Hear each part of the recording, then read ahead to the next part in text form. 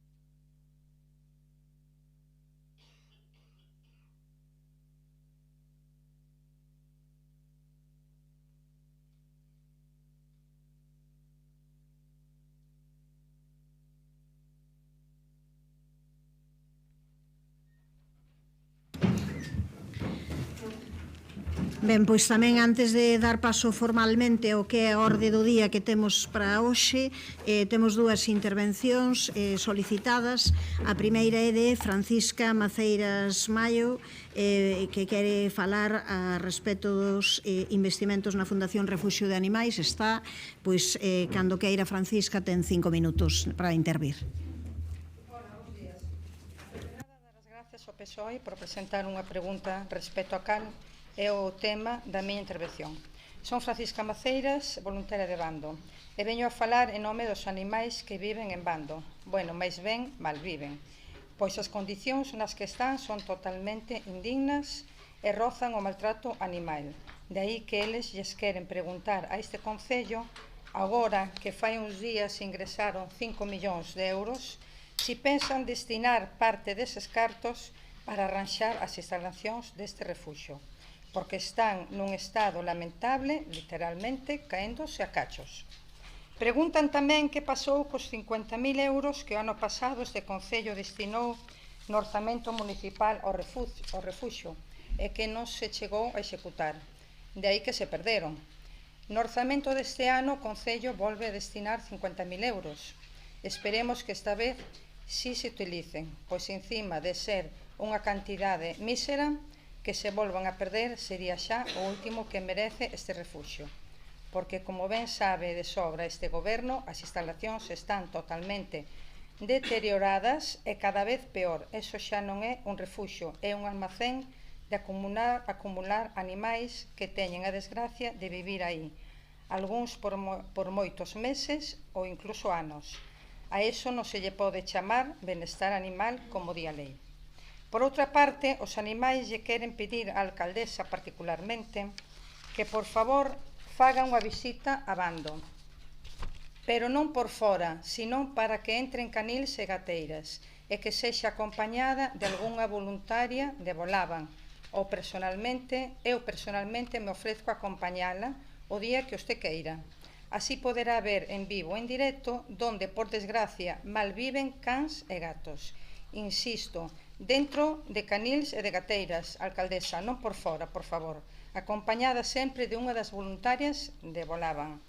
Así poderá valorar se realmente ese mal chamado refuxio merece que se invirta unha cantidade de cartos o suficientemente grande e necesario para a súa mellora. Se a alcaldesa fai esa visita que se lle pide, chegará a ver como hai moitos animais que teñen que vivir mollados, incluso algúns comer a chuvia por falta de espacio. Hai caniles de 5 ou 6 cans, incluso antes había hasta 7 e 9 cans, donde viven hacinados, portas rotas, bebedeiros que perden agua e tardan meses sin arreglar, bueno, agora arranxaron un par deles, etc. E o mesmo pasa cos gatos, cando chove entra agua nas gateiras, o cual están mollados e cheo, a consecuencia desto, cheos de infeccións. Incluso hai 4 gateiras que carecen de terrazas. Cando se fixeron, fai un tempo, uns anos, Outras gateiras deixaron esas catro sin facer, o cal non teñen acceso ao exterior, vivindo encerrados por meses ou anos, sin apenas ver luz solar, pois teñen uns ventanucos de 25 centímetros cada ventanuco. En fin, é de moita urxencia e de moita necesidade que para que esos animais podan vivir dignamente, xa que tuveron a desgracia de ser abandonados ou perdidos, o tempo que teñan que estar aí, polo menos que teñan un benestar animal como é debido. E antes de finalizar a miña intervención, insisto outra vez, dirixíndome á alcaldesa, que faga esa visita que lle estamos pedindo, pero sempre acompañada dunha das voluntarias de Volaban. Insisto moito en eso, para que vexa por dentro como están, como viven os gatos e os cans nas súas casas, nas gateiras e nos caniles. E desos 5 millóns de euros, que cantidade pensan destinar ao refuxio? Porque recordemos que este Concello ten a responsabilidade de coidar dos seus animales. E non digan, como suelen facer sempre, que hai máis concellos no padroado. Aínda así, a maior responsabilidade é deste Concello. Non nos queira convencer do contrario. Esperemos ter unha pronta resposta a estes temas. E nada máis, gracias por escoitarme. Bo día. Grazas, Francisca. Como sabe, este tema vai ser tratado máis adiante, pode facer o que queira, quedarse quere, pero o tema será tratado, eu penso que a primeira hora da tarde ou última hora da mañá, xa sabe que tamén o pode seguir por streaming. Vale, como moi queira. amable, gracias, bo día. Bo día. Ten a palabra a continuación Adrián Dios Vicente, que quere falar sobre a moción presentada sobre a utilización dos pabillóns dos IES. Entón ten 5 minutos tamén, cando queira. Ola, bo día a todas e todos. E gustaríame, en primeiro lugar, agradecer poder participar hoxe neste pleno representando a Asociación de Clubes Deportivos de Compostela, a ACDC, que agrupa varios miles de licenzas deportivas de base neste Concello, para falar da situación do deporte da cidade. Se ben hoxe se presenta unha proposición por parte do PSDG-PSOE sobre o uso dos pabillóns dos IES, gustaríame facer unha intervención un pouco máis ampla avaliando a situación do deporte da cidade. Hoxe en día resulta evidente que o deporte é moi positivo, particularmente para a xente nova. Hábitos de vida saudables, mellora o benestar tanto físico como emocional, transmite valores positivos para construir mellores cidadáns e cidadás e evita condutas de risco e incluso sirve como espazo de socialización. De feito, non é casualidade que a persoas que estamos hoxe aquí vos coñecera facendo deporte ou instalacións deportivas. Aínda que estas ideas penso que están totalmente asentadas, temos a sensación dende a asociación de que o deporte deixou de ser unha prioridade na cidade durante as últimas 2 décadas. Do mesmo xeito, o deporte non é positivo só en termos sociais ou de saúde, tamén é positivo dentro do económico. Falase moito da necesidade de desestacionalizar o turismo, e os torneos deportivos son un bo xeito de conseguilo. Un estudo da Universidade de Vigo indicaba no 2014 que o Obradoiro tiña un impacto anual na cidade duns 3 millóns de euros. Imaginade as cifras que poderíamos conseguir se fóramos capaces de ter tamén competicións deportivas ao máximo nivel, pero tamén na base de calquera deporte na cidade, pero necesitamos infraestructuras para eso. Por suposto, non se trata de culpabilizar unha ou outra actuación, consideramos que Compostela precisa grandes consensos de cidade. Tamén na corporación, para modificar esta situación.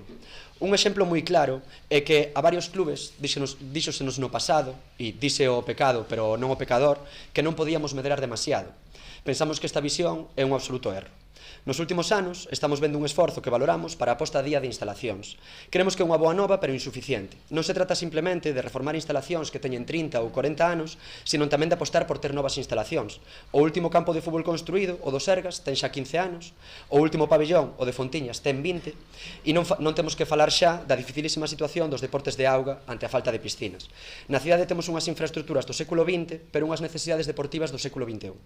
A cidade conseguiu chegar a 100.000 habitantes, uns parabéns colectivos para a cidade, e parece que veremos tamén un novo desenvolvemento urbano en Mallou.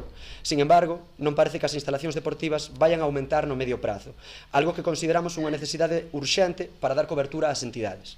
Para que vos fagades unha idea da situación, a entidade que presido, a ADB Fontiñas de baloncesto, conta este ano con 18 horas de instalacións municipais para 21 equipos. Podemos adestrar uns 51 minutos á semana, se só tiveramos estas instalacións.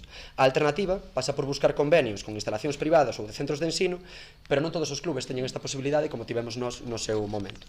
Tendo en conta esta situación, pensamos que é preciso xerar grandes acordos que permitan unha nova fase para o deporte. Consideramos que é preciso un plan estratégico, cando menos a 10 anos, para esta cidade en termos de infraestructuras deportivas, onde se poña sobre a mesa cales son as aspiracións da nosa cidade en termos de deportes de base. Nestes momentos, falta unha mirada a longo prazo para construir o deporte que queremos para Compostela. Nesta mirada de longo prazo, posiblemente unha nova piscina sexa a primeira gran prioridade, máis de 10 anos agardando para desenvolver o proxecto que xa existe para Santa Marta. Do mesmo xeito, unha constante entre as entidades é a dificultade de comunicación que temos tanto coas institucións, non só municipais, sino tamén dentro dos propios clubs. Por iso, consideramos necesaria a constitución dun Consello Municipal de Deportes que poida facer un seguimento da situación do deporte da cidade e favorecer a aplicación de políticas efectivas para mellorar o deporte en Compostela. De todos modos, o Concello, en termos de infraestructuras, ten un tesouro por explorar, que é o motivo da proposición do Partido Socialista hoxe, que son as instalacións que existen no Concello, pero non son titularidade municipal, tanto en colexios como en IES. Instalacións que son públicas e deben ser empregadas para o público, pero que na actualidade ou están infrautilizadas ou se empregan como vía recadatoria para os propios centros de ensino. Dous exemplos: colexios con patios cubertos, deficientes pero totalmente útiles, pechan ás 6:30 porque non hai un conserxe, cando poderían ser utilizados durante toda a tarde. Ou institutos que alugan o seu pabillón para actividades diversas, sexan adestramentos ou sexan cumpleanos, e isto é un caso real, por máis de 20 euros a hora, o que significaría eso para calquera entidade sen ánimo de lucro, cando hai clubes que precisamos máis horas de pabillón. Sobre isto temos falado con 4 concelleiros e concelleiras diferentes en diferentes momentos, pero nunca se conseguiu avanzar nunha solución.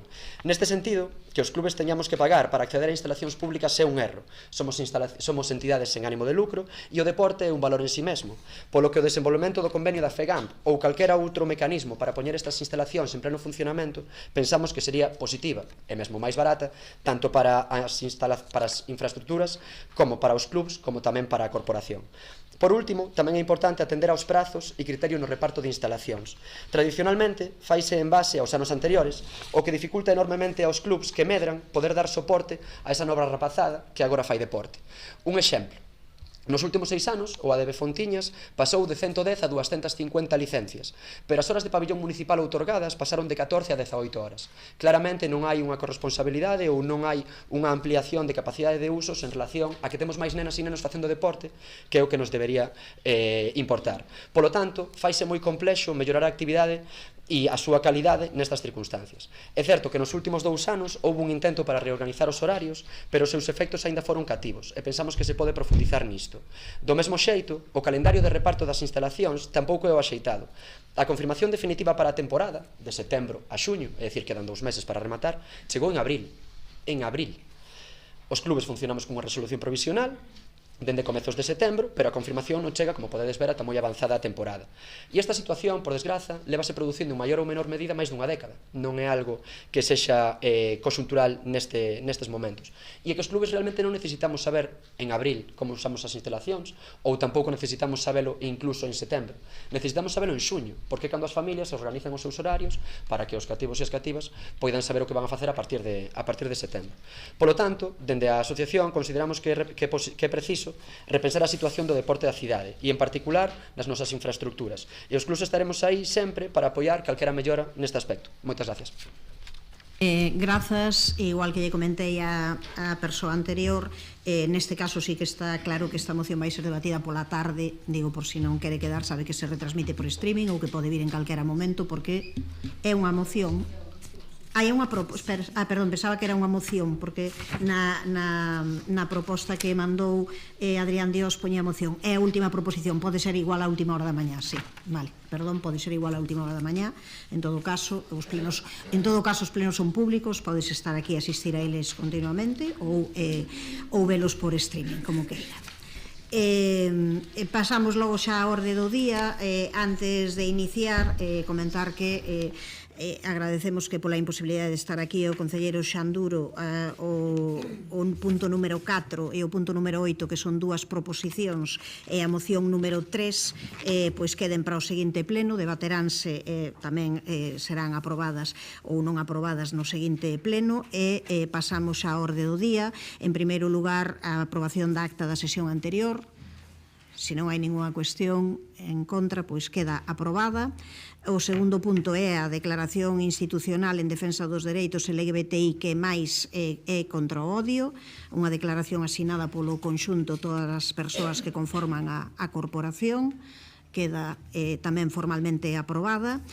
Pasaríamos ao punto número 3, que si é xa de votación, a aprobación do expediente de recoñecemento extrajudicial de crédito por importe de 2.946 euros con 35 céntimos, correspondente á factura da empresa Gráficas Garabal SL en concepto de servizo de impresión de materiais da campaña do 25N do ano 2025. A decisión neste caso común é que se someta xa a votación sen debate previo, entón, cando queira, señor secretario. Aprobación do expediente de recoñecemento extrajudicial de créditos por importe de 2.946 euros e 35 céntimos, correspondente á factura da empresa Gráficas Garabal SL en concepto de servizo de impresión de materiais da campaña do 25N do ano 2025. Votos a favor. Grupos municipais, BNG, Compostela Aberta, Socialista. Votos en contra. Non hai. Abstencións. Grupos municipais, Partido Popular. Antes esqueceume indicar que os concelleiras non adscritas se abstiñan e votaban a favor. Ben, pasamos daquela ao seguinte punto, que é a proposición presentada polo Grupo Municipal do Partido Popular para a reactivación urxente da rehabilitación do Pazo do Espiño. Quen a defende? Señor Berea, cando queira. Moitas gracias, presidenta. Hai lugares que acaban explicando moito mellor que calquera discurso o momento que vive unha cidade. E a día de hoxe, o Pazo, o Palacete do Espiño, convértese precisamente niso, nun símbolo bastante triste da sensación de abandono e resignación. Estamos falando dun dos edificios modernistas máis singulares da nosa cidade, situado, ademais, nunha finca histórica extraordinaria, que hoxe forma parte da vida de moitos santiagueses, de moitas santiaguesas, como parque, como espazo de paseo, como espazo aberto ao público. Resulta difícil de entender que un lugar con este valor histórico, patrimonial, emocional, pois leve tantos anos atrapado nunha sucesión permanente de paralizacións, problemas administrativos, obras inconclusas, un deterioro progresivo. E isto non o estamos dicindo nós como dentro das nosas responsabilidades na oposición. Isto está á vista de todo o mundo. E lévano advertindo desde hai tempo, como é lóxico, os propios informes técnicos, os informes municipais, os informes dos expertos sobre a materia. O edificio continúa deteriorándose. E non hai que ir aos informes dos expertos. É evidente que existe un risco de ruína, de queda, de derrubo do propio edificio no caso de non actuar. Dicíamos que estamos tristemente acostumados a convivir con proxectos a medio facer, espazos emblemáticos abandonados, esa sensación permanente de que nada remata de resolverse nunca. E isto é perigoso, isto é moi perigoso, porque pode acabar trasladando á cidadanía unha sensación equivocada, que a cidade non ten capacidade para coidar do seu patrimonio. E insisto na idea, unha sensación equivocada, pero ese risco está aí. A cidadanía, á vista do que non se está a facer ben, pode asumir que como cidade, como capital europea, non temos capacidade para coidar o noso patrimonio. E iso non é certo. Iso non é certo. O que se necesitan son gobernos serios, solventes e que poñan a cidade a funcionar. Que coiden aquilo que a fai recoñecible e valiosa. Dixemos xa en máis dunha ocasión que conservar patrimonio non consiste únicamente en protexer pedras ou catalogar edificios e facer estudos concenzudos, senón que tamén é moi importante, moitas veces máis importante, conservar patrimonio significa devolver a vida os espazos que forman parte da memoria colectiva da cidade. E, sobre todo, evitar, como é neste caso, dicía tristemente neste caso, que acaben convertidos en símbolos de decadencia. Necesitamos máis compromiso, máis sensibilidade e máis ambición, recuperar a idea que os proxectos importantes deben rematarse. A personalidade e o potencial de Santiago non pode permitirse convivir indefinidamente co abandono. Por lo tanto, o Pazo do Espiño non pode seguir sendo unha ruína paralizada no corazón da nosa cidade. Por eso presentamos esta proposición cos 4 puntos que son coñecidos. Moitas gracias. Grazas, señor Berea. Señora Rosón, cando queira. Moi bo día a todas e a todos. Realmente agradezo esta proposición porque este mes de maio fai exactamente 20 anos que se presentou un proxecto para a rehabilitación da finca do Espiño e do palacete modernista neste mesmo concello, no Salón Verde deste concello. Foi precisamente nese mandato cando se obtivo o terreo e o edificio se consignaron os recursos económicos para recuperalos. Un proxecto, lembremos, o que o goberno do Partido Popular de Conde Roa intentou cambiar o uso do solo a través dun convenio urbanístico que afortunadamente non chegou a prosperar por ilegal e porque despois pasou o que pasou, non? Para que a empresa propietaria de todo ese conxunto construíra apartamentos privados na finca. Hai momentos, sí, señor Berea, como vostede decía antes. Celebro que agora, 20 anos despois, aposten por un equipamento público ao servizo da cidadanía, tarde piache, como o dito, xa que ese uso institucional que xa estaba dende o principio contemplado no convenio e no proxecto de rehabilitación do Palacete en xuño do ano 2021 obtivo a licencia do Departamento de Urbanismo que eu mesma presidía para rehabilitar integralmente todo ese conxunto. Unhas obras de rehabilitación ás que destinamos máis de 1,5 millón de euros que contemplaba a recuperación do edificio, da antiga capela e da antiga torre do edificio situada na fachada principal, coa previsión de destinar o edificio a usos sociais e institucionais.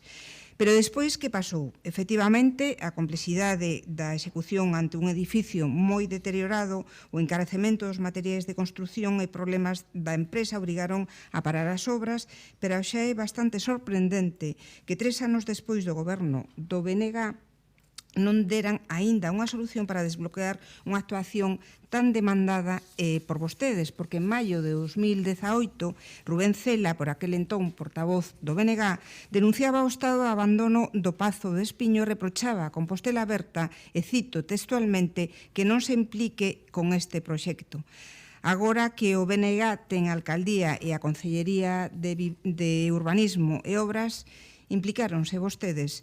A candidata do BNG no ano 19, Goretti San Martín, foi en plena campaña con toda a súa candidatura a propoñer a súa rehabilitación. Vostede non iniciou ese traballo, fíxeno eu mesma, e vostede só tiña que rematar a actuación. Fixo? Non.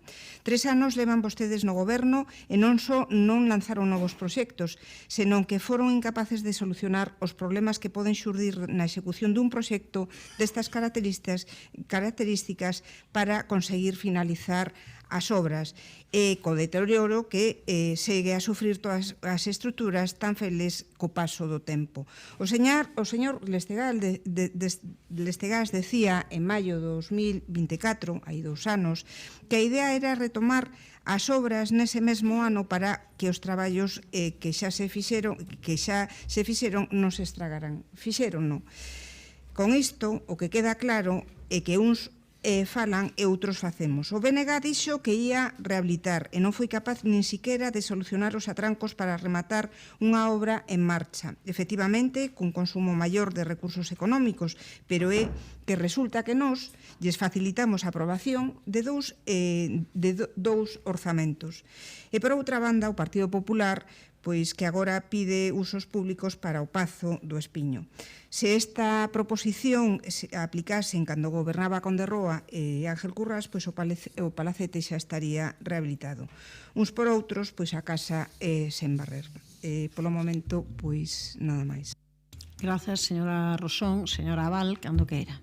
Gracias, alcaldesa. Bo día a todas e a todos, en especial a Francisca e a Adrián, que fixeron unhas magníficas intervencións neste pleno, e a todas as veciñas e veciños que nos están escoitando por streaming e a todos aquí os presentes. Bueno, o Pazo de Espiño, construído entre 1910 e 1915 na proximidade do río Sarela, pois é atribuído ao arquitecto compostelá López de Rego. Trátase dun edificio singular, dunha banda como complexo de arquitectura residencial da época e doutra porque probablemente sexa a única obra que reinterpretou a arquitectura tradicional do Pazo galego desde unha óptica modernista.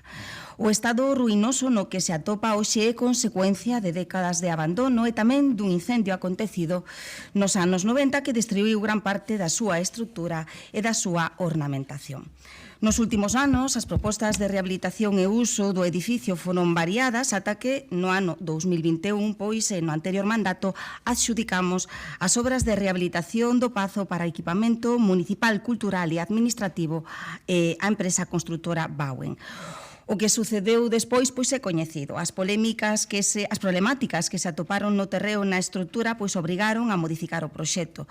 Os problemas económicos da empresa construtora provocaron a paralización das obras e finalmente en setembro de 2024 resolveuse o contrato deixando aberta a posibilidade de volver licitar o proxecto cun orzamento actualizado. Desde entón non temos novidades ao respecto da rehabilitación do Pazo, aínda que os orzamentos, a día de hoxe existe, pois, cando menos 1.400.000 euros de crédito afectado consignado para actuar no Pazo. Entonces, a nosa pregunta, e compartindo plenamente a proposición presentada polo Partido Popular, pois é moi sinxela. Cal é o plan do Goberno para actuar no Pazo do Espiño? Actuar no Pazo do Espiño ou deixar os cartos no banco a rentar? Queremos deternos especialmente nun informe sobre o estado das obras elaborado pola Dirección Facultativa en xullo de 2024 e que descoñecemos, por certo, se o último informe existente. Neste documento insístese na necesidade de reactivar as obras o antes posible para evitar a aparición de novas patoloxías que incrementen aínda máis o custo total da rehabilitación. Ademais, advírtese de que a vexetación e as inclemencias meteorolóxicas continúan danando os muros e os revestimentos do edificio. Xa pasaron case 2 anos desde que se resolvera o contrato de obras e compartimos a preocupación, insistimos, expresada nos acordos aquí expostos polo Partido Popular sobre a importancia de impulsar este proxecto de rehabilitación para evitar que o deterioramento acabe provocando a perda definitiva deste ben incluído no catálogo de Patrimonio Cultural de Galicia. Ademais, consideramos fundamental recuperar este espazo para poñelo a servicio da cidadanía, facendo posible un uso público, cultural e social dun lugar único e incomparable para a cidade. Nada máis, vamos a votar a favor desta proposición. Grazas, señora Abal. Ten a palabra o señor Domínguez, cando queira. Grazas, moi bo día. Saudar antes de nada pois os representantes da asociación Volaban e tamén dos clubes deportivos. Concordamos na importancia de rehabilitar o Palacete do Espiño e tamén de preservar os valores ambientais de toda esa área, non? Tanto é así que este goberno promoveu a modificación de planeamento para preservar os valores ambientais e paisaxísticos deste ámbito. Unha peza moi importante do sistema de espazos libres e zonas verdes de Compostela vinculada ao río Sarela. É unha parte fundamental do anel verde que rodea Compostela e do cinto de espazos públicos relacionados coa infraestructura verde. Grazas á modificación do planeamento aprobada no ano 25, suprimimos o aproveitamento lucrativo no Espiño, eliminando, por tanto, o volumen edificable e os usos privados previstos na ordenación de 2004. Garantimos así que será un espazo verde e libre para todas as persoas, un espazo que forma parte do fondo escénico da cidade histórica e que ao mesmo tempo ofrece unhas vistas privilexiadas da Catedral de Santiago. Non foi isto o que quería algún alcalde do Partido Popular cando pretendeu eximir a unha promotora privada das súas obrigas e estender o seu aproveitamento lucrativo máis alá incluso do que recollía o antigo planeamento. No que ten que ver co edificio en ruína tras moitos titulares sobre a súa rehabilitación, tamén creemos que ten que ser obxecto dunha intervención que o converta nun espazo de uso público útil para toda a veciñanza. Desde o ano 2008 foron varias as propostas que se presentaron desde o primeiro proxecto formulado polo Premio Pritzker de Arquitectura Jean Nouvel ata a proposta que finalmente se licitou en 2019, licitación que ficou deserta ou a que saíu de novo a concurso no 2021. Incluso a USC no marco do Máster de Enxeñería de Madeira Estructural deseñou un proxecto para recuperar o palacete. En setembro do 2024 rescindimos o contrato adxudicado na última licitación a unha empresa que tampouco foi quen de executalo. E desde ese momento traballouse nun redeseño realista do proxecto que garanta a consolidación dos restos do edificio que permanecen e o converta nun espazo habitable para albergar usos públicos. Lonxe de establecer programas funcionais pouco realistas ou ríxidos, este proxecto conservará o valor histórico e ambiental do Palacete do Espiño e fará del un espazo que conte co equipamento necesario para que as naves que o compoñen recuperen a súa funcionalidade. Está en trámite o expediente e en breve coñecerán todos os detalles. Contamos xa co documento técnico, en fase de avaliación nestes momentos polos servizos municipais antes de sometelo ao ditamen preceptivo da Comisión Asesora de Patrimonio Histórico. Por tanto, en relación cos puntos que presentaba o señor Berea, pois, primeiro, xa impulsamos a reactivación do proxecto e, de feito, xa contamos con ese documento. Segundo, desde a paralización das obras adoptáronse medidas para garantir a estabilidade da estrutura e minimizar a súa degradación, instalándose apeos, estructuras metálicas de consolidación. Terceiro, contamos cunha partida para as obras de rehabilitación do Palacete, como ben decían, e cuarto, en ningún momento se produxe escenario ningún que non fose destinalo a usos de interese público e municipal, conforme as necesidades da cidade e o seu valor patrimonial. En canto o proxecto conte con todas as autorizacións sectoriais e cos informes precisos, aprobarémolo de cara a licitar a execución dos traballos. Grazas. Grazas, señor Domínguez. Tempo para a réplica, se quere, señor Berea.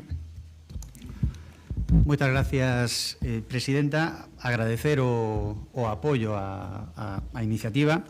Estou convencido que os 25 concelleiros deste pleno estamos máis interesados en pensar no Santiago do 2036 que no Santiago do 2006 ou do 2009 ou do 2011. Creo que aí estamos todos de acordo, non ten ningún beneficio atraparnos en discusións urbanísticas de hai 10, 15 ou 20 anos. O obxectivo é conxunto, o obxectivo é colectivo, o obxectivo é común de todos os partidos políticos, trasladar a cidadanía ou evitar que se traslade á cidadanía esa sensación equivocada de que como cidade, Santiago, pois non ten capacidade para coidar o seu patrimonio. Imos a traballar todos xuntos para evitar que se consolide esa sensación e, sobre todo, evitar que edificios emblemáticos pois acaben convertidos como estamos a ver, en símbolos de decadencia. Por tanto, nada máis, agradecer o apoio dos partidos e esperar que poida, canto antes, solucionarse a lamentable situación do Pazo do Espiño. Grazas, señor Berea. Señora Rosón, non sei se quere intervir. Señor Berea, para entender o presente e o futuro, temos que reflexionar tamén sobre o pasado e entender como se chegou ata aquí.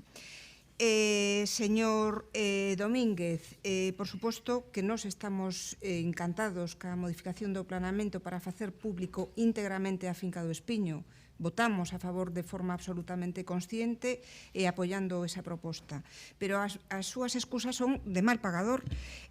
Vostedes, en maio de 2024, hai 2 anos, aprobaron solicitar un informe ao Consello Consultivo de Galicia para que aclarase se se podía ou non rescindir o contrato da constructora que estaba a realizar as obras logo de entrar en concurso de acreedores. Un informe que chegou en tempo e prazo e que permitiu, como se recordou aquí hai un momento, aprobar en Xunta de Goberno o 23 de setembro dese ano a rescisión dese contrato.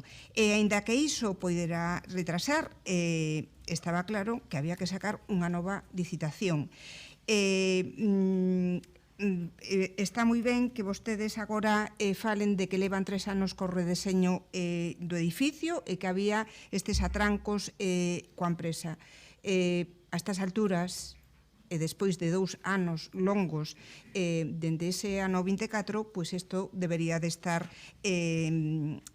resolto. Desde logo, a licitación nova é infinitamente menor a que impulsamos no anterior mandato, porque daquelas obras xa se preparou todos os alicerces do que carecía o edificio e se aseguraron os muros principais. Non sei por onde vai a proposta nova que nos queren presentar e que implica a efectos económicos. Quero dicir con isto que vostedes tiveron tempo de revisar o proxecto e de ter preparada unha nova licitación para sacar a concurso de xeito inmediato. E sabe por que non o fixeron? Pois porque, como ben dixo o compañeiro Rubén Cela e anos o goberno de Martiño Noriega, a vostedes non lle interesan esas obras e non se implicaron en nada.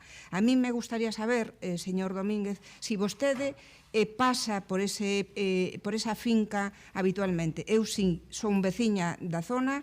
A degradación que estás sufrindo e que leva sufrindo nestes últimos anos é máis que evidente. É algo que compartimos os veciños e veciñas que habitamos ese ámbito. Dende logo, nós, as non adscritas, votaremos a favor desta iniciativa porque realmente nos preocupa e nos ocupa a situación na que se atopa esta finca tan importante que está xa dentro do centro da nosa cidade. Nada máis e moitas grazas. Grazas, señora Rosón. Señora Val, non intervén. Señor Domínguez. Moi brevemente, xa dixen, contamos co documento, co proxecto que está para aprobar, leválo á Comisión de Patrimonio. Tomamos, adaptaronse as medidas para garantir e estabilizar esas obras. Paso e preocúpeme por este palacete, porque a licitación do proxecto sexa o antes posible. E aínda que creo que con esta proposición chegan tarde, votaremos a favor. Grazas.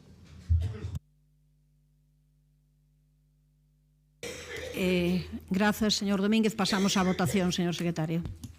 Proposición presentada polo Grupo Municipal do Partido Popular para a reactivación urxente da rehabilitación do Pazo do Espiño. Votos a favor. Apróbase por unanimidade.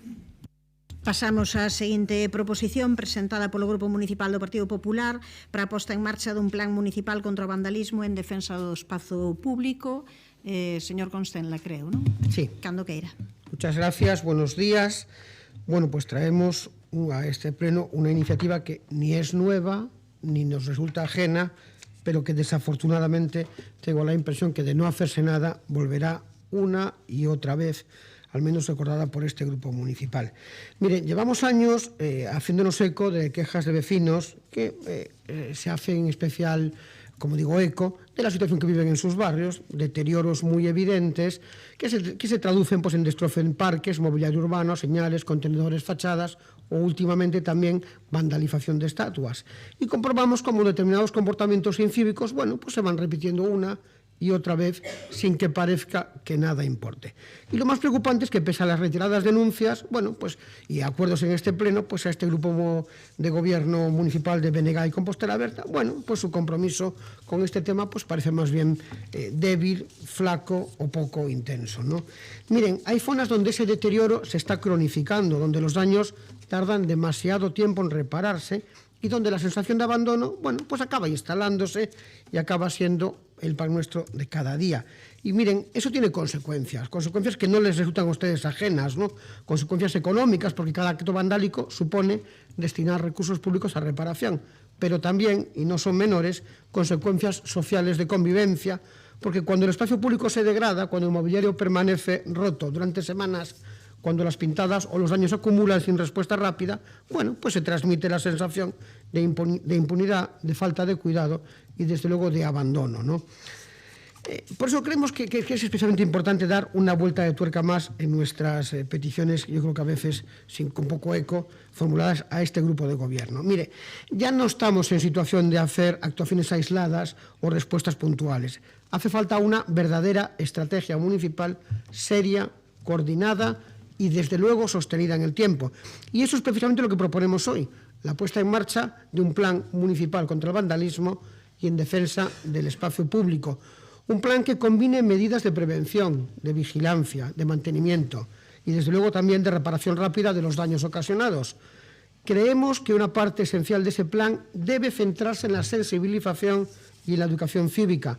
Necesitamos campañas dirigidas especialmente a los más jóvenes, desde luego a los centros educativos, que fomenten el respeto por el patrimonio común, por el mobiliario urbano y por los espacios que compartimos todos. Además, creemos necesario estudiar medidas concretas en aquellos puntos especialmente afectados por actos vandálicos, como pueden ser pues, mejoras de iluminación y otras medidas disuasorias, siempre, desde luego, con respeto a la legalidad y a los derechos fundamentales. En definitiva, lo que planteamos hoy es una propuesta razonable, necesaria y basada en una evidencia clara. El problema existe, persiste y no está siendo abordado con la intensidad que, desde luego, creemos que merece. Y, sinceramente, pensamos que después de tantos debates sobre esta cuestión, pues ya va siendo hora de que pasen ustedes de la respuesta a la acción, que pasen ustedes al compromiso con el espacio público de la ciudad, porque, miren, defender Santiago es también cuidar sus calles, sus parques, su patrimonio y, como digo, desde luego, la convivencia de todos. Y de momento me quedo aquí. Muchas gracias. Grazas, señor Constenla. Señor Muiños, cando queira. Sí, bos días, alcaldesa, compañeiras, compañeiros. Un saúdo a Francisca Maceiras e Adrián Dios polas súas intervencións ao principio por este pleno. Non se lle poden poñer cancelas ao campo, iso é así. Co vandalismo, pois é unha realidade. Existen individuos que teñen por divertimento pois degradar o espazo público, que non coidan das nosas rúas ou que simplemente adícanse a estragalo con pintadas que nada teñen de estético ou coa pegada indiscriminada de cartéis e pegatinas que despois non retira. Iso fan no individuos, fan nos partidos políticos e fan no propio Concello. Así que, ollo co que se di aquí, non teñamos que rescatar as declaracións de algúns pois dentro dun ano.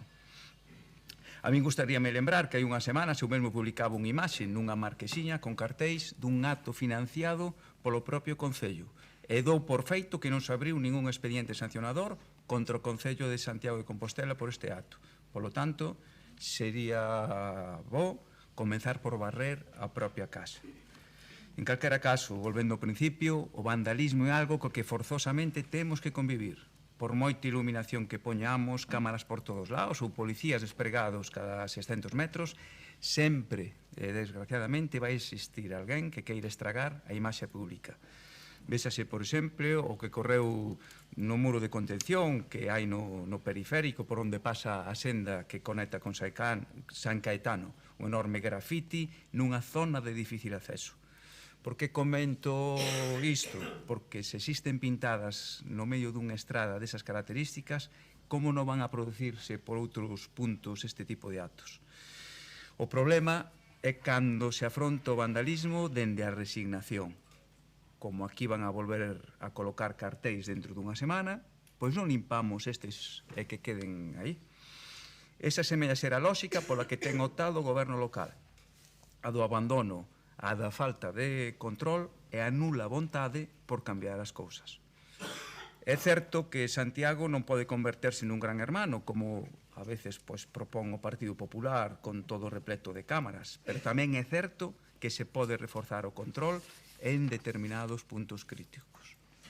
É certo que non existen os recursos suficientes para atender a todas as necesidades de xeito inmediato, como tamén di o Partido Popular, que é o mesmo partido que goberna a Xunta de Galicia e que nega a Santiago un trato xusto na transferencia pola capitalidade, que, entre outras cousas, permitiría reforzar os recursos destinados a mantemento e limpeza.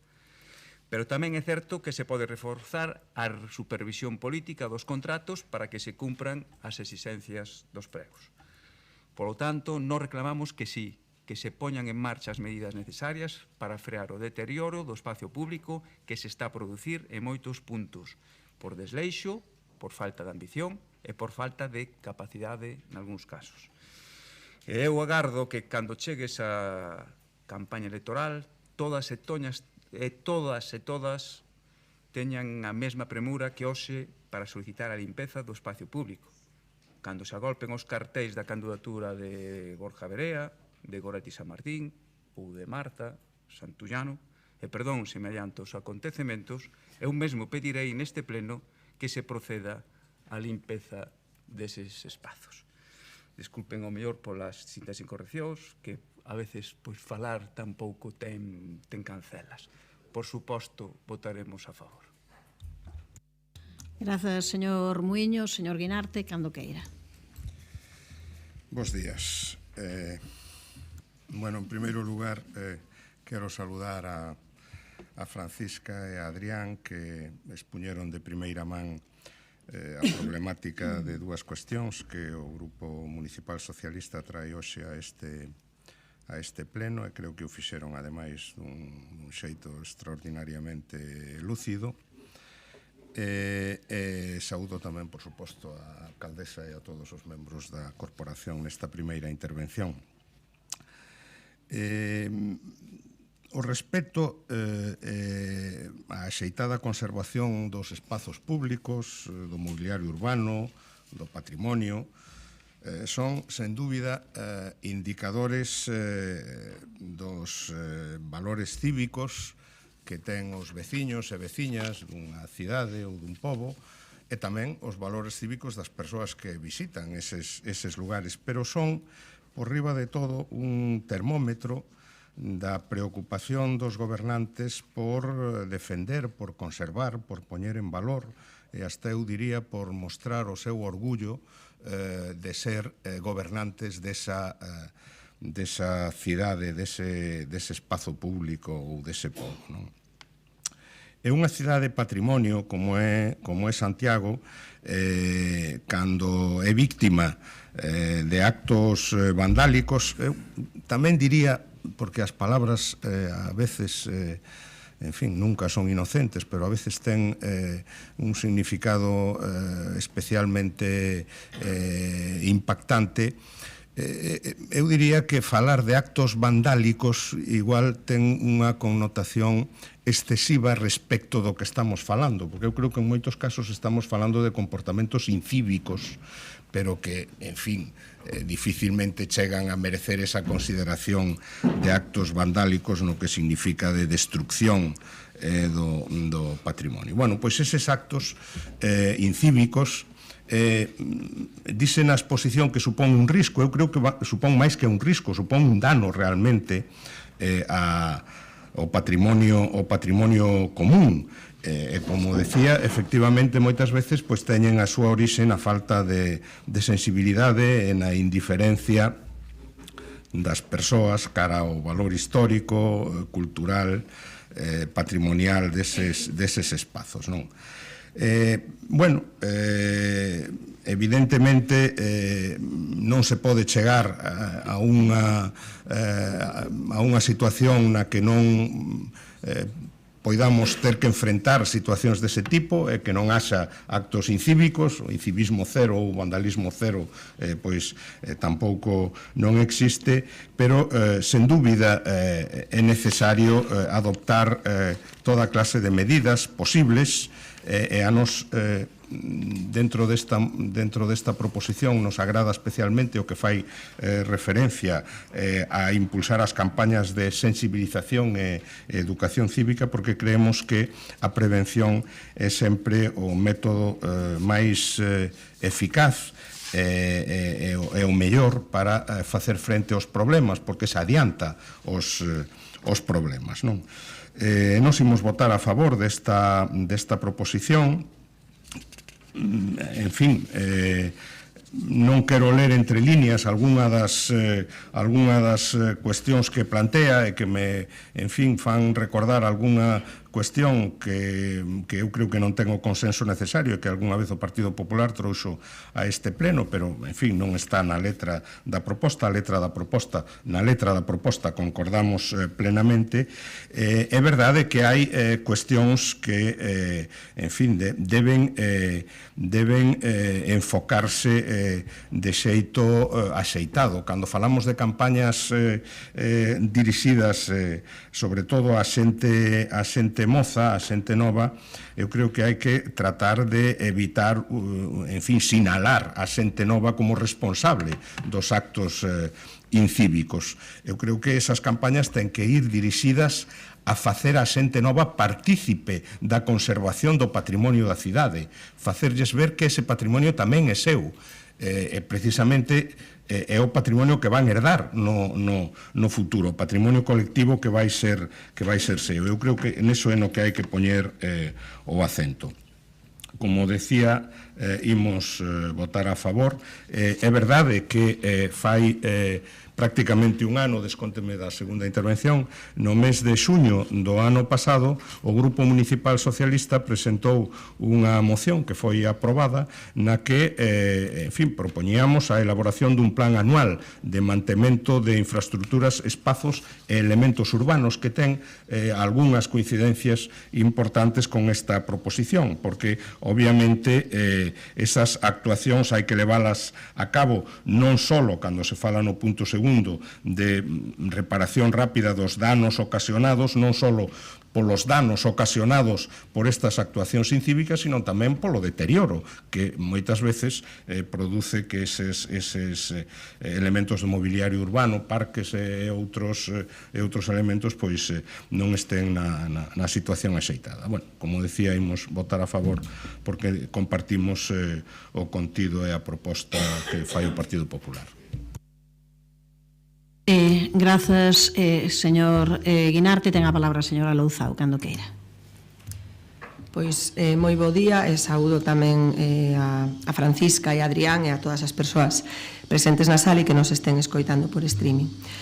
Estamos ante a enésima proposición do Partido Popular de posta en marcha dun plan municipal do que sexa, e tamén a enésima vez que chegan ao pleno con algún tipo de iniciativa a respecto dunha suposta falta de limpeza, dun suposto vandalismo crecente e dun suposto deterioro dos espazos públicos desta cidade, como ocorre en todas e cada unha das cidades onde non goberna o Partido Popular.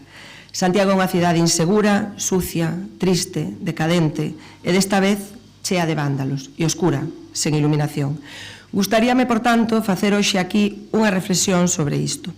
Estamos ante o manual básico do Partido Popular cando non gobernan unha cidade, como dicía, a inseguridade, a suciedade e as peores festas da historia. É moi doado comprobar o básico que é este manual básico. Proben vostedes a poñer nun buscador de internet PP, cidade galega, maior criminalidade. Vanlle saír titulares de Santiago, de Coruña, de Pontevedra, de Vigo, dependendo de que portavoz do PP ofreza as declaracións. Todas son a peor cidade, porque non están eles gobernando, claro. Vou coller unha nova, o Chou. O PP de interrogante denuncia a inseguridade que senten os veciños na cidade. Pero os concelleiros populares, a deriva que está a tomar este lugar, nos últimos meses xa superou o límite. Hai tempo que o advertimos. Esta cidade corre o risco de pasar de ser esa cidade tranquila e amable de sempre a ser un lugar no que os cidadáns camiñen con medo polas rúas. Unha situación moi preocupante polo que dende o Grupo Municipal Popular insisten en que tanto o goberno local como o goberno central teñen que poñerse a traballar para reverter esta situación. Para os populares hai posibles solucións que poderían pasar pola instalación de cámaras de videovigilancia e maior presencia policial nas zonas conflitivas, que axudaría a prevención da delincuencia, así como o mantemento e, no seu caso, restablecemento do orde e a seguridade cidadá. Dende o Grupo Municipal Popular non queren causar alarmismo, pero a sensación entre os cidadáns é de total inseguridade. Podería ser unha nova de Santiago e ser vostedes os que estaban falando, claramente. Pois era Lugo. E acompañámoslo cunhas declaracións da señora Candia que dicía: el Lugo empeoró la seguridad. E non lo dice Elena Candia, lo cuentan los vecinos. Teremos que supoñer que agora, como o PP goberna Lugo, cesaron repetidamente xa os supostos actos vandálicos, a delincuencia que antes estaba a orde do día, e seguro que desde fai uns días os veciños e veciñas de Lugo xa poden camiñar tranquilos, sen ningún medo. Este exemplo podemos poñelo con todas e cada unha das cidades nas que non gobernan. O buscador de internet, compróbeno, é demoledor. Estas son novas todas elas do último mes, non hai que ir moito máis atrás. Borja Verea, Partido Popular de Santiago. 2025 foi o ano con maior criminalidade na nosa cidade, afirmou Verea, engadindo que en Santiago tamén foi o ano pasado a cidade galega con maior taxa de criminalidade por habitante. Miguel Lorenzo, Partido Popular de Coruña. A Coruña é a cidade con máis delitos de Galicia. A Coruña enfróntase a un grave problema de inseguridade cidadá que a sitúa a cabeza da criminalidade en Galicia, unha realidade ante a que a alcaldesa segue sen facer nada. Luisa Sánchez, Partido Popular de Vigo, todos do último mes. A realidade é evidente. Os puntos de venda de droga e os focos de inseguridade están aumentando. Fronte a isto, que fai o goberno municipal? Hai veciños que viven con medo, familias que ven como o seu barrio se degrada con situacións enquistadas sen que as administracións con competencias en materia de seguridade actúen coa contundencia necesaria. A presidenta do PP de Vigo e a deputada Ana Vázquez visitan o barrio de Fontiñas, onde Ana Vázquez fixo referencia aos últimos datos publicados polo Ministerio de Interior. A criminalidade en Vigo é a máis alta de toda Galicia. Rafael Domínguez, Partido Popular de Pontevedra, denuncia este luns a crecente inseguridade cidadá e o aumento de violencia en Pontevedra e exixe medidas ao Concello. Reclámalle ao alcalde Miguel Anxo Fernández Lores actuacións inmediatas para frear a escalada de violencia. Pero podemos sair de Galiza e ir polo Estado adiante. O Partido Popular asegura que a inseguridade disparouse en Santurchi. Santurchi está entrando nunha dinámica que nunca habíamos conocido. Laméntase o concelleiro popular Luís Ángel Urdiales. O PP de Donosti convoca unha concentración todas do último mes, insisto, para denunciar el aumento de la inseguridad. Donosti es una de las ciudades donde más preocupa la delincuencia y donde menos se ha hecho para frenarla, asegurou o portavoz popular.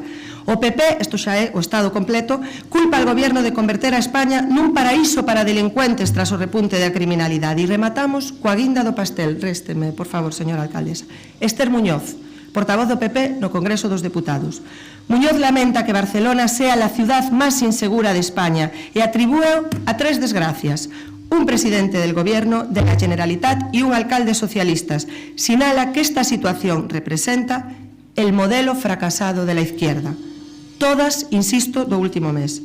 É bastante evidente, unha estrategia política, xogar co medo da cidadanía, crearlle sensación de inseguridade, insinuar, dicir directamente que cando non gobernan vostedes hai máis perigo nas rúas, a delincuencia dispárase e os vándalos campan as súas anchas, unha absoluta irresponsabilidade. Este goberno atende as necesidades específicas de Santiago, traballa día a día no mantemento dos espazos públicos e do patrimonio. Puxemos en marcha campañas de sensibilización que só atoparon burla pola súa parte. Seguiremos traballando en poñer en valor o coidado entre todos e todas de Santiago de Compostela e vostedes seguirán co máis básico do seu manual básico. Moitas grazas. Grazas. Por favor, señor Constenla, ten tempo para a réplica agora. Muchas gracias. Pues mire, yo estoy absolutamente de acuerdo con la portavoz de la alcaldesa peor valorada de Galicia en el diagnóstico que hace de la ciudad y de su gestión, sucia, decadente, oscura, insegura y con las peores fiestas de toda la historia. Tiene usted toda la razón, señora Laufao. Esa es una radiografía absolutamente fantástica de su gestión en esta ciudad. Señora portavoz de la alcaldesa peor valorada de todas las alcaldesas de Galicia, de todas las alcaldías de Galicia. Mire, cuando alguien niega un problema, Y cuando alguien niega un problema y no se implica en la solución, se convierte en parte de ese problema.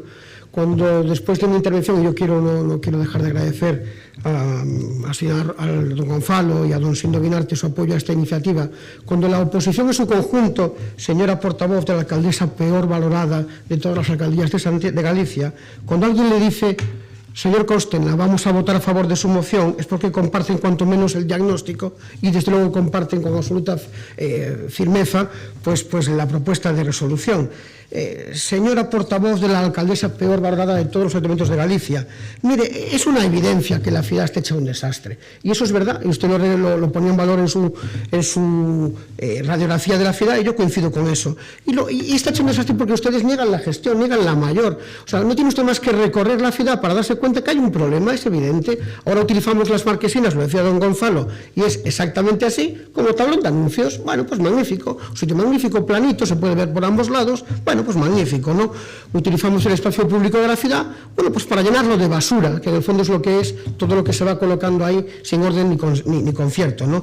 Lo que le planteaba nuestra proposición era una cuestión tan sencilla como: vamos a iniciar una campaña que permita que esos comportamientos, señor Guinarte, incívicos o vandálicos, bueno, pues puedan llegar a su fin o puedan limitarse, porque es una realidad que este fenómeno está desatado. Buena muestra de ello es la reacción que ha tenido tan desaforada la portavoz de la alcaldesa peor valorada de todos los ayuntamientos de Galicia, ¿no?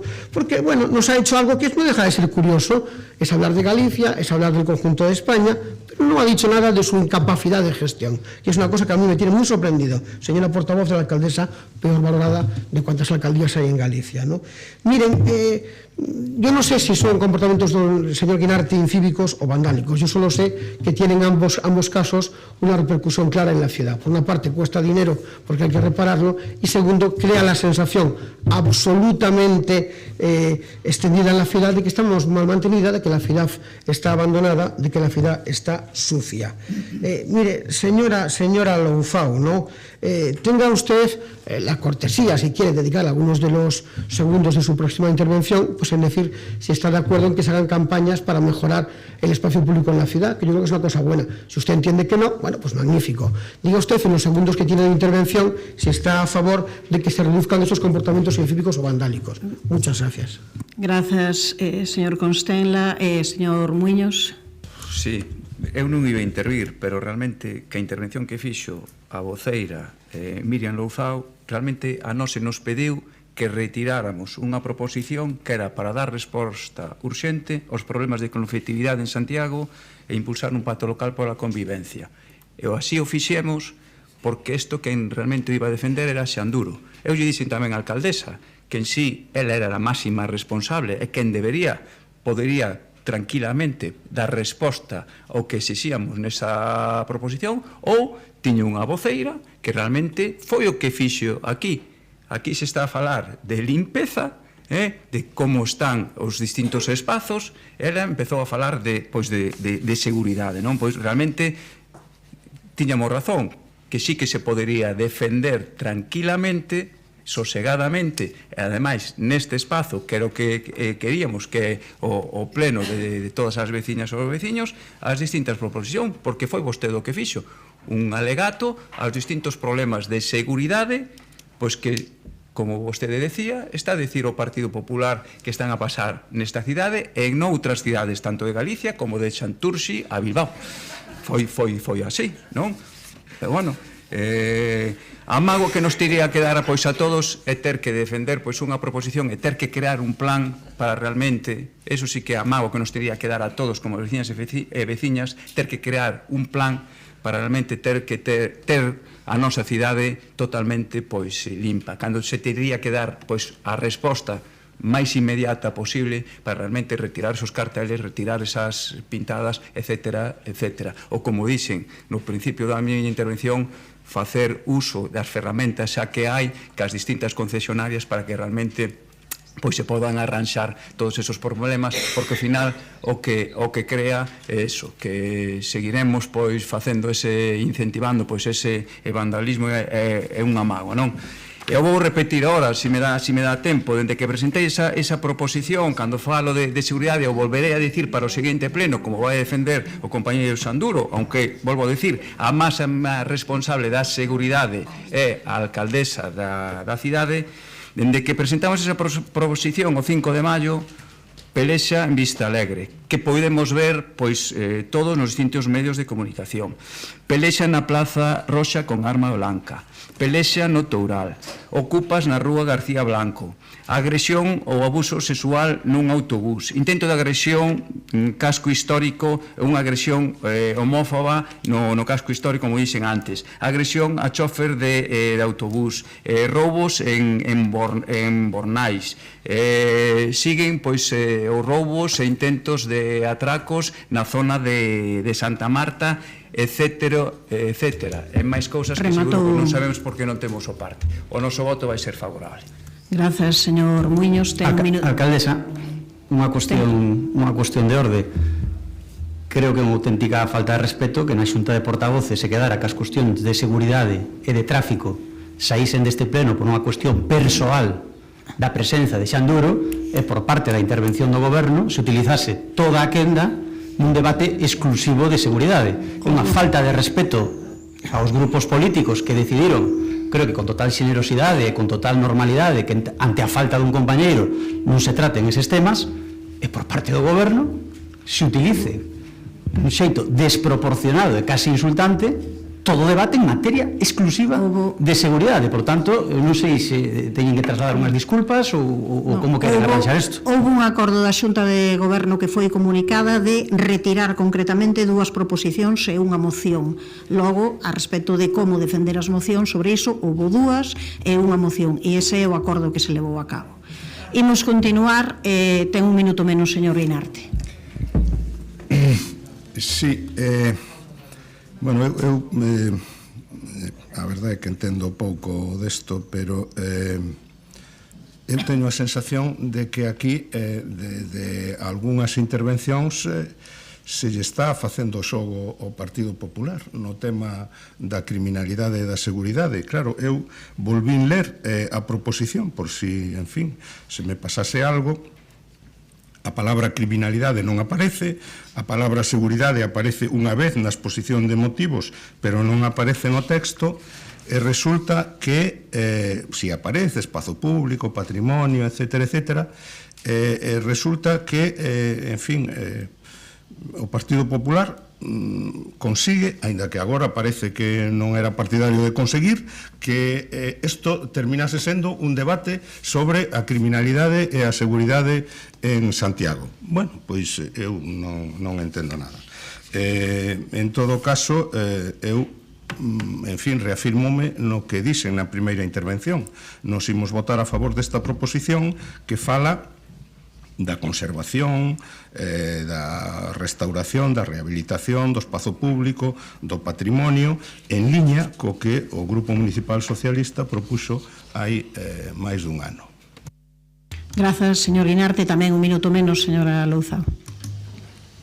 Señor Muiños, a moción fala de vandalismo, non de limpeza, e eu na miña intervención falei de vandalismo e uninlle outras cuestións. Non sei se non se me escoitou ou non se me quixo entender. E, señor Berea, vexo moi molesto coa miña intervención, entendo que as verdades proen, está claro. Xa o dixen antes, e repito agora, este Concello xa puxo en marcha varias campañas de sensibilización e cuidado do patrimonio, matizando sempre que cando nos referíamos a actos vandálicos ou comportamentos incívicos, impropios, estábamos falando de cuestións puntuais en momentos puntuais, non alarmando, como fan vostedes continuamente. E, por certo, o que atopamos diante desas campañas por parte do Partido Popular foron burlas, vaciles e faltas de respeto, menospreciando as medidas tomadas por este goberno. Por suposto, seguiremos traballando na concienciación e no cuidado do patrimonio, pero, por favor, deixen vostedes de alarmar continuamente e innecesariamente, porque a sensación de inseguridade e o medo aliméntase.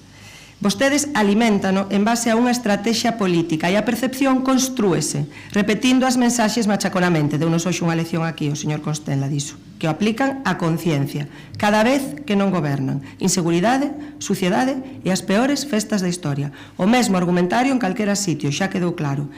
Claro que hai delincuencia e vandalismo. Non somos unha illa nun mundo que, por outro lado e por desgraza, cada vez é máis violento. É claro que nos preocupamos por esas situacións e solidarizámonos coas vítimas. Vaya por diante, por se acaso. Pero seguimos insistindo, e os datos así o avalan, en que Santiago é, en termos xerais, unha cidade segura, unha cidade na que o vandalismo non é especialmente destacado, unha cidade na que se vive e se convive ben. E non van vostedes conseguir que sexa outra cousa, por moito que o repitan continuamente. Moitas gracias. Pasamos a votación, señor secretario. Perdón, alcaldesa, solo por puntualizar. Non voy a introducir elementos nuevos, solo por puntualizar, en aras del consenso que caracteriza a este grupo, si para la señora Loufao pues no queda claro el tema de los términos usados, pues podemos cambiar vandalismo por incivismo, ¿no? Supongo que si cambiamos en nuestros textos la palabra vandalismo por incivismo, la señora Loufao supongo que se sumará lustrosa, gustosa, gozosa a apoyar esta propuesta, porque mire, señora Loufao, no hay medias tintas, o es cómplice o soluciona. Pasamos á votación, señor secretario. Proposición presentada polo Grupo Municipal do Partido Popular para a posta en marcha dun plan municipal contra o vandalismo en defensa do espazo público. Votos a favor, grupos municipais, Partido Popular, Socialista, concelleiras e concelleiro non adscrito.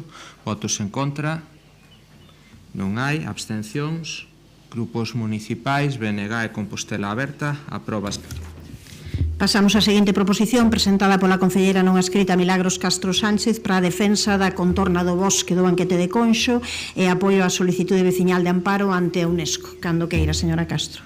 Grazas, señora alcaldesa, e bo día, compañeiras e compañeiros da corporación.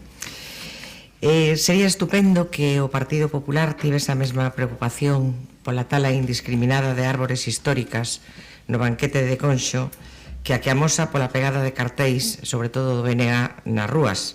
E tamén me encantaría ver o Partido Popular cuestionar o movimento de terras tan agresivo que se ten producido xa na contorna do túnel do ferrocarril, Patrimonio Cultural de Galicia, segundo o artigo 104 da Lei de Patrimonio Cultural Galego, do mesmo xeito que cuestiona a estrutura de asesores que ten a alcaldesa.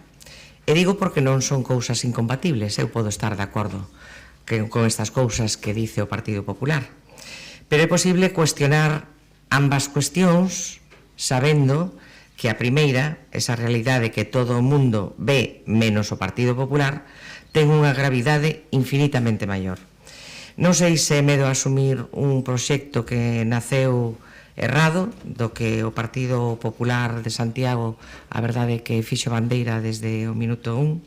Non sei se é sumisión o Partido Popular de Galicia ou a Xunta, ou se verdadeiramente é convicción de que este proxecto, que xa ten arrasado monte, asfaltado beiras do Sar e talado árbores históricas, é bo para unha mobilidade sustentable que ata data, co tramo aberto por agora, se ten demostrado que é meramente recreativo. Asfaltar as beiras do Sar e crear unha autopista para bicicletas que atravesa un bosque histórico para usos recreativos. Niso se está descubrindo a utilidade real da senda entre Milladoiro e San Caetano. E, sinceramente, cústame moito entender que alguén poida estar convencido de que segue a ser un bo proxecto. Non me gusta neste pleno falar con rotundidade de quen se cree con capacidade de sentar cátedra, pero é que os feitos ata agora só me permiten dicir con claridade que non é un bo proxecto. Non só non é un bo proxecto, senón que é un desastre medioambiental sin paliativos. Quero recapitular un pouco neste tema. Estando nos no goberno, sendo eu concelleira de Medio Ambiente, presentamos alegacións ao trazado inicial en febreiro de 2023. A Xunta non atendeu esas alegacións.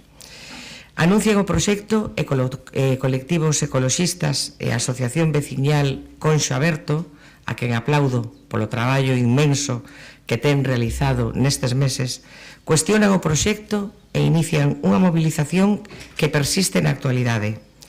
E a Xunta non atende a esa movilización. A Fiscalía Europea Anticorrupción abre dilixencias en novembro de 2024 por un presunto uso espurio dos fondos europeos que financian esta actuación. E a Xunta continúa como se nada. Pero ollo, porque chega o máis grave. Aparece un informe da Dirección Xeral de Patrimonio da propia Xunta de Galicia en maio de 2025 que di que no presunto novo trazado que se anunciaba como solución atravesábase igualmente o recinto do antigo monasterio de Conxo e empregábase formigón poroso en toda a zona. Aí sí, aí se paralizan as obras, pero os plans seguen. Pero hai máis. E Comos España, é dicir, un organismo que é asesor da UNESCO, conclúe que o trazado polo que ten optado a Xunta de Galicia para a senda mantén, e cito textualmente o que di, afeccións significativas á paisaxe e ao ecosistema forestal.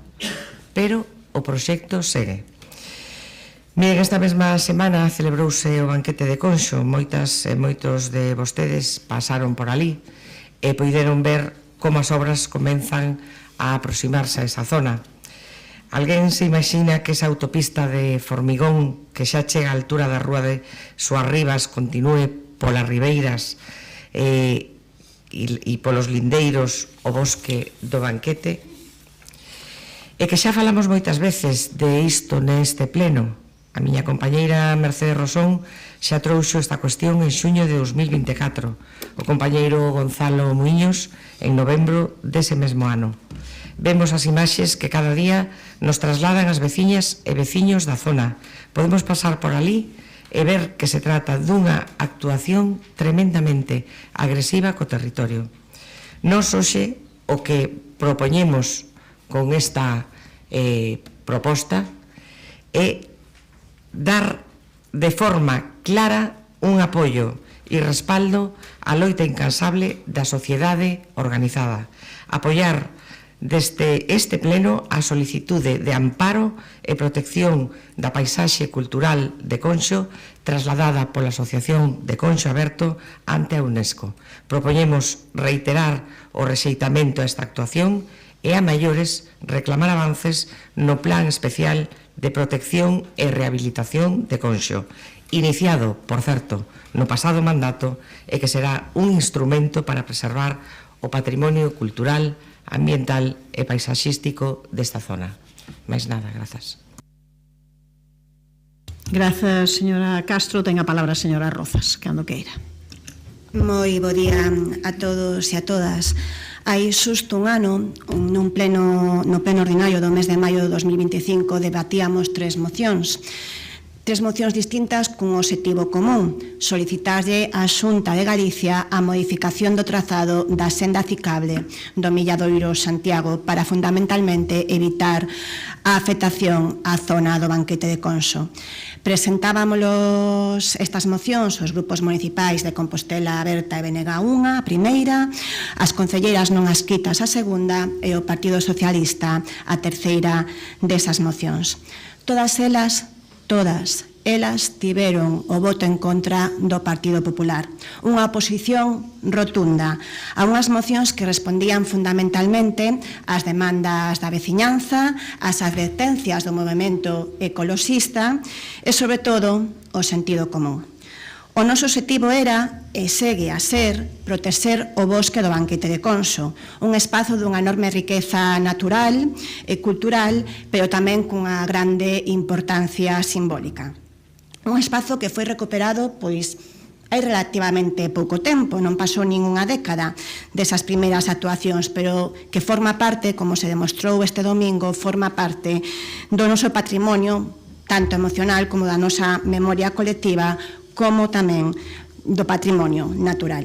Naquel pleno hai un ano, como en case todos, o señor Borja Verea pois exercía de portavoz da Xunta de Galicia e a súa intervención deixaba clara o que agora está a acontecer, que daba igual o que aprobara a Corporación Municipal, daba igual as alegacións do Concello de Santiago, daba igual o que dixera a veciñanza, que eles pois ian facer exactamente o mismo, que non había ningunha vontade de amañar esta desfeita de proxecto de senda ciclable. E hoxe estamos aquí de volta, xusto un ano despois, cun espazo natural moito máis dañado e con menos marxe de manobra, lamentablemente, e a Xunta de Galicia segue sen cumprir as recomendacións incluídas nas resolucións da súa propia Dirección Xeral de Patrimonio Cultural. Xa non só as alegacións todo o que o Concello de Santiago lle leva enviando desde fai anos, senón as súas propias da súa propia Dirección Xeral de Patrimonio Cultural, porque os técnicos da Xunta de Galicia advertiron dos danos provocados pola senda no espazo natural en elementos arquitectónicos, algúns deles, por certo, catalogados, que antes o señor Borja Verea mostrábase pois moi preocupado pola finca do Espiño, pero é lamentable que non teña esta mesma preocupación polo bosque do Banquete de Conso. Os seus técnicos, os da Xunta de Galicia, puxeronlle condicións ás obras que non se cumpren, como denuncian día sí e día tamén os veciños. E tamén dixeron que había alternativas ao trazado imposto pola Xunta, alternativas que evitarían a afectación á zona do Banquete de Conso. Nada, caso omiso a todo. Pero miren, a veciñanza non se vai render. A veciñanza non se vai render na defensa do Banquete de Conso, no patrimonio que de todas, nin este Concello, nin este Goberno, nin Compostela Aberta.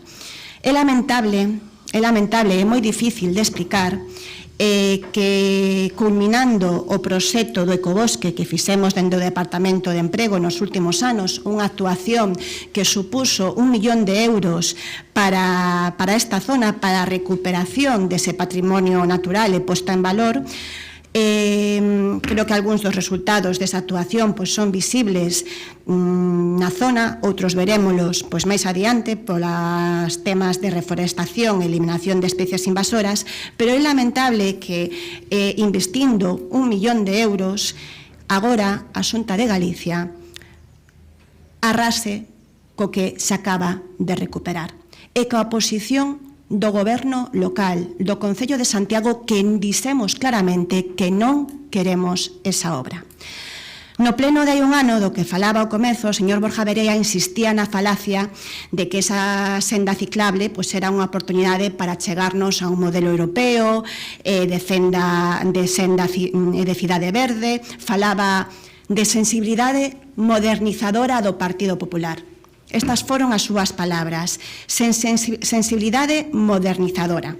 E, de feito, comparaba a súa sensibilidade modernizadora cos obxectivos mediocres do goberno local e comprometíase a continuar ampliando a senda cando fora alcalde. O tempo que me pase restemo da segunda quenda, señora alcaldesa.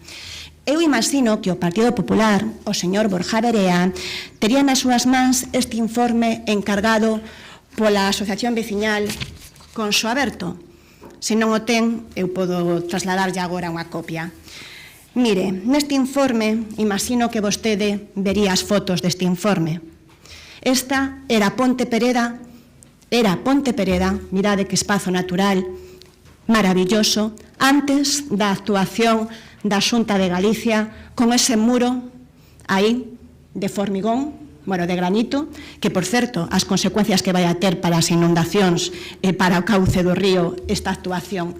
Esta outra é a senda que está facendo a Xunta de Galicia, con muros de 6 metros nun espazo natural. Como era, señor Verea?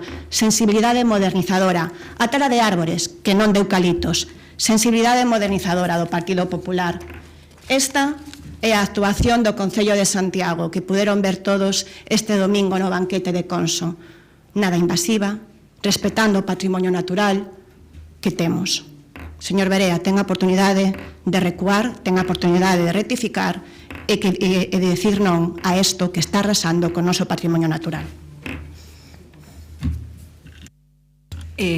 Señora Val, cando queira. Gracias, alcaldesa. Bueno, o pasado 16 de febreiro o Consello da Xunta aprobou definitivamente o anexo de información pública complementaria do proxecto do eixe de mobilidade sostible entre o Milladoiro e a estación intermodal ao seu paso por Conxo. A Xunta quiso presentar esta aprobación como se fose un novo proxecto cun trazado xa corrixido e sen afeccións patrimoniais, pero non é así. O trazado aprobado actualmente en execución é en realidade a chamada alternativa 2, a que desvía o percorrido desde o Banquete desde o bosque do Banquete de Conxo cara ao aparcamento do Hospital Provincial de Conxo. Este trazado foi precisamente obxecto do informe de ICOMOS do 13 de abril de 2025 sobre a protección da paisaxe cultural de Conxo, e a conclusión de ICOMOS foi clara: o trazado xeraba afeccións relevantes sobre un ámbito de valores patrimoniais, ambientais, simbólicos e paisaxísticos excepcionais. O informe lembraba ademais que o ámbito afectado forma parte da área de influencia da cidade Vella de Santiago, inscrita na lista de Patrimonio Mundial, e tamén do ámbito definido polo Plan Especial de Protección e Rehabilitación o PERION. Por iso, non se pode decir que o proxecto aprobado pola Xunta quede fora do ámbito patrimonial sensible. O que a Xunta aprobou e está executando é unha obra que segue afectando a paisaxe cultural de Conxo, ao bosque do Banquete, ao mosteiro de Santa María, a antiga liña de ferrocarril Cornes-Carril e a Ribeira do Sar. Pero non só. O informe técnico de arquitectura ou informe de arqueoloxía, que serven de base precisamente a resolución favorable da Dirección Xeral de Patrimonio Cultural de xaneiro de 2026, recoñecen que o trazado afecta a elementos de indudable valor patrimonial e ambiental: a cerca histórica do monasterio de Conxo, a antigua infraestructura ferroviaria Cornes-Carril, as árbores históricas do recinto monástico, os muiños, o lavadoiro e a fonte da Ponte Pereda, e tamén a Ribeira do Sar. É dicir, a propia Dirección Xeral de Patrimonio Cultural admite que a obra incide sobre bens protexidos ou de alto valor, por iso a autorización non foi unha carta branca. Ao contrario, Patrimonio impuxo 20 condicións sobre a protección da cerca histórica, a conservación do arborado, a integración ambiental, o control arqueolóxico, os materiais, os taludes, a Ribeira do Sar e a antigua vía Cornes-Carril. Son condicións tan concretas que evidencian unha realidade. O proxecto segue sendo problemático desde o punto de vista patrimonial. Pero non imos deternos máis tempo en falar en informes, trazados ou planos, porque para coñecer o espolio ao que a Xunta de Galicia está sometendo o Conxo e o patrimonio de todos os santiagueses, non hai máis que saír dos despachos e achegarse ao terreo. As probas son irrefutables e o que se ve sobre o terreo é que se está contravindo as condicións de obrigado cumprimento impostas pola Dirección Xeral de Patrimonio Cultural. Contraviníronse estas condicións impostas coa apertura dunha pista na área patrimonial do mosteiro de Conxo. Na finca do antigo mosteiro de Conxo realizouse unha apertura de pista con tala e movementos de terra nun ámbito patrimonial especialmente sensible. Esta actuación contradí o criterio básico que debía rexer calquera intervención: mínima afección, mínima transformación e respeto polos elementos naturais e históricos do entorno. As obras nesa zona foron paralizadas, pero o dano segue sen ser reposto. E isto é fundamental. Non chega a comparar. Hai que repoñer a legalidade e restaurar o espazo afectado. Hai que recordar que esta actuación en concreto foi a que motivou a denuncia de Ecoloxistas en Acción ante a Fiscalía Europea contra a Xunta de Galicia por ser incompatible coa protección do patrimonio, pero tamén co proxecto Ecobosque Río Sar, financiado tamén con fondos Next Generation. Tamén entra en contradición na actuación que se está facendo na antigua liña ferra de Cornes-Carril e o seu entorno. Estamos a falar dunha infraestructura histórica do século XIX, da primeira liña ferroviaria de Galicia. O que se está facendo no seu entorno non é unha posta en valor, senón unha transformación intensa da paisaxe histórica: desmonte das ladeiras, derrubo de muros pétreos, alteración da boca do túnel, modificación da perfección do antigo trazado ferroviario. E isto contradí, e isto é moi importante, o que di a Dirección Xeral de Patrimonio Cultural da Xunta de Galicia, que advertía que as obras non podían afectar nin alterar os bens patrimoniais nin o seu contorno histórico, ambiental, cultural ou industrial, e que debían preservarse elementos tradicionais como muros de pedra, taludes, arborado e cercados. Tamén contradín as actuacións que se están executando o informe da Dirección Xeral de Patrimonio Cultural no entorno do núcleo da Ponte Pereda. Neste punto, a contradición é sen dúbida máis evidente. A propia Dirección Xeral de Patrimonio Cultural indica que a ribeira do Sar fronte a Ponte Pereda, na ribeira do Sar fronte a Ponte Pereda, era fundamental minimizar as intervencións, reducir a sección de vía, evitar desmontes, esplanadas e tala de arborado de ribeira e procurar a mínima transformación da ribeira natural do Sar.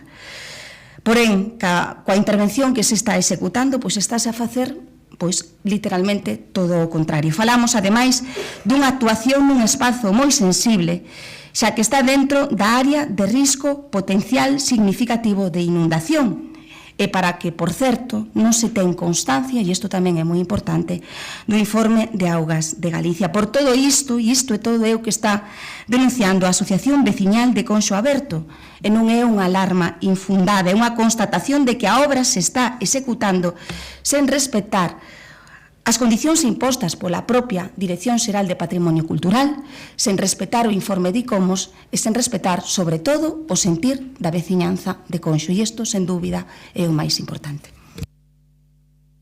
Gracias, señora Val. Ten a palabra o señor Lestegas, cando queira. Bon día. Mandolle un saúdo a Francisca Maceiras e a Adrián Dios, que falaron ao comezo do pleno. O BNG comparte o obxectivo de crear unha infraestructura ciclista que conecte o Milladoiro e San Caetano, pero ten claro, dende o principio, que esta infraestructura ten que ser totalmente compatible coa protección do patrimonio e cos proxectos que outros executamos no mesmo territorio. Estamos totalmente de acordo coa creación de infraestructuras que promovan e favorezan o uso da bicicleta, pero non aceptamos que se faga de calquera forma e a calquera prezo. Hai tempo que dixemos que a conexión entre o Milladoiro e San Caetano tiña que resolverse doutro xeito e que tiña que proxectarse con criterios de mínima intervención.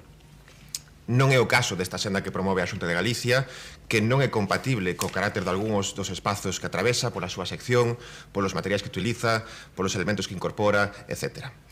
As actuacións que se están a executar neste momento en Súas Rivas, por exemplo, non se axustan a ese criterio de mínima intervención que ten que guiar a execución de calquera infraestructura e desfiguran a beira do río Sar. É unha mala intervención nun espazo fluvial. Este proxecto é un exemplo ben ilustrativo do que pode acontecer e acontece cando se fan as cousas sen coñecimento do territorio e pasándolle por riba ás administracións que mellor o coñecen, os concellos. Espero que non pase o mesmo co desenvolvimento do Sud 1 de Mallou, que promove tamén a Xunta a través dun proxecto de interés autonómico. Só o Partido Popular pode converter algo a priori tan positivo como a creación dunha vía ciclista nun conflito ambiental. Non nos sorprende porque o maltrato do patrimonio natural está no ADN da dereita e, por tanto, tamén está no ADN do Partido Popular. A última vez que gobernaron en Santiago estiveron a piques de destruir a Finca do Espiño, unha peza clave do noso sistema de zonas verdes que forma parte do fondo escénico da Praza do Obradoiro e da Alameda. Non o fixeron porque non lles deu tempo. Xa sei que non lles gusta facer memoria, pero isto é o que pasou e non hai tanto tempo. Nós, ao contrario, nada máis chegar, protexemos os valores paisaxísticos e ambientais da Finca do Espiño a través do planeamento urbanístico. O patrimonio natural é demasiado importante para deixalo en maus do Partido Popular. Se algo ten demostrado a dereita conservadora é unha total incapacidade para conservar nada do que hai que conservar. Demóstrao convertendo os montes e incluso as aldeas en combustible que arde cada ano. Demóstrao inzando o territorio de parques eólicos incluso en espazos de gran valor patrimonial e ambiental. Demóstrao perpetuando a presenza dunha fábrica de celulosa na ría de Pontevedra e apostando pola instalación doutra máis no corazón do país, na Ulloa, á beira do río Ulla. E demóstrao desprotexendo o solo rústico para permitir a implantación de instalacións incompatibles coa súa natureza como a que pretenden colocar en cacheiras grazas á modificación da Lei do Solo de Galicia que aprobaron, como ven sendo habitual, pola porta de atrás a través dunha lei de acompañamento dos orzamentos. Pésima técnica legislativa do Partido Popular. Que podemos esperar dun partido que neste pleno fala de esquizofrenia da biodiversidade para caricaturizar e ridiculizar a aposta do Goberno de Santiago polo cuidado do ambiente e pola loita contra o cambio climático? A dereita que aquí representa o Partido Popular é un perigo para esta cidade, é un perigo para este país, é un perigo para este planeta. En relación co Plan Especial de Protección e Rehabilitación da Igrexa, Hospital Psiquiátrico e Mosteiro de Conxo, cos seus xardís, hortas, zonas de accesos e núcleos de entorno, o que fai referencia ao punto 3 desta proposición da concelleira Milagros Castro, o Consorcio de Santiago, como saben, é a entidade que se encarga da redacción do documento. O Servizo Municipal de Planeamento e Xestión Urbanística requiriu que se introducisen emendas substanciais na documentación antes de someter a aprobación inicial. Cando recibamos o documento coas modificacións solicitadas, poderemos, por tanto, sometelo a aprobación inicial. En todo caso, estamos en contacto co Consorcio para avanzar neste asunto, como en moitos outros que consideramos de enorme interese para Santiago de Compostela. Grazas. Grazas, señor Lestegás. Polo Partido Popular, señor Berea, cando queira. Gracias, presidenta. Levo anos defendendo esta infraestructura e síntome orgulloso de facelo. Orgulloso porque non defendín e non defendo únicamente unha obra. Defendo unha idea de cidade. As cidades non cambian con discursos, cambian con proxectos capaces de transformar a vida diaria da xente. E nos queremos nun Santiago máis conectado, máis moderno e máis verde. E máis pensado para as persoas. Un Santiago onde unha persoa poida ir andando en bicicleta ou utilizando alternativas reais ao coche con seguridade. Con seguridade. E, por suposto, un Santiago conectado coa súa contorna. Porque Santiago e Milladoiro non son dous lugares separados. Miles de persoas viven unha vida compartida entre ambos espazos todos os días. Traballan, van ao hospital, estudan, visitan familiares, fan deporte. E unha cidade intelixente ten a obriga de adaptarse á realidade da xente. Por iso defendín esta senda cando algúns dicían que era imposible. Recordemos. Por iso defendín esta senda cando outros se rían. Recordade. E por iso defendo esta senda hoxe, porque estou convencido de algo. Dentro de 10 ou 15 anos non se entenderá ningunha cidade moderna sen conexións deste tipo. Agora ben, tamén fun claro. Dende o minuto 1, aí están as hemerotecas. Sempre dixen exactamente o mesmo. Ten que facerse ben. Cumprindo a normativa, respectando o patrimonio, respectando o medio ambiente, procurando o menor impacto posible. Houbo debates, houbo alegacións, houbo escoitas, houbo mudanzas, houbo proxectos, houbo modificacións de proxectos, houbo proxectos alternativos. E hoxe hai unha realidade. Os informes das administracións, os informes técnicos das administracións competentes son favorables. Por tanto, modernidade e protección son plenamente compatibles. As cidades europeas máis avanzadas son precisamente aquelas que mellor souberon facer compatibles estes dous principios: modernidade e protección. Sorprende a insistencia de algúns de formular este debate como unha elección entre protección e futuro, entre protección e modernidade. Nós queremos as dúas. Non hai por que elixir, queremos as dúas. Unha cidade que avance e unha cidade que respecte. Gobernar é ter unha dirección clara e, sobre todo, a capacidade de mellorar. Ter a capacidade e poñer en marcha a capacidade de mellorar. Ás veces temos a sensación, dicíamolo na anterior intervención, de que Santiago está moi acostumado ao non se pode, mellor non facelo, xa veremos. Este é un debate moi importante. Algún voceiro, algunha voceira dicía que era a segunda, terceira, cuarta vez que falábamos deste tema. Claro que este é un debate importante, non vai dunha obra concreta. Vai da cidade que queremos construir para os próximos 10, 15 ou 20 ou 20 anos. E nós témolo claro. Queremos un Santiago aberto, conectado, verde e preparado para o futuro. Santiago parece que ten que estar a escoller sempre entre avanzar e conservar, e sempre parados. Non se pode, mellor non facelo, xa veremos. Como dicía tamén antes, o que necesita a nosa cidade son gobernos capaces de facer compatibles as dúas cousas, patrimonio e futuro. Grazas, señor Berea. Quenda de réplica para a señora Castro ten 2 minutos e 15 segundos. Grazas, señora alcaldesa. Señor Berea, o grupo das non adscritas tamén queremos un Santiago que avance e tamén queremos un Santiago verde. O que nos resulta un pouco incomprensible é que neste momento o Partido Popular que vostede representa aquí vai en contra do que levan meses denunciando as veciñas e veciños de Conxo, os colectivos ecoloxistas, en contra, como dixen na primeira intervención, do que dicía un informe da cesada directora xeral de Patrimonio da Xunta, en contra do que apunta a Fiscalía e en contra do que sinala ICOMOS nun informe moi preciso e moi detallado, que está aí para ver. Nos, dende aquí, queremos reiterar a nosa felicitación ás veciñas e veciños pola súa incansable defensa deste patrimonio verde do noso concello e dicirlle ao Partido Popular que non entendemos que se fagan diferencias na defensa do noso patrimonio a carta. Todo é patrimonio e isto tamén.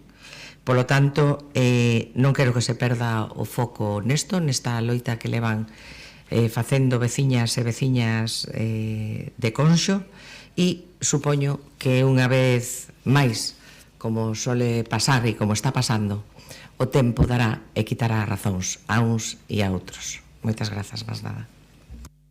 Grazas, señora Castro. 1 minuto 35 segundos para a señora Rozas. Señor Berea, non engane, porque cas súas palabras está trasladando algo que é unha falacia. Ter un Santiago conectado, ter un Santiago que aposte pola mobilidade, non ten que ter a obriga de arrasar co patrimonio natural, que é o que está a acontecer ca súa proposta. Efectivamente podemos ter un Santiago que mellora na súa mobilidade ciclista, con un Santiago que respeta e que coida o seu patrimonio natural. Hai alternativas que se puseron sobre a mesa por parte dos veciños, das asociacións e deste concello, e alternativas que o Partido Popular non atendeu porque non quere, porque non lle importa o patrimonio natural, por certo, declarado pola UNESCO patrimonio de todos os santiagueses e santiaguesas, e arrasa, como vimos antes nas fotografías, co espazo. Informes, señor Berea, efectivamente os últimos informes favorables condicionados. Vostede é habilitado nacional, sabe moi ben o que son as condicións, que non se cumpren as que din eses técnicos neses informes. Por certo, despois de cesar a quen informou desfavorablemente.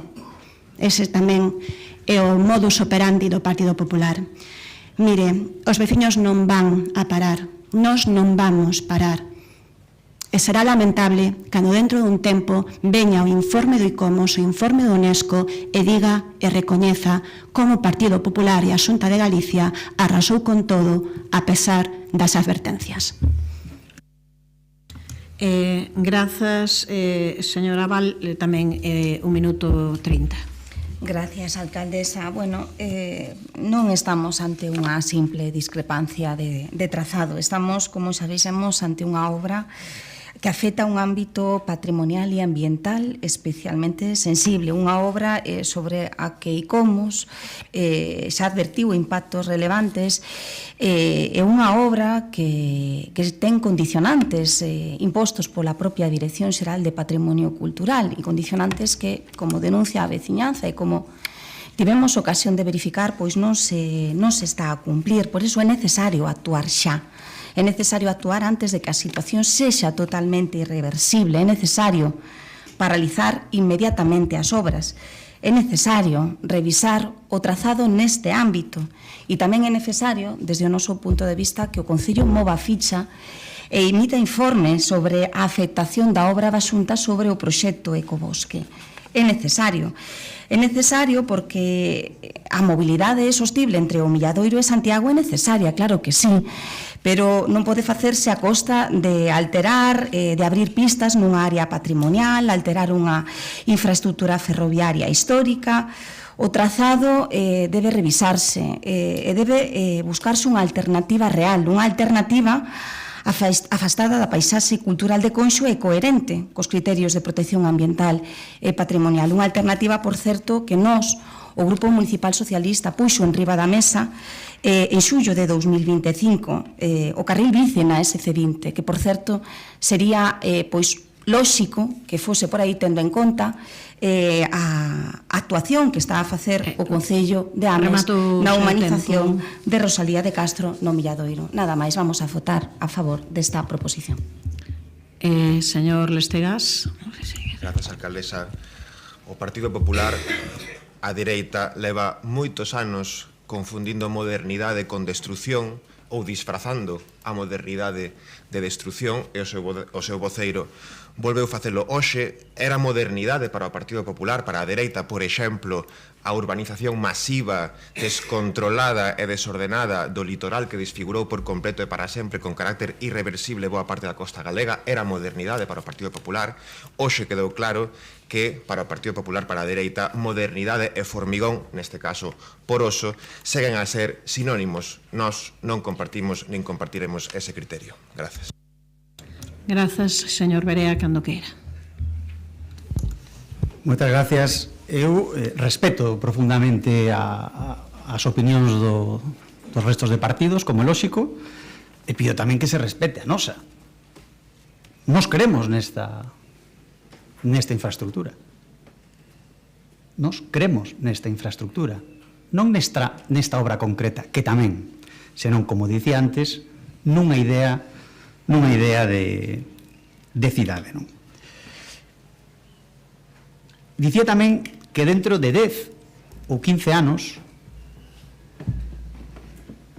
non se entenderá ningunha cidade moderna sen este tipo de conexións. Estas conexións estánse a facer nas cidades europeas máis avanzadas. Agradezo tamén que se recoñeza que os informes son favorables. E, por lo tanto, se os informes son favorables, o que tamén pido é un pouco de humildade. Porque hai técnicos, expertos, peritos, independentes, que asinaron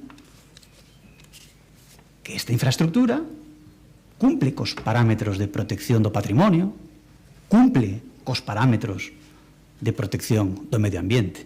Non o digo eu, está no expediente. Humildade e respeto aos informes deste proxecto. Que haberá que axustar ou non, que o digan os expertos. Os expertos hoxe están dicindo que a obra cumpre con todos os parámetros de protección ambiental e de protección do patrimonio. Por tanto, coincide co que dicíamos antes. Avanzar e protexer. Non hai que escoller. Queremos as dúas cousas. Queremos futuro e queremos patrimonio. Por tanto, mantémonos na defensa, como digo, non só desta infraestructura, senón dunha idea de cidade que vai máis alá do 2026, que está pensando no 2036, 10, 15 anos no futuro. En canto ao posicionamento, non sei se será posible a votación por puntos, se nos permiten as non escritas a votación por puntos, votaremos en contra do primeiro, do segundo e do cuarto, e votaremos a favor do terceiro. E se non permiten a votación por puntos, pois votaremos en contra. Moitas gracias. Grazas. Non sei se quere aclarar isto, señora Castro, da votación. Sí, nada, solamente decir que non imos votar toda a proposición en conxunto. De acordo, pois pasamos á votación, señor secretario. Proposición presentada pola concelleira non adscrita Milagros Castro Sánchez para a defensa da contorna do Bosque do Banquete de Conxo e apoio á solicitude veciñal de amparo ante a UNESCO. Votos a favor. Concelleiras e concelleiro non adscrito. Grupo Socialista, BNG Compostela Aberta. Votos en contra. Grupo Municipal, Partido Popular, abstencións non hai, en consecuencia, apróbase a proposición. Pasamos á seguinte proposición presentada pola concelleira non adscrita Marta Álvarez Vázquez para mellor mantemento do mobiliario urbano e da accesibilidade peonil con perspectiva de idade, cando queira. Muchas gracias, buenos días a todos y a todas. Bueno, pues con el objetivo de promover el envejecimiento activo y saludable a la vecindad de Santiago, en el año pasado, en el 2025, se aprobó aquí en Pleno Municipal hacer efectiva la adhesión de nuestra ciudad a la red de ciudades amigables con las personas mayores. Pero para que esto sea una ciudad, para que Santiago sea una ciudad verdaderamente amiga con las personas mayores, lógicamente creemos que es imprescindible incorporar la auténtica perspectiva de edad y de envejecimiento activo en el diseño urbano y que sitúe las necesidades de las personas mayores o con reducción de movilidad en el centro de la planificación y el mantenimiento. Esto lo que implica pues es garantizar la accesibilidad, lugares seguros y confortables, especialmente elementos básicos como son los bancos públicos, que son fundamentales para la autonomía y para el descanso de estas personas. En la actualidad, en diferentes zonas del ensanche, que es precisamente donde se concentra un porcentaje importante de personas añosas de nuestra ciudad y en otros barrios, pues se presenta un evidente deterioro del mobiliario urbano. Me quiero centrar sobre todo poner el foco en los bancos, en el mobiliario del banco, que están en mal estado, tablas que están sueltas, elementos que hay deteriorados, falta de mantenimiento y, como sucede en calles que son tan transintadas como en la Rúa del Hórreo, hemos incluido imágenes en esta proposición de esta situación. Situación que no solamente afecta a la imagen de la ciudad, sino que además incide directamente pues, en la calidad de vida de las personas mayores, limitando su movilidad y su capacidad de disfrute del espacio público. En octubre del 24, el Gobierno municipal anunció un plan de reparación y mantenimiento para actuar sobre 300 bancos de nuestra ciudad con un presupuesto de 15.000 euros. Sin embargo, el estado actual pues, del mobiliario evidencia que estas actuaciones pues, no fueron lo suficientes y no responden a la necesidad real de una ciudad que debe avanzar pues, cara a un modelo plenamente accesible y adaptado.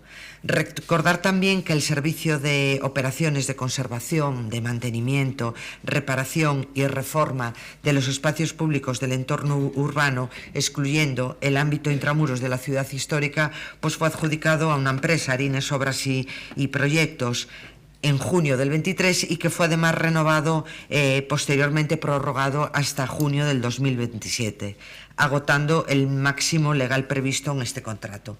Esta decisión, pues se adoptó sin incrementar ni la capacidad de respuesta ni los recursos destinados al mantenimiento urbano, a pesar del evidente deterioro del que estamos hablando.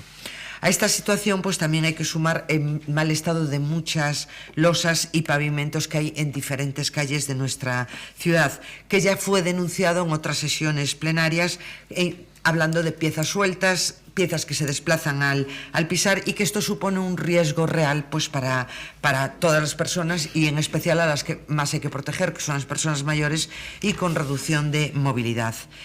En consecuencia, pues creemos que es necesario reforzar políticas municipales de mantenimiento urbano desde una perspectiva de accesibilidad universal y envejecimiento activo, garantizando que el espacio público pues, responda a las necesidades reales de quienes pisamos y de quienes vivimos en esta ciudad.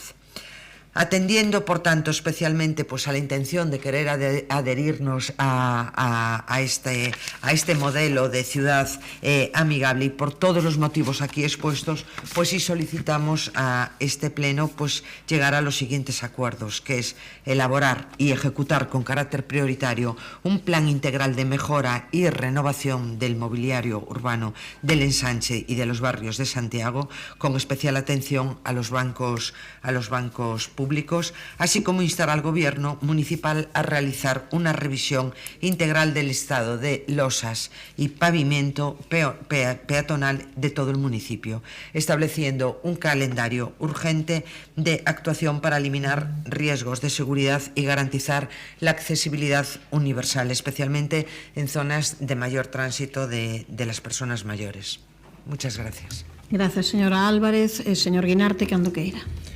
Sí, bueno, o municipio de Santiago, igual que o conxunto de Galicia, ten, no que ten que ver coas cohortes de idade da poboación unha pirámide invertida, no sentido de que cada vez temos máis persoas con idade avanzada e a base, digamos, é menor. Bueno, eso evidentemente pois significa que hai un número moi importante de persoas de idade avanzada. O plan de accesibilidade universal que foi elaborado no marco do plan de sustentabilidade turística posto en marcha no anterior mandato atende especialmente ás necesidades de accesibilidade universal de varios colectivos, as persoas con discapacidade, a infancia, as persoas coidadoras e tamén e moi especialmente as persoas maiores que son as directas destinatarias desta proposición. Neste plan faise un diagnóstico detallado da accesibilidade en edificios públicos, en ámbitos de edificios privados e entre as súas conclusións suliñase a necesidade de adaptar a contorna ás demandas específicas das persoas maiores. Tamén, nese plan, no referido ao mobiliario urbano, analízanse cuestións tan concretas como as características que deben cumprir os bancos, os volardos, os colectores para garantir unha accesibilidade real e efectiva.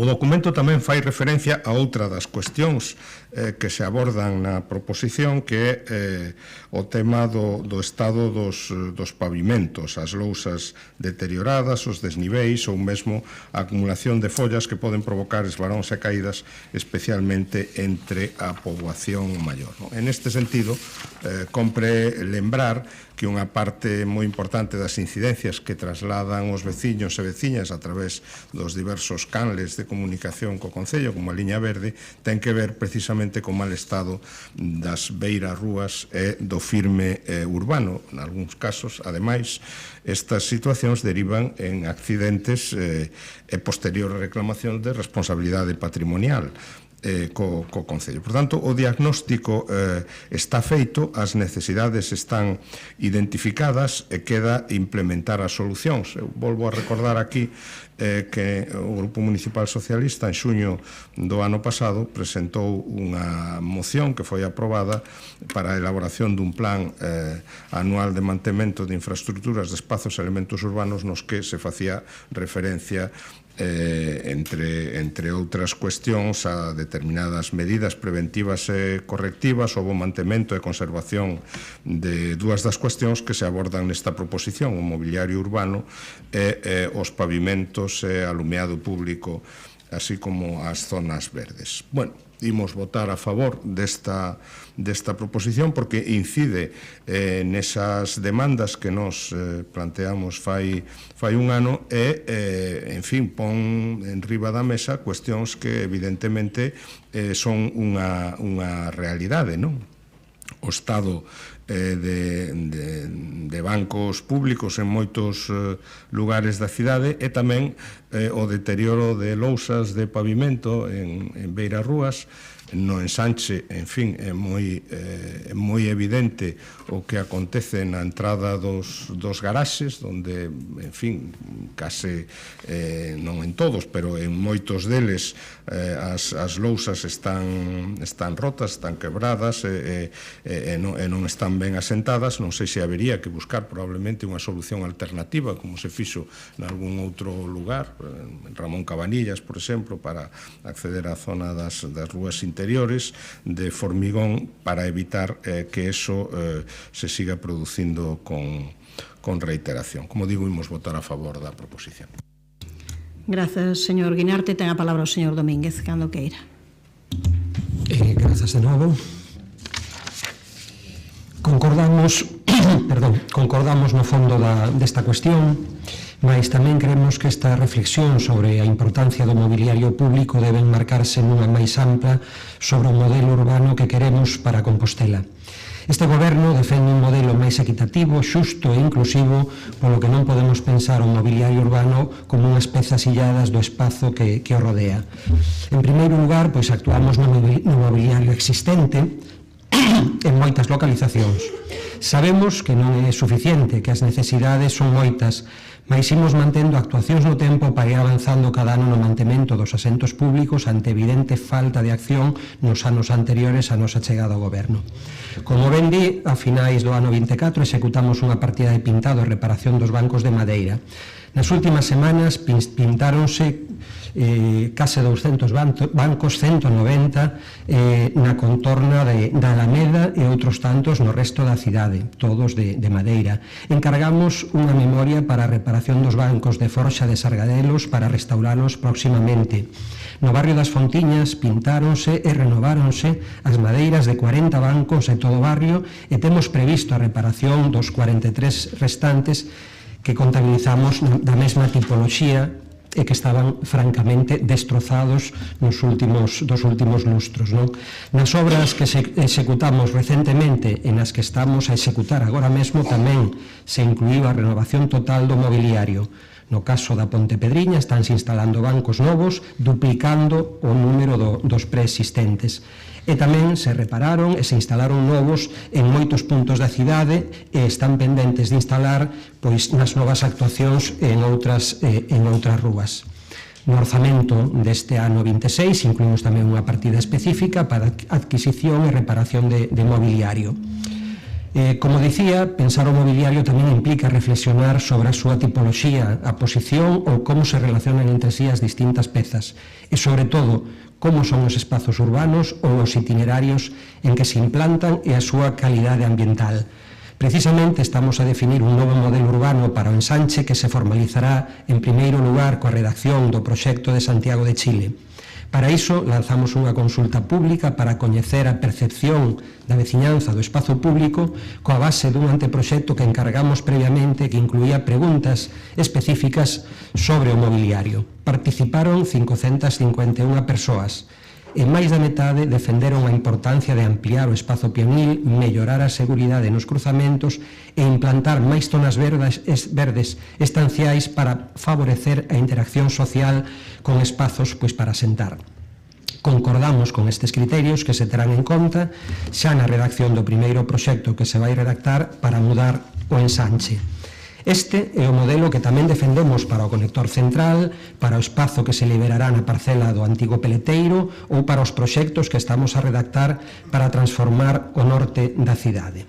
Por outra parte, a través da Brigada Municipal e do contrato de mantemento do espazo público que mencionaron e tamén na súa exposición, aténdese ás incidencias que resista o Servizo de Obras e Proxectos.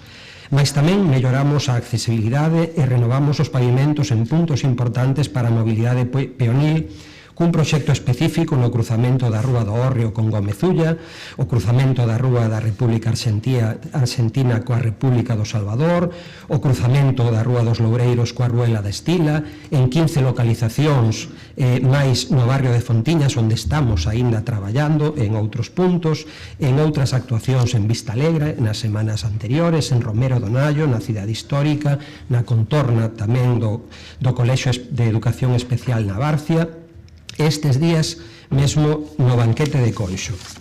Continuaremos actuando con todos os medios dispoñíveis para mellorar o mantemento do espazo para todas as persoas e, por suposto, para a xente maior, para facer de Santiago pois esa cidade amiga tamén coas persoas maiores. Máis nada. Grazas, señor Domínguez, polo Partido Popular. Señor Otero, cando queira. Ola, bo día a todos e a todas. Unha vez máis, a accesibilidade volta a ser protagonista neste debate. Segundo a Real Academia Galega, accesibilidade é a calidade de accesible, e accesible significa de fácil acceso. Podemos decir que Santiago é de fácil acceso? Creo que todos aquí os presentes temos a resposta a esta pregunta. A proposición que debatemos aquí hoxe, no seu título, refírese á accesibilidade peatonil con perspectiva de idade. Non cabe dúbida que determinados colectivos da nosa sociedade, entre eles as persoas de maior idade, merecen unha máxima atención e protección. Agora ben, a accesibilidade é un dereito universal básico que afecta a toda a poboación, a todas as persoas, con independencia da súa idade. E xa quedou claro e de manifesto en debates plenarios anteriores a existencia de eivas de deficiencias na capital de Galicia neste eido e a perentoria necesidade de avanzar cara a unha cidade máis accesible e inclusiva. Falamos de persoas maiores, de persoas con discapacidade, de persoas con mobilidade reducida, persoas con problemas de mobilidade, persoas con carriños de bebés, etc, etc, etc. O abano é moi amplo e a casuística tamén o é. E cando nos referimos a accesibilidade, non só facemos referencia a accesibilidade física, a barreiras físicas ou arquitectónicas, tamén a accesibilidade cognitiva e comunicativa. Como dato mata relato, vayamos á práctica con exemplos concretos. Autobuses adaptados. Nova do 2024. Personas con discapacidade denuncian en Santiago a falta de transporte accesible e adaptado.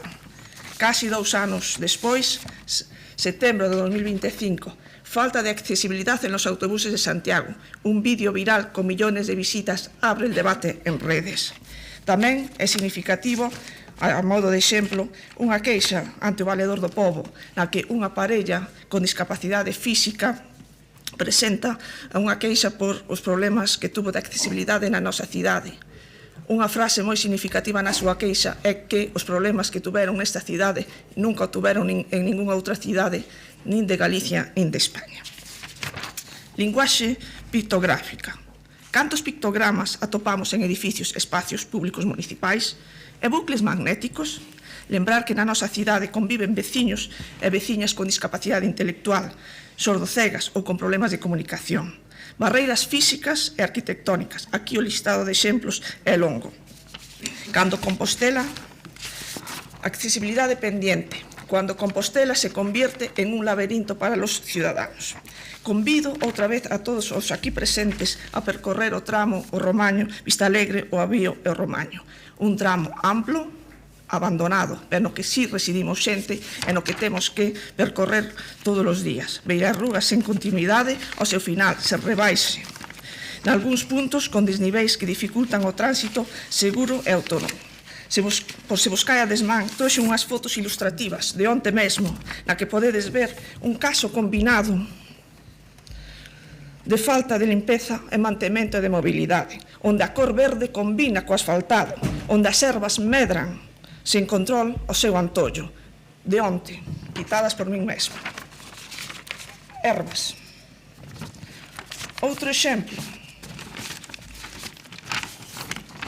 de falta de accesibilidade, Rúa Celso Emilio Ferreiro, remata o paso de peóns, Bordillo, e así, etcétera, etcétera, etcétera, etcétera. En canto ao estado de mantemento do mobiliario público e dos pavimentos desta cidade, a realidade evidente está aí fora. Beirarrúas en mal estado, bancos destartalados, lousas levantadas, lousas rotas, fochancas, filmes deteriorados, voluminosos na rúa, días e días sen recoller, lixo acumulado, pintadas, erva medrando sin control, ratas, rúas con apenas ou ninguna iluminación, etc, etc, etc. Son problemas que non só afectan a estética e a imaxe da cidade, senón tamén a seguridade, cando non ao sentimento de pertenza como veciños a unha cidade. Vai por diante o agradecemento ao persoal da Brigada e Servizos de Limpeza.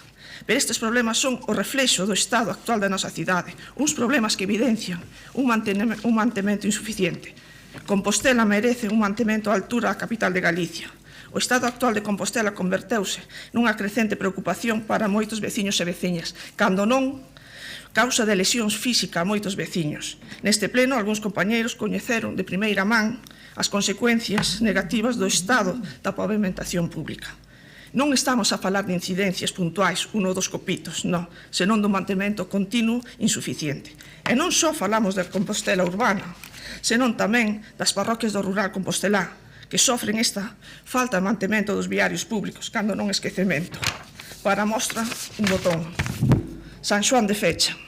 Agardamos que o patrón desta parroquia, San Pedro, interceda no vou facer deste goberno municipal e dentro dun mes, cando xan as súas festas patronais, pois xa non teñamos estas fochancas. Moitas gracias. Grazas, señora Otero. Tempo para réplica, se quere, señora Álvarez. Sí, quería especialmente dirigirme al compañero a Domínguez. Efectivamente, pues las no adscritas pues apoyamos como los grandes proyectos, las grandes ideas, pero la naturaleza de esta propuesta pues fue hablar de seguridad, de salir a la calle y mantener la seguridad. Si tanta vigilancia, si estamos tan al tanto de lo que está sucediendo, pues hay zonas en la zona del Sánchez donde el pavimento lleva un año bailando, donde la gente se cae. Me gustaría saber de todos aquellos que se tropiezan y se caen, cuánto se llegan a convertir en una denuncia. Y me gustaría saber que todos fuéramos conocedores de lo que implica una caída, no solamente en una lesión física, sino en el acompañamiento cognitivo y en el deterioro cognitivo, que esto sucede cuando hablamos de una persona mayor que tiene que estar enclaustrada en casa para recuperarse de una lesión. Me gustaría poner el foco, y fue la idea que tuvimos con esta propuesta, tras ver que hay losas que se mueven desde hace un año y desde hace un año siguen. No quise hablar de grandes proyectos aquí, quise hablar de salir a la calle y caminar. Nada más. Muchas gracias.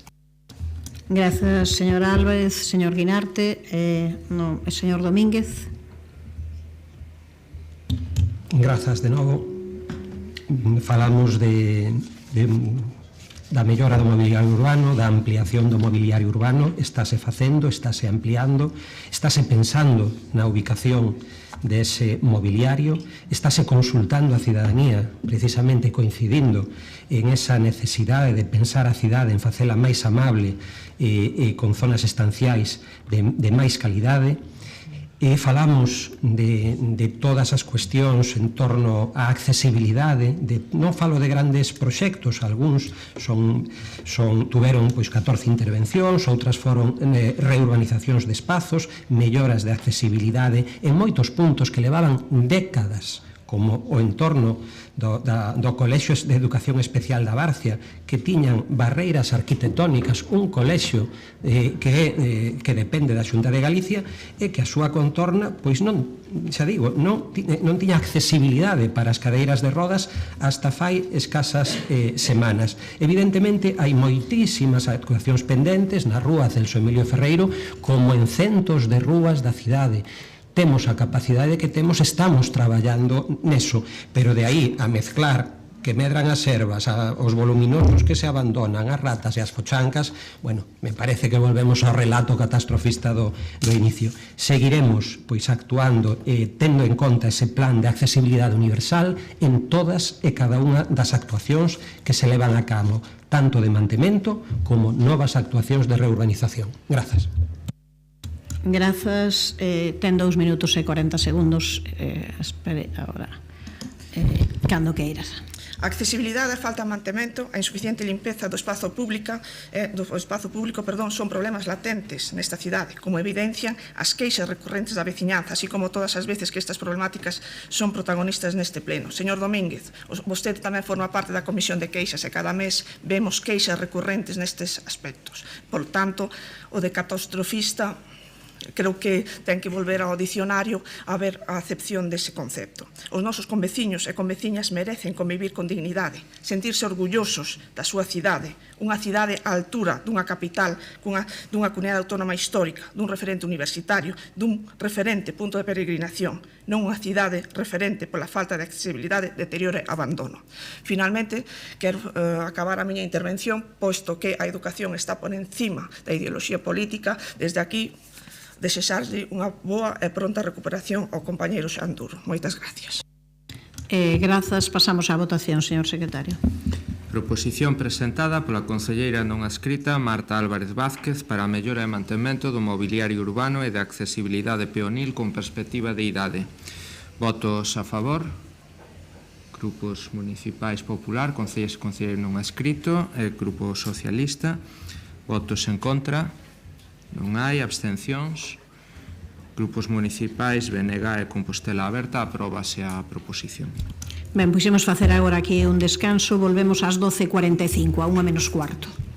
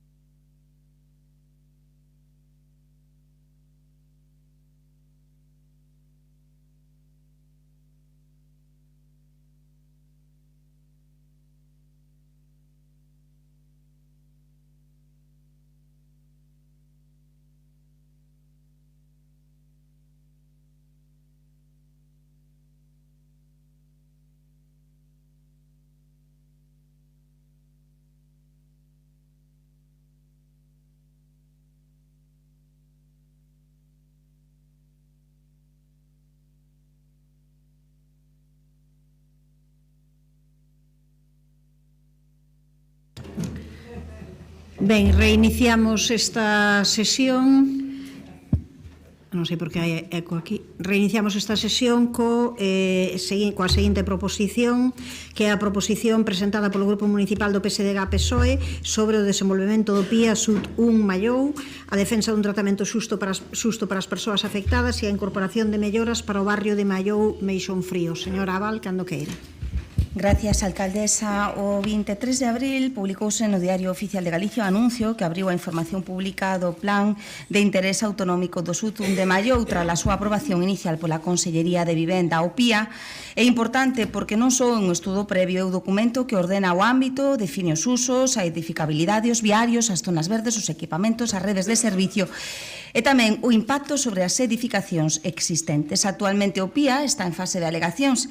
Este momento é clave para revisar as achegas, as alegacións da veciñanza, para correxir as deficiencias detectadas e atender as preocupacións que durante estas semanas nos trasladaron as veciñas e veciños do ámbito afectado. Neste tempo tivemos ocasión de reunirnos coa veciñanza da zona que nos trasladou diversas preocupacións que podemos agrupar en tres grandes bloques. Un primeiro bloque recolle as demandas relacionadas co impacto da ordenación proposta sobre as vivendas existentes.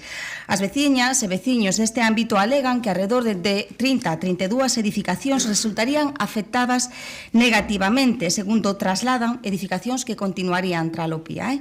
Segundo trasladan, poderían producirse situacións especialmente graves como garaxes que quedarían sen entrada ou vivendas sen accesos funcionais.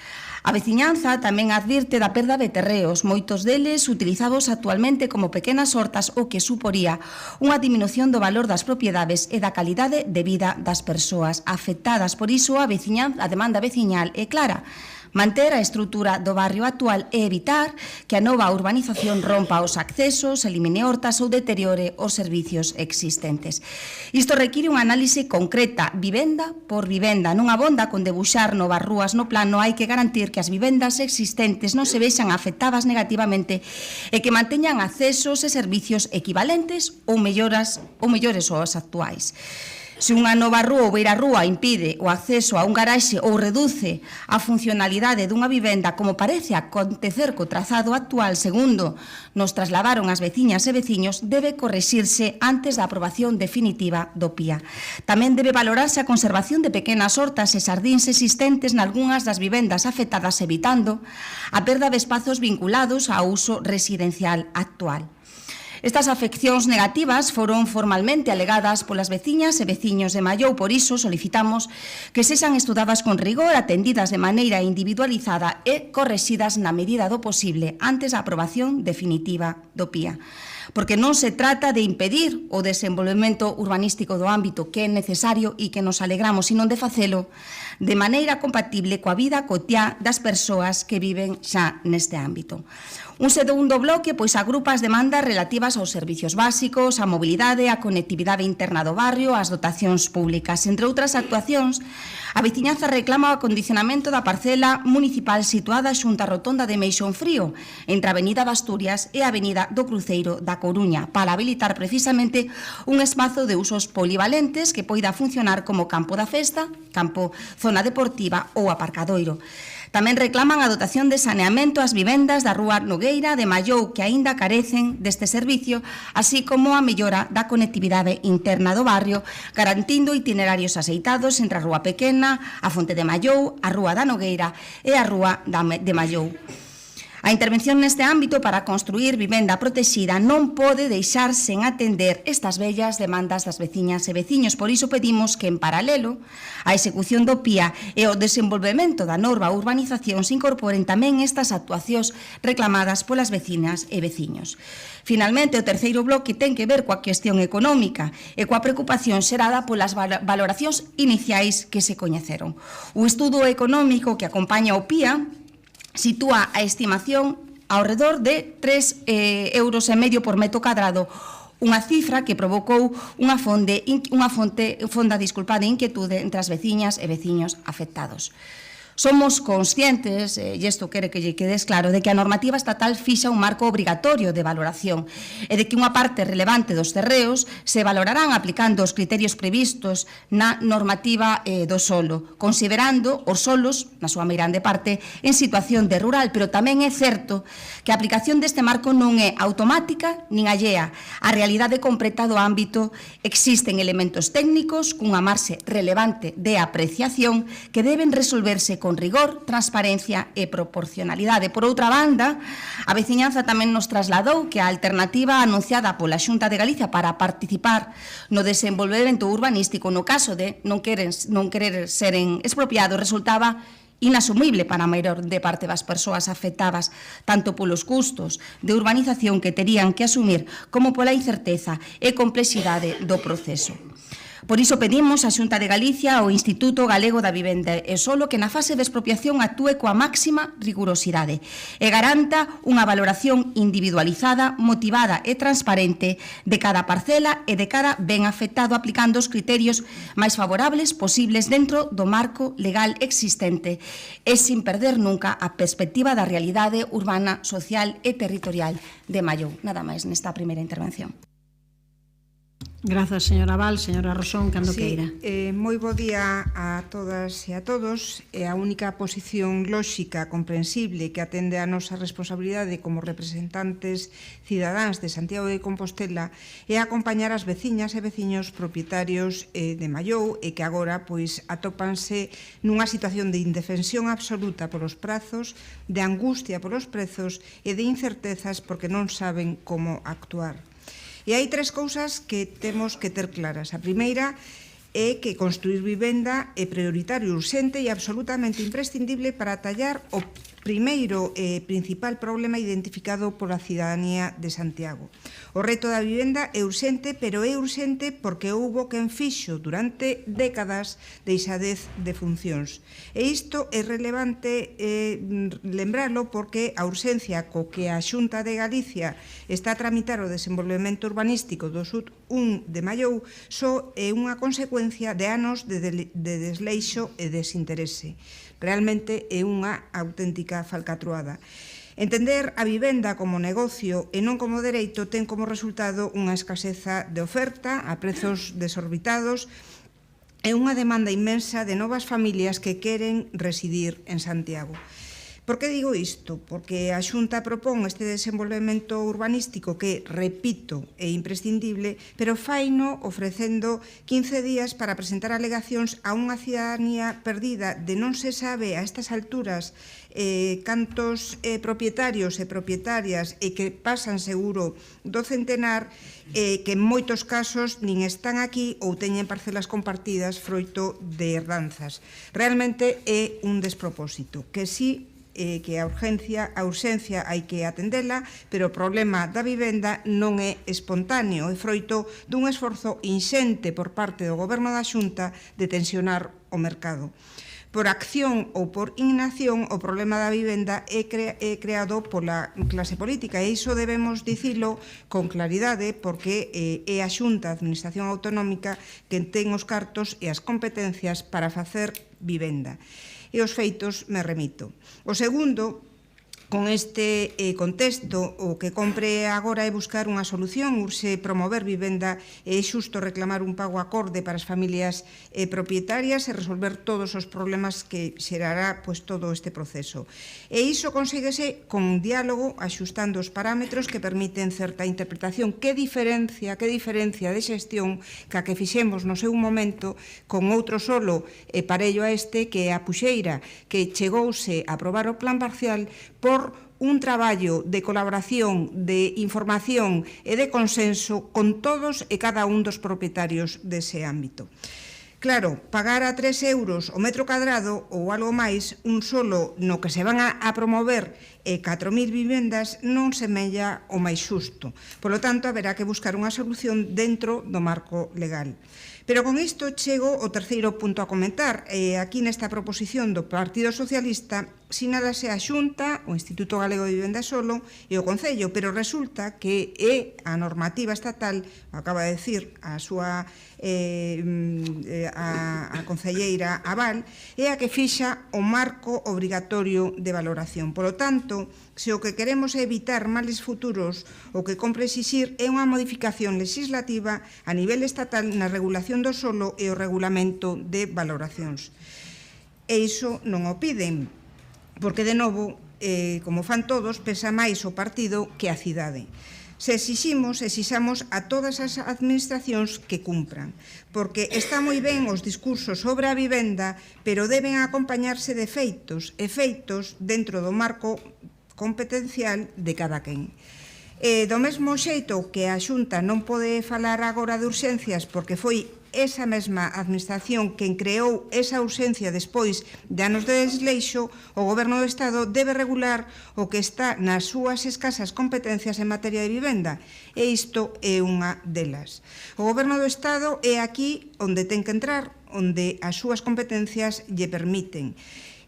Polo tanto, que modifiquen esta regulación para que este tipo de solos non sexan valorados de acordo con estes parámetros, e así asegurámonos de que en futuros proxectos de promoción de vivenda pública a valoración non vai xerar este descontento entre a veciñanza, e polo tanto non teremos que depender de procedementos xudiciais ou de calquera tipo que poida ralentizar máis aínda promocións residenciais. Ese é o punto que falta nesta moción do Partido Socialista, atallar o problema de orixe. Alén diso, respaldamos e acompañamos a cidadanía nas súas xustas reclamacións e, polo tanto, votaremos a favor desta iniciativa. Grazas, señora Rosón. Ten a palabra o señor Lestegas, cando queira. Bon día, de novo. Eu vou centrar a miña intervención no punto cuarto da proposición, porque o que fai referencia expresa ao papel do Concello.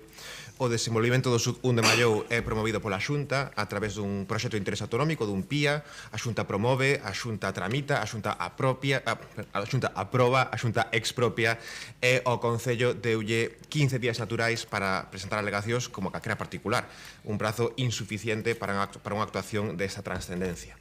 E digo isto para delimitar con precisión o alcance da intervención do Concello neste asunto e que todo o mundo teña claro que papel nos outorgou a Xunta nesta iniciativa.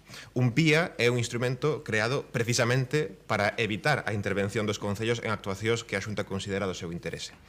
O 8 de maio alegamos, achegamos tamén unha multitude de informes que nos solicitou o IGUS, e vou explicar de forma resumidísima algúns elementos desa alegación sen entrar aquí en consideracións técnicas porque non é onde procede facelo. En primeiro lugar, o informe de sustentabilidade económica avalía o impacto da actuación no período 2029-2032 e conclúe que o saldo é favorable para a facenda municipal, pero non xustifica con precisión os gastos e ingresos previstos. Os informes municipais fan unha avaliación máis precisa e conclúen que os propietarios de parcelas con aproveitamento lucrativo deberían asumir os gastos de conservación da urbanización durante 10 anos. En segundo lugar, o documento aprobado ten importantes eivas relativas á planificación das infraestructuras básicas. Prevé solucións que non son admisibles e omite elementos esenciais, por exemplo, para unha correcta xestión do ciclo da auga, abastecimento e saneamento. En terceiro lugar, o documento non avalía o impacto da construción de máis de 3.600 vivendas na mobilidade, nin propón unha rede viaria que vai a millorala. Obviamente, desenvolver máis de 36 hectáreas no borde da cidade terá un impacto significativo no número e nas características dos desplazamentos que se realizan. Por tanto, ten que incorporar un estudo de mobilidade que analice esta cuestión en profundidade e con rigor. En cuarto lugar, no relativo á morfoloxía urbana deste novo barrio do norte de Santiago, o deseño urbano que se propón é un mal deseño. Non sei se tiveron oportunidade de ver esta infografía que forma parte do documento que se aprobou inicialmente. É, na miña opinión, unha oportunidade perdida para crear un barrio que seña exemplo de como debemos deseñar as cidades no século XXI.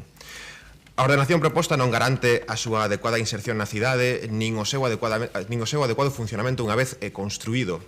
Non se resolve de forma satisfactoria o contacto coa contorna, non se integran con acerto os elementos naturais existentes e non se configuran espazos públicos de calidade. Hai case 20 anos, cando eu estaba na carreira, un profesor dicía sempre que non abonda con facer vivendas, hai que facer cidade.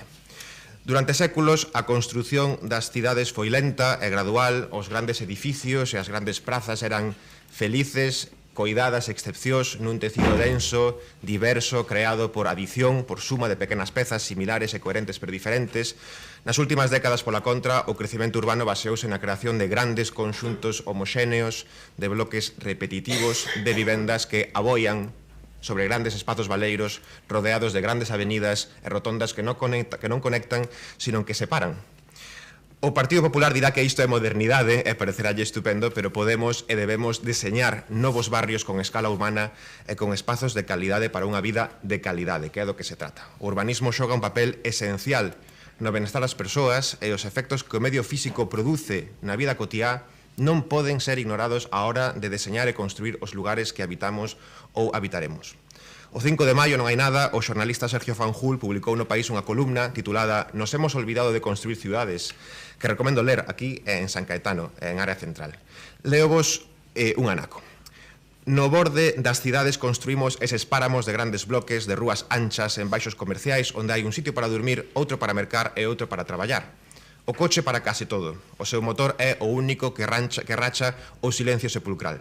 Son como almacéns de xente. Parece que fala da proposta da Xunta para Mallou, pero fala de todas as urbanizacións como esta que se construíron en tantas cidades do mundo tamén aquí. O modelo urbano que a Xunta pretende materializar en Mallou está totalmente superado. Grazas. Grazas, señor Lestegás. Señor Constenla, cando queira. Muchas gracias de nuevo, alcaldesa. Debatimos hoy una proposición del Grupo Socialista a cuento del desarrollo del PIA del Sud 1 de Mallou. Lo primero que hay que decir es que desde luego compartimos la preocupación y la necesidad de acompañar a los vecinos y desde luego a las personas afectadas. Hablar de una transformación urbanística de esta dimensión implica también hablar de personas, de familias, de expectativas y desde luego de incertidumbres, y eso requiere pues efectivamente responsabilidad, diálogo y rigor. El PIA de Mallou es una de las actuaciones urbanísticas más importantes para el futuro de la ciudad. Va a permitir la creación de un nuevo barrio pensado para alrededor de 8.000 personas, con más de 3.600 viviendas, de las que hay que recordar que el 80% serán protegidas. Buena noticia, por tanto, que supongo que compartimos todos sin ninguna fisura. Estamos hablando de un desarrollo que además no nace de la improvisación ni de una decisión arbitraria de la Xunta. En este caso, Mallou ya estaba previsto en el PSOE como suelo urbanizable desde hace décadas. Lo que hace ahora esta administración pues es que la iniciativa pública pueda desbloquear, como digo, un ámbito que la iniciativa privada fue incapaz de hacer. Y además lo hace con un modelo de ciudad sostenible e integrador, amplias zonas verdes, más de 130.000 metros cuadrados de espacios naturales, más de 3.500 árboles, carril bici, espacios para transporte público, equipamientos, movilidad pensada para personas y recuperación de elementos identitarios del barrio. El entorno de la Fuente Lavadero y el antiguo Camino del Río son un magnífico exponente de esto que digo.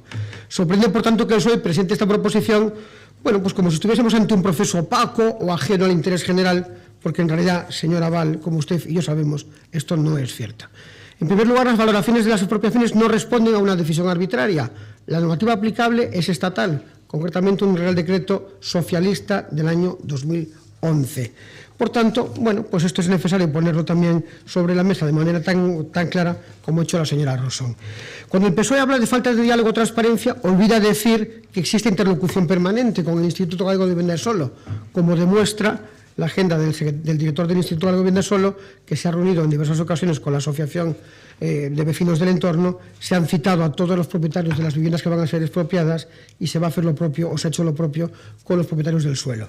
Pero además hay una contradicción política de fondo que conviene explicar con claridad, porque parte de las afecciones y expropiaciones que ha desgranado la señora Val de manera un poco sucinta, denunciando la ineficacia del PIA o la maldad del PIA, impulsado por a Xunta, no responden, o responden, quizás es la mejor manera de definirlo, a un modelo urbanístico diseñado por su partido en el PSOE del 2005. Insisto, buena parte de esas afecciones negativas, tanto en lo que tiene que ver con las expropiaciones como con las compensaciones, pues ya estaban en ese PSOE del 2005.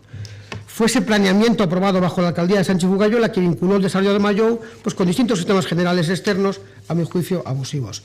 Conviene dejar claro que lo que se va a ejecutar es un desarrollo urbanístico previsto, como digo, desde hace décadas en ese planeamiento municipal. Por tanto, no se está inventando un nuevo modelo urbanístico, se está desbloqueando uno que lleva años paralizado y que en el propio Concello, desde luego la iniciativa privada, pues han sido capaces de suyo de poder hacer que arranque con la importancia que supone para el desarrollo de la ciudad.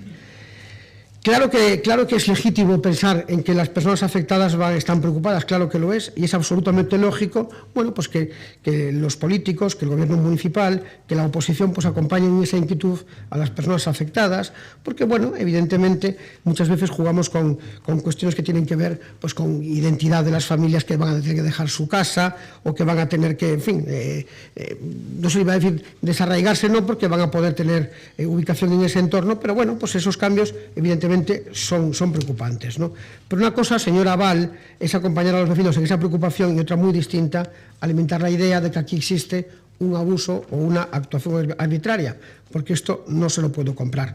La realidad es que Santiago necesita vivienda protegida y necesita suelo urbanizado y necesita dejar atrás, como bien se decía, aunque yo no comparto el diagnóstico, parálisis urbanísticas pasadas. Muchísimas gracias. Grazas, señor Constenla. Ten 2 minutos 25 segundos. Agora dispoño, señora. Gracias, alcaldesa. Bueno, señor Constela, eu en ningún momento falei de maldades del PIA. Pon vostede na miña boca palabras que eu non dixen. O Grupo Municipal de Socialista o que fixo durante estas semanas foi reunirse coas veciñas e veciños de Mallou, que nos trasladaron precisamente estas inquietudes.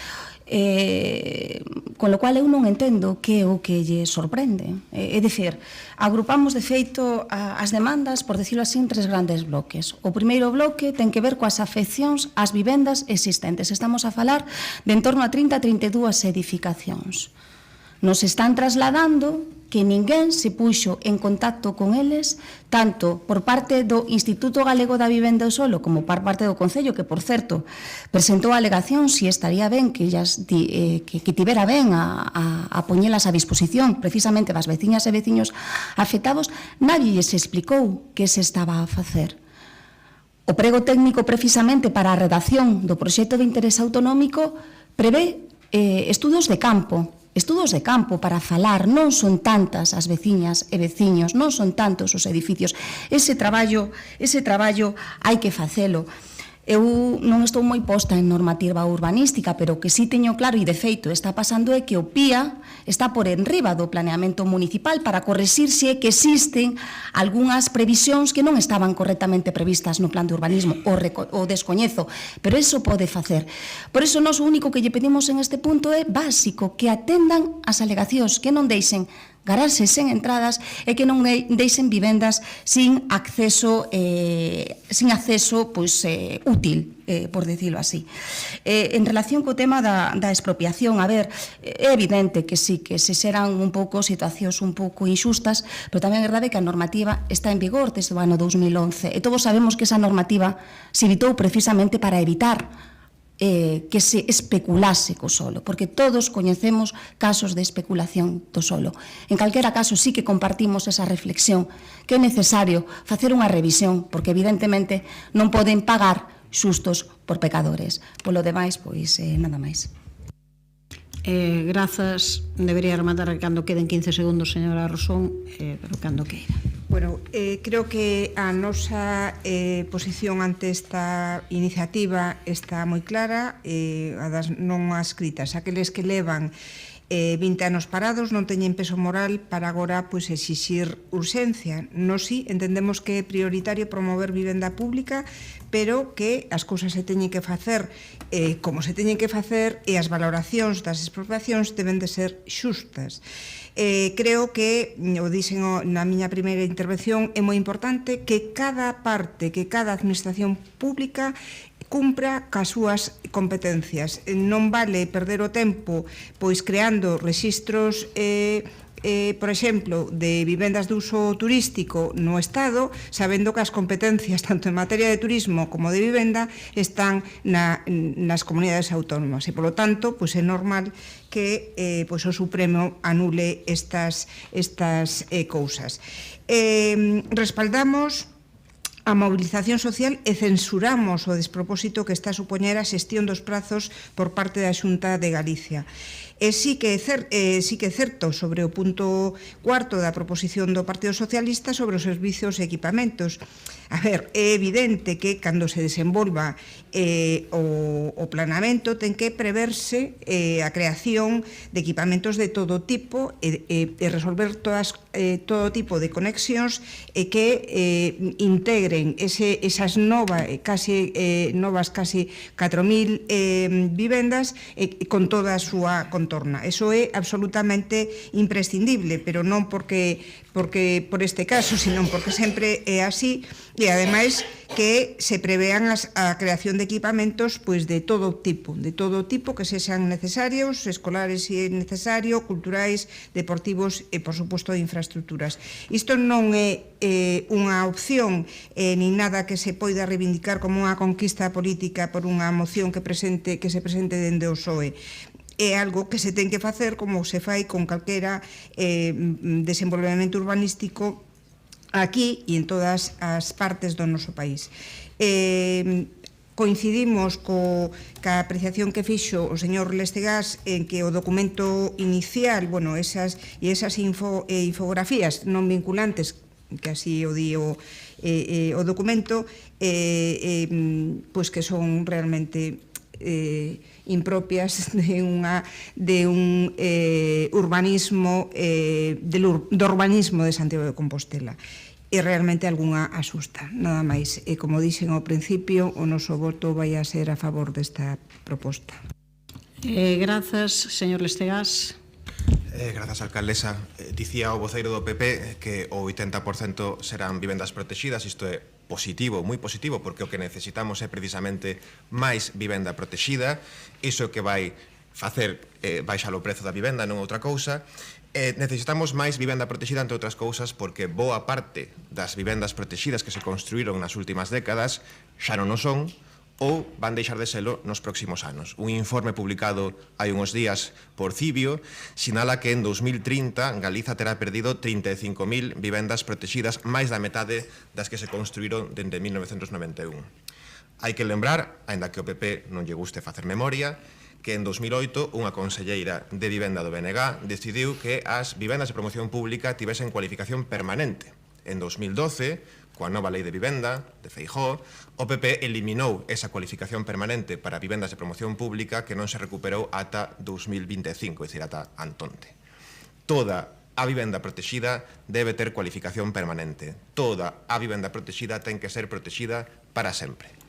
No PIA non se concretan os diferentes tipos de vivenda protegida que se pretende construir, pero o IGUS ten manifestado que só o 20% será de promoción pública. O PP reclama que o Concello lle regale á Xunta todas as súas parcelas para facer vivendas de promoción pública, pero no Sud 1 de Mallou, que o propio IGUS, que a propia Xunta promove, só reserva un 20% para vivenda de promoción pública. Isto é o que se chama disparar con pólvora do rei. Grazas. Grazas, señor Lestegás. Señor Constenla, cando queira. Gracias de nuevo.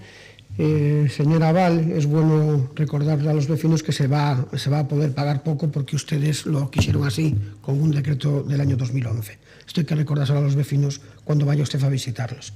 Mire, señor Lestegás, yo no le he entendido bien, creo, ¿no? No le he entendido bien si usted quiere o no quiere vivienda en Santiago.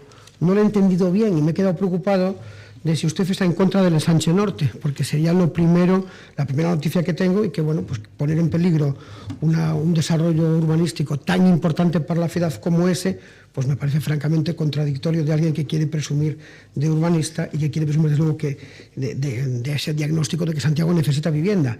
Y me gusta mucho la frase que ha hecho, que la ha copiado literalmente, que dice: la vivienda protegida hará bajar el precio de la vivienda y no otras cosas.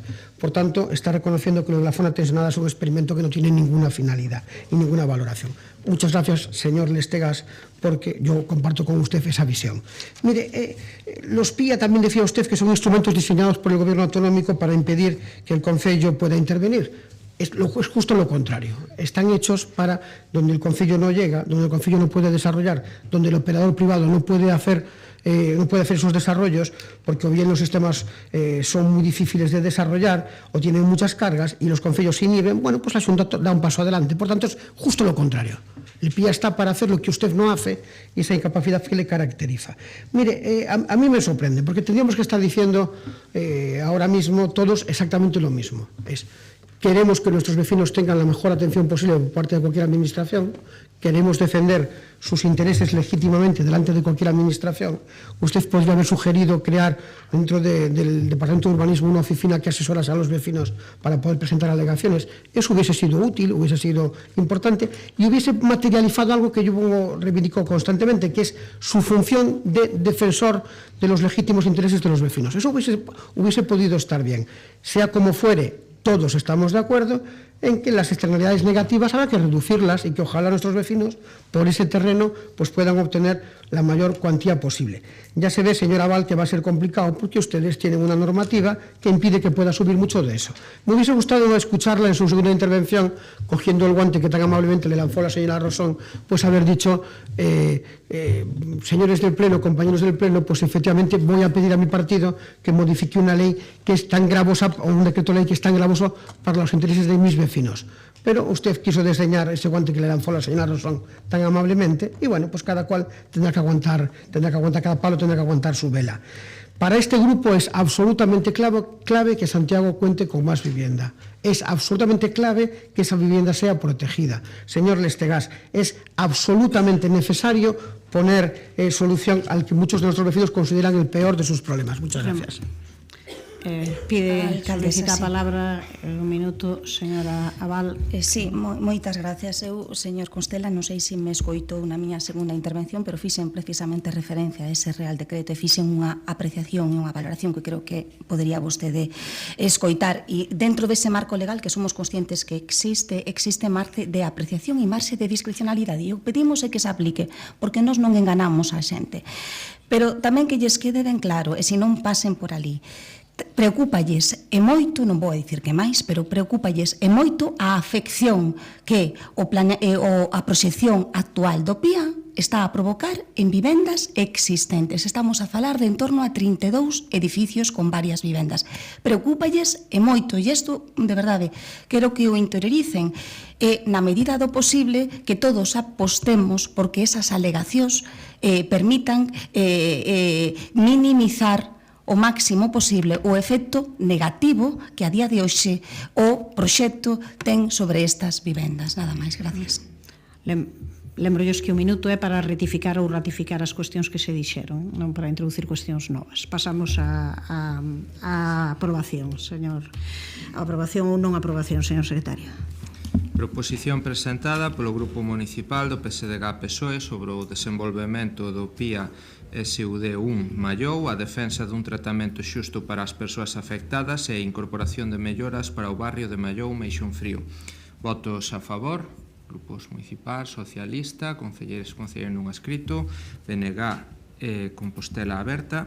Votos en contra, non hai, abstencións. Grupo Municipal do Partido Popular, apróbase a proposición. Pasamos á derradeira proposición presentada polo Grupo Municipal do PSDG-PSOE para facilitar o uso deportivo dos pabillóns dos IES de Santiago. Señora Val, cando que? Gracias, alcaldesa. Bueno, pois traemos esta proposición non desde o punto de vista partidista, porque, bueno, parece que todo o que trae o Grupo Municipal Socialista é por interés partidista. Traemos esta proposición porque Santiago ten un problema real de falta de instalacións deportivas disponibles para clubs, entidades e deportistas. da cidade. E non estamos a falar dun problema menor. Segundo o rexistro de entidades deportivas da Xunta de Galicia, Santiago conta con máis de 200 entidades deportivas. É dicir, temos unha rede deportiva moi ampla, diversa e viva, que abrangue clubs, escolas, entidades de base, modalidades colectivas, individuais e que cumpre unha función social fundamental na promoción do deporte, da saúde e da convivencia. Ademais, como xa sabemos, este número non é estático. Todo indica que seguirá medrando sempre cando os deixemos medrar cada tempada, porque tamén medra a práctica deportiva no conxunto da sociedade. A propia enquisa de hábitos deportivos en España, a que facemos referencia na proposición, sinala que o 62,7% da poboación de 15 ou máis anos practicou deporte no último ano, que supón un incremento de 5,4 puntos porcentuais respecto da enquisa do ano 2022. Polo tanto, a tendencia é clara.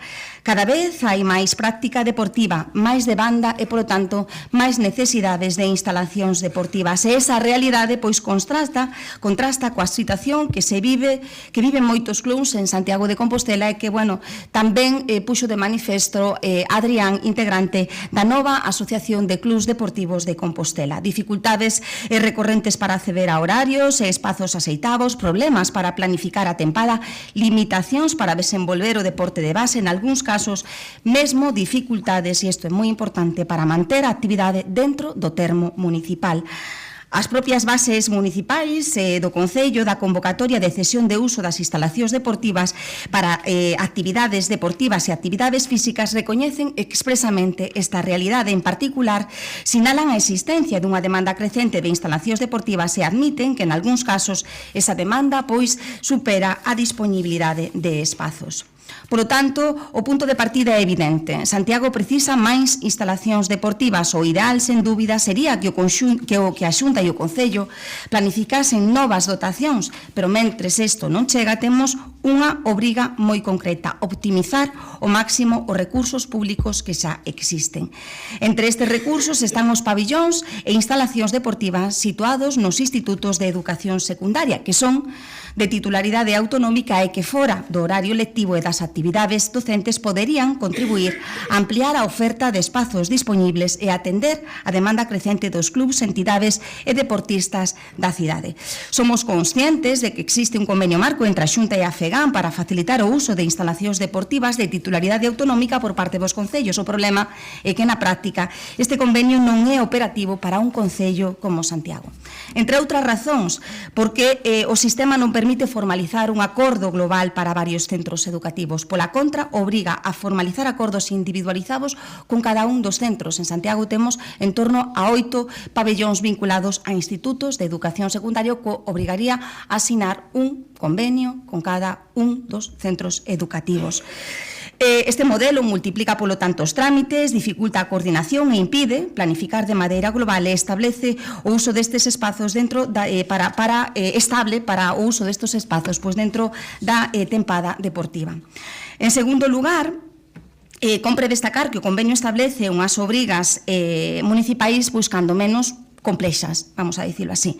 A cláusula terceira prevé unha fórmula complexa para repartir as cargas económicas que obriga a calcular e diferenciar diferentes tipos de gastos, o que na práctica pode xerar máis burocracia, e por outra parte, a cláusula cuarta impón aos concellos obrigas adicionais, como garantir unha persoa responsable durante o uso das instalacións e asumir a súa limpeza posterior. Estas previsións resultan discutibles, e isto o sabemos desde o punto de vista da fiscalización do gasto, porque se trataría de atender inmobles que non forman parte do patrimonio municipal.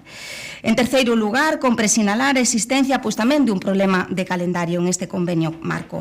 A cláusula terceira do convenio marco establece que o concello que queira usar estas instalacións debe presentar a solicitud ante a dirección do centro durante o mes de setembro. Porén, esta previsión non encaixa plenamente coa dinámica propia da planificación deportiva municipal. As bases municipais de cesión de instalacións deportivas regulan o reparto das 200 horas para toda a tempada deportiva e prevé usos desde o 25 de agosto ata o 30 de xullo do ano seguinte.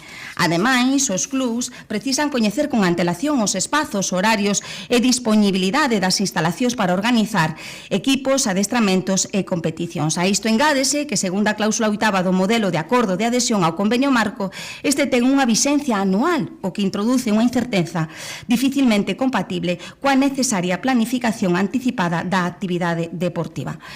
De aí a nosa proposta que pasa por estudar e impulsar un convenio único, mentras non se construyan novas instalacións deportivas entre a Xunta e o Concello, que permita incorporar todos ou boa parte dos pabellóns do IES a oferta anual de instalacións deportivas que o Concello lanza a clubs, entidades e asociacións deportivas. Grazas, señora Val. Señor Muiños, cando queira. Sí. Ante esta proposición do Partido Socialista eu teño 3 preguntas. A primeira, é máis doado que o Goberno local alcance un acordo coa Xunta de Galicia para a formalización dun convenio específico por utilizar os espazos deportivos dos centros escolares fora do horario lectivo, ou que ese acordo se formalice con cada centro escolar como establece, como así se dixo antes, nese convenio asinado en xuño de 2021 entre a Xunta e a FEGA. Creo que ás veces temos que ser conscientes de que as institucións están pilotadas por partidos políticos que en moitos dos casos priorizan outros intereses por enriba do xeral. Isto pode condicionar a posibilidade de alcanzar ese acordo. Hai distintos exemplos, como vemos pois no aparcadoiro do Hospital Clínico ou incluso hasta o Parque Comarcal de Bombeiros. Por lo tanto, eu creo que isto que se propón é difícil no momento no que estamos. É unha oportunidade perdida porque se o convenio entre Xunta e FEGAN establece a posibilidade de realizar esos convenios individuais cos propios centros, o camiño máis doado e rápido semella ser precisamente ese, non? E de aquí a miña segunda pregunta. Segue en vixencia ese convenio?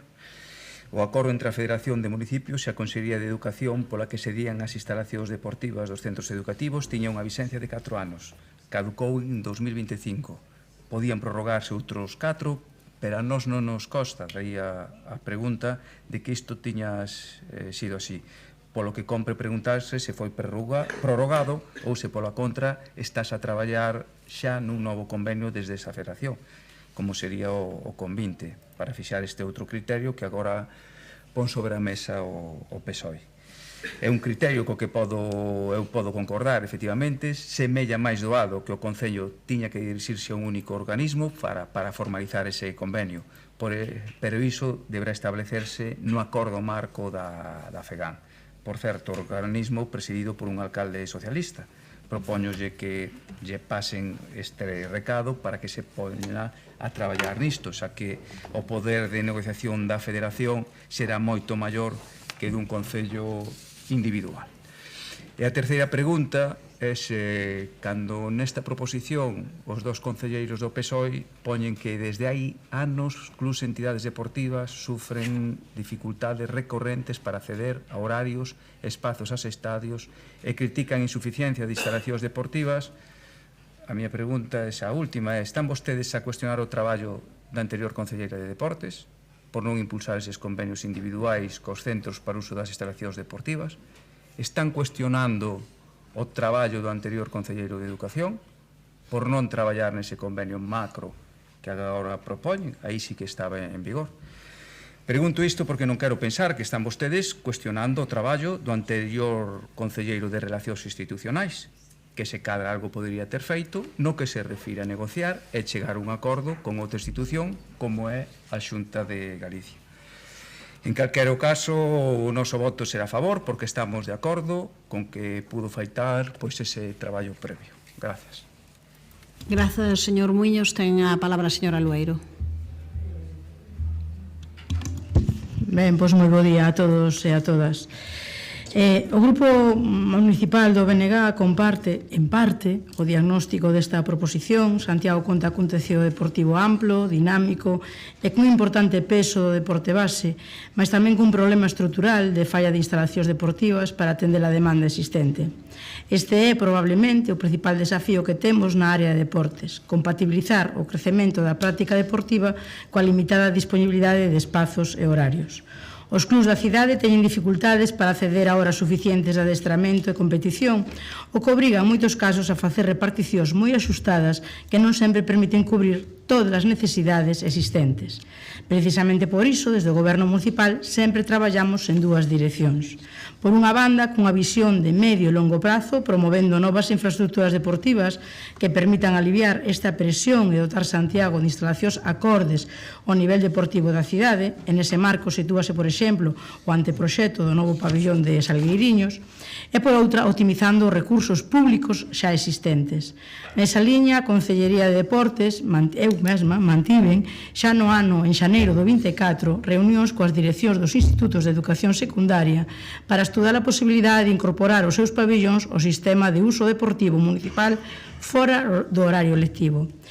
Falamos tamén coa Consellería de Educación para avanzar nun marco de acordo que facilitase esta utilización compartida das instalacións e acudimos igualmente ao convenio marco que asinou a FEGAM. Agora ben, compre dicir con claridade que existen dificultades importantes que xa se expuxeron en intervencións neste pleno agora mesmo. O actual modelo de cesión depende en gran medida da autonomía de cada centro educativo, o que obriga a negociacións individualizadas e dificulta unha planificación global estable por parte do Concello. Hai instalacións que xa teñen a súa disponibilidade comprometida con outros usos ou actividades para entidades deportivas compostelás ou de outras localidades cos que manteñen acordos directos. Ademais, algúns pabillóns teñen tales carencias e deficiencias que non reúnen os requisitos mínimos para a práctica deportiva. Ou, como dixo Adrián na súa intervención, mesmo se celebran aniversarios. A pesar disto, xa hai exemplos de colaboración en marcha como o uso do pabillón Lamas de Abade, do Instituto. Por tanto, estamos de acordo na colaboración institucional para aproveitar ao máximo as instalacións deportivas públicas, sempre que as condicións o permitan.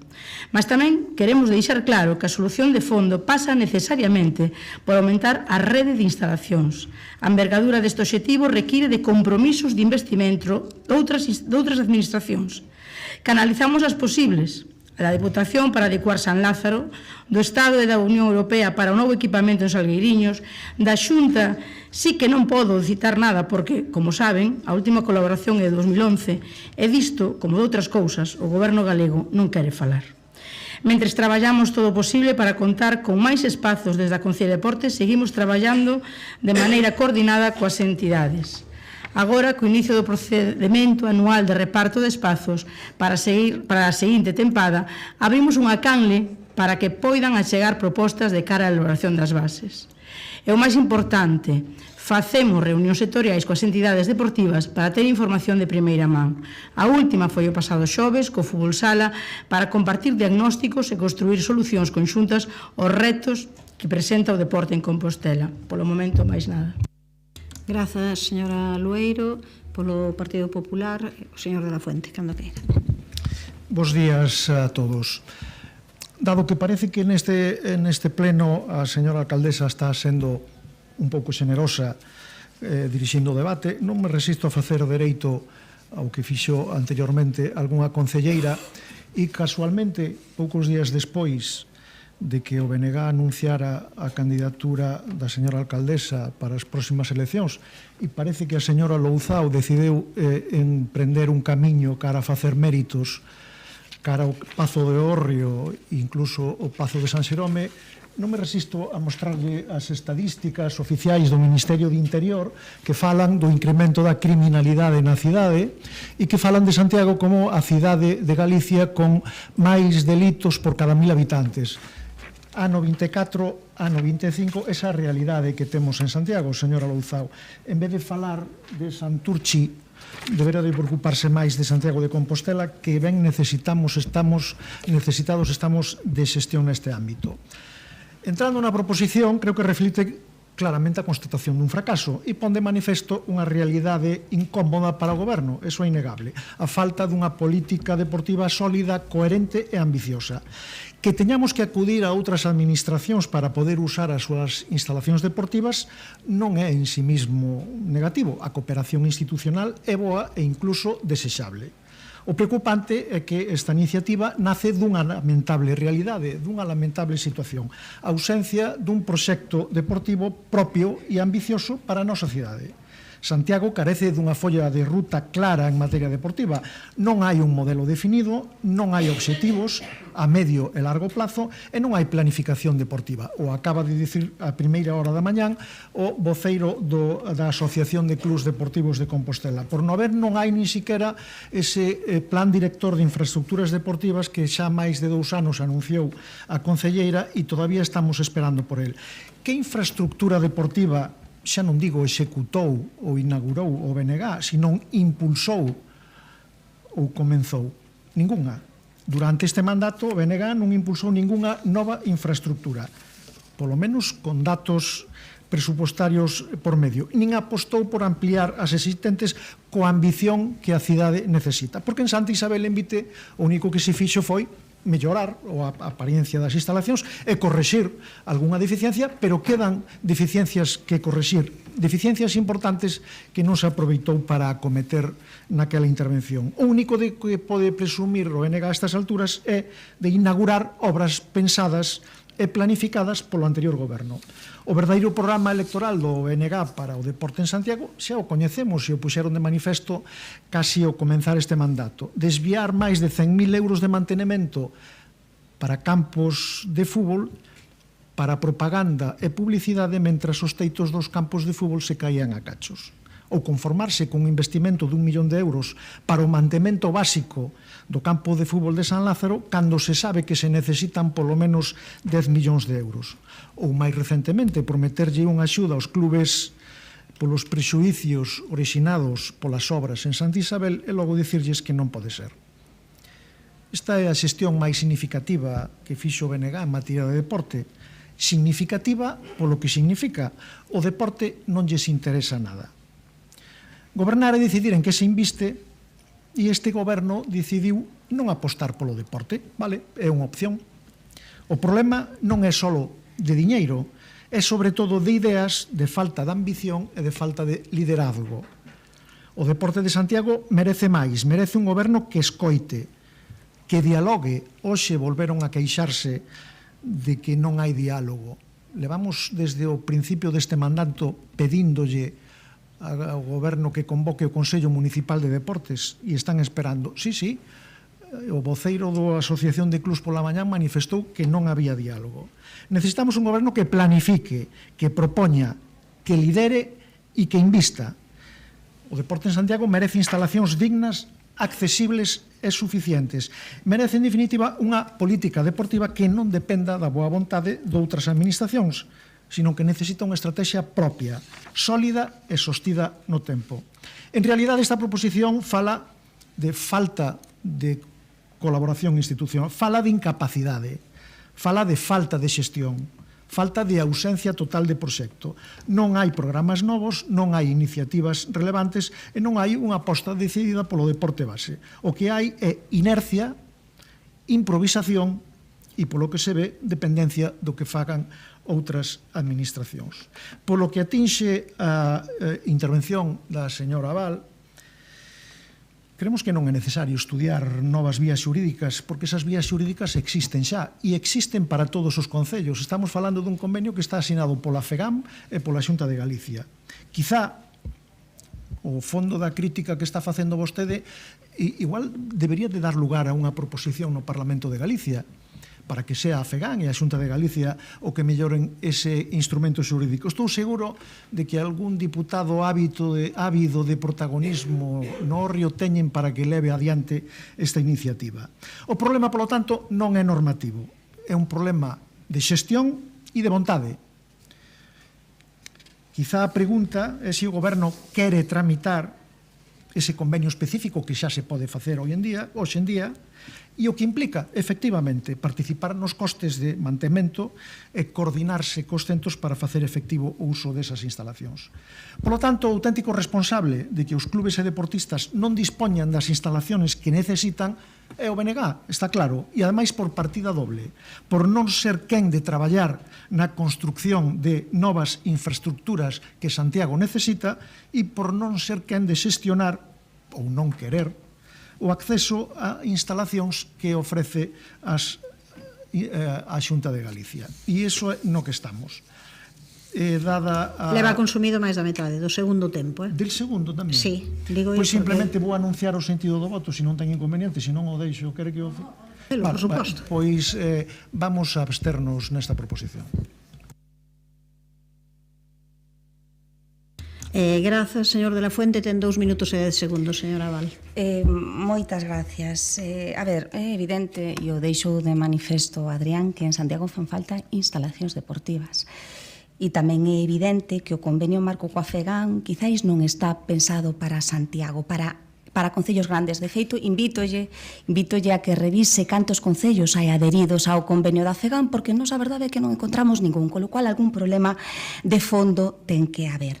Fan falta novas, eu falo coa FEGAN, non hai ningún problema, fan falta novas instalacións deportivas, pero, mentras tanto, o que pedimos é que se optimice o que temos, que se optimicen, e, de feito, o está dicindo a propia representación da Asociación de Clubs Deportivos de Compostela, que se optimice, que se busque a maneira de optimizar. Somos conscientes de hai que facer melloras, pero esas melloras poden ser financiadas tanto pola Xunta como polo Concello de Santiago, porque non podemos esquecer, porque os datos están aí para contrastar, que a Xunta de Galicia ten unha débeda histórica en materia deportiva co Concello de Santiago. Hai un problema, eu non sei se hai un problema institucional dende hai máis de 20 anos, quizáis, a nivel de alcaldía e presidencia da Xunta de Galicia. Igual hai que revisar que está pasando, porque o certo é que vemos investimentos en Vigo, no IFEBI, pista polideportiva, investimento e mantemento. En Espourense, pista polideportiva financiada pola Xunta, mantemento e investimento.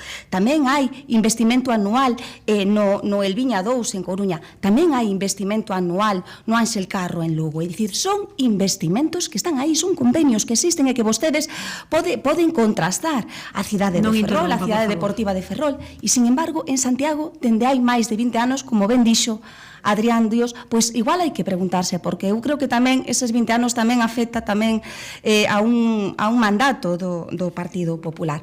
Con lo cual é importante que nos centremos. O convenio actual, pois polo que sexa, non está tendo éxito en ningún municipio de Santiago, por certo.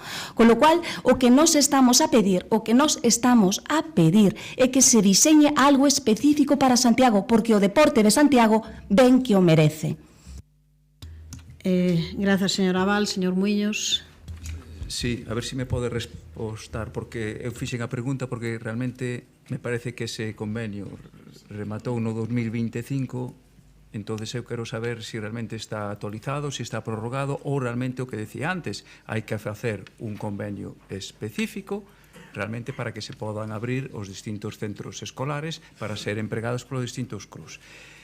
Co que hai actualmente é unha realidade, así o expresou Adrián, que non chega. A mí tamén me sorprende, e vou poñer un exemplo, un domingo unha instalación deportiva como é Santa Isabel, domingo 10 de maio concretamente, estaba totalmente pechada ás 10:15 da mañá. Non sei se non había nin competicións, non había nin adestramentos, nin nada. Foi algo que me sorprendeu. É un exemplo que me chamou realmente a atención. Tanto o pabellón, sí, foi que me chamou a atención, non sei se porque ese fin de semana non había competicións, o digo porque realmente se non había competicións, estaba pechada ese día, realmente sería un abanico importante de horas que se poderían ofrecer pois os distintos clubs para que se poideran empregar. O poño aí en riba da mesa, non? Xa dixen, o posicionamento noso de voto é favorable, sendo conscientes da necesidade pois imperiosa que hai de novas instalacións deportivas e da mellora tamén das actuais. Grazas. Grazas. Ten a palabra a señora Lueiro. Ben, non me deu tempo para mirar, creo que o de maio que había, por contestar xa a isto, o de maio había unha competición que organizou feminino, que organizou o Victoria, e cambiaron a hora, casi cambiaron o inicio da competición polo partido do Depor, porque chegou o Depor a final. Entón, a competición empezaba ás 10, entón o conserxe teria que abrir ás 8:30, 9 da mañá, e cambiaron de hora. Creo que foi iso que pasou, pero agora falo de memoria. Bueno, falo de memoria, non sei. Ben, eu, indo coa miña intervención, creo que escoitamos a distintas persoas, o señor concelleiro do PP e máis eu, porque Adrián queixábase das infraestructuras, non se queixaba da falta de diálogo. Entón, creo que escoitamos a xente diferente. Ben, como xa dixen na miña anterior intervención, esta proposición pon en riba da mesa unha problemática real que afecta ao deporte compostelán. Agora ben, tamén é importante recoñecer que este goberno municipal xa leva tempo traballando nesta cuestión, tanto cos centros educativos como coa propia consellería. O problema non é a falta de vontade municipal. Se fose así, a propoñente teria que asumir tamén a súa parte, porque a situación non era mellor no mandato pasado. Hai limitacións administrativas, problemas de disponibilidade e tamén carencias no estado de algunhas instalacións que dependen da administración autonómica. Por iso, máis alá das declaracións de intencións, o que fai falta é vontade real de colaboración institucional e tamén investimentos que permitan mellorar e ampliar os espazos deportivos. Se tiveramos 9 millóns da Xunta de Galicia, como ten Ferrol, poderíamos ter instalacións novas. Nos imos seguir traballando nesa liña, ampliando o número de instalacións, optimizando os recursos disponibles e dialogando permanentemente cos clubs e entidades deportivas. Se miramos ao presente, sí que lle vou dicir quen defende no Parlamento galego os intereses da cidade de Santiago. A nosa compañeira Saleta Chao. E, se miramos a futuro, xa lle dixen antes, porque o deporte base merece infraestructuras dignas e unha planificación á altura da importancia que ten Santiago, estamos no bo camiño. Temos o Horizonte Compostela e xa dixen antes que está planificado o pabellón de Salgueiriños. Dito isto, o noso voto vai ser a favor. Ten 1 minuto 10 segundos, señor de la Fuente. Díxenlle que iba bastante avanzado a metade para avisalo de que aínda, vamos, porque ás veces vostede molesta se ao final acaba o tempo por completo. Ás veces teño a con humor, que me boicotea, porque non acabo de Vale, de acordo, xa sei que nunca máis o volverei a avisar. Aviso, porque vostede me pide que o aviso e agora cando aviso di que me o boicoteo. Señor, creo que vostede tamén ten un pouco... No, yo dicía, entonces vou asumir a culpa, entendín mal. Entendín que había agotado todo o tempo. No, díxenlle que levaba consumido bastante parte do tempo da segunda quenda. Ten 1 minuto e 10 segundos. Vale, 1 minuto e 10 segundos. Simplemente, bueno, por volver a recordar argumentos, creo que estamos falando dunha cuestión que trascende o ámbito deste pleno e o ámbito das nosas competencias. É necesario un instrumento de colaboración que ten que formalizar a Administración Autonómica ca Federación Galega de Municipios e Provincias. En ese ámbito hai que circunscribir esta proposición. É evidente que Santiago ten un déficit clarísimo de instalacións deportivas. Somos seguramente a cidade de Galicia que peores instalacións temos. E en eso hai que facer autocrítica, non é só sempre andar botándolle a culpa a outras administracións ou andar apelando sempre o que outras administracións poden facer, porque temos unha concellería de deportes que algo debe de estar facendo ou algo debería de estar planificando.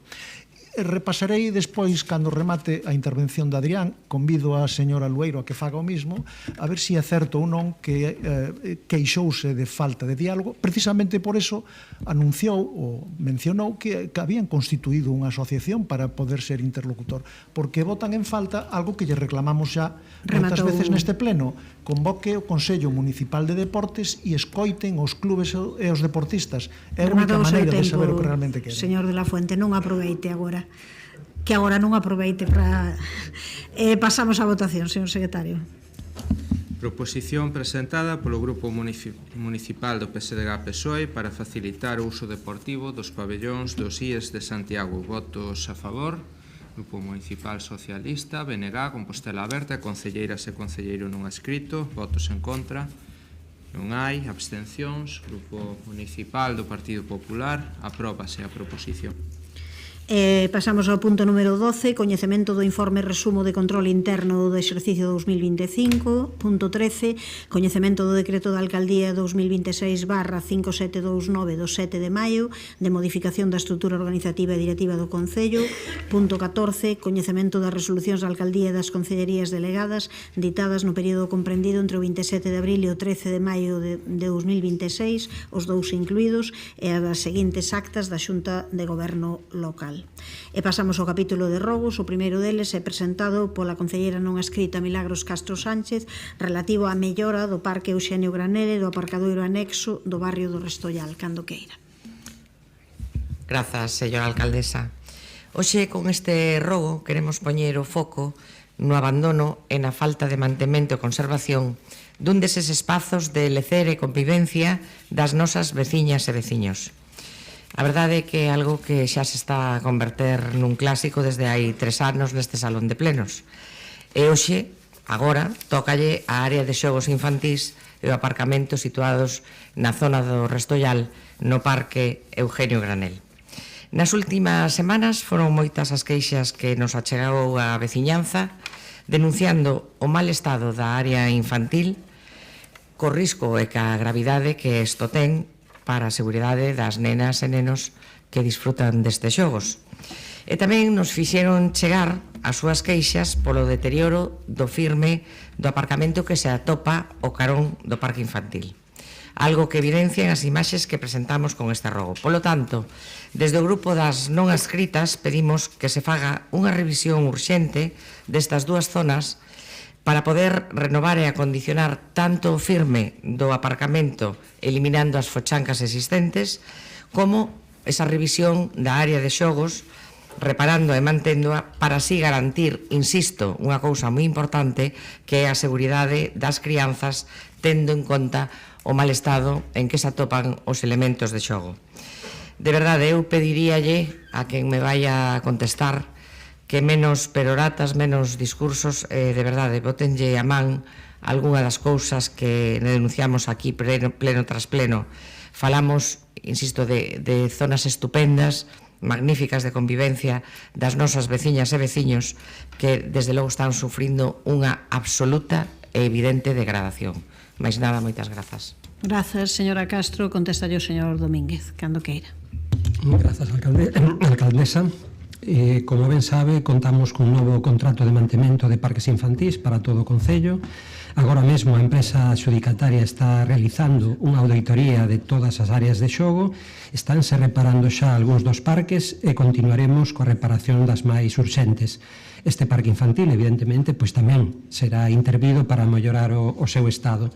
E, por outro lado, demos de traslado tamén ao servizo correspondente para a revisión da zona de estacionamento para valorar as actuacións que compre executar nesa zona de celosías de formigón que faltan algunhas delas. Grazas.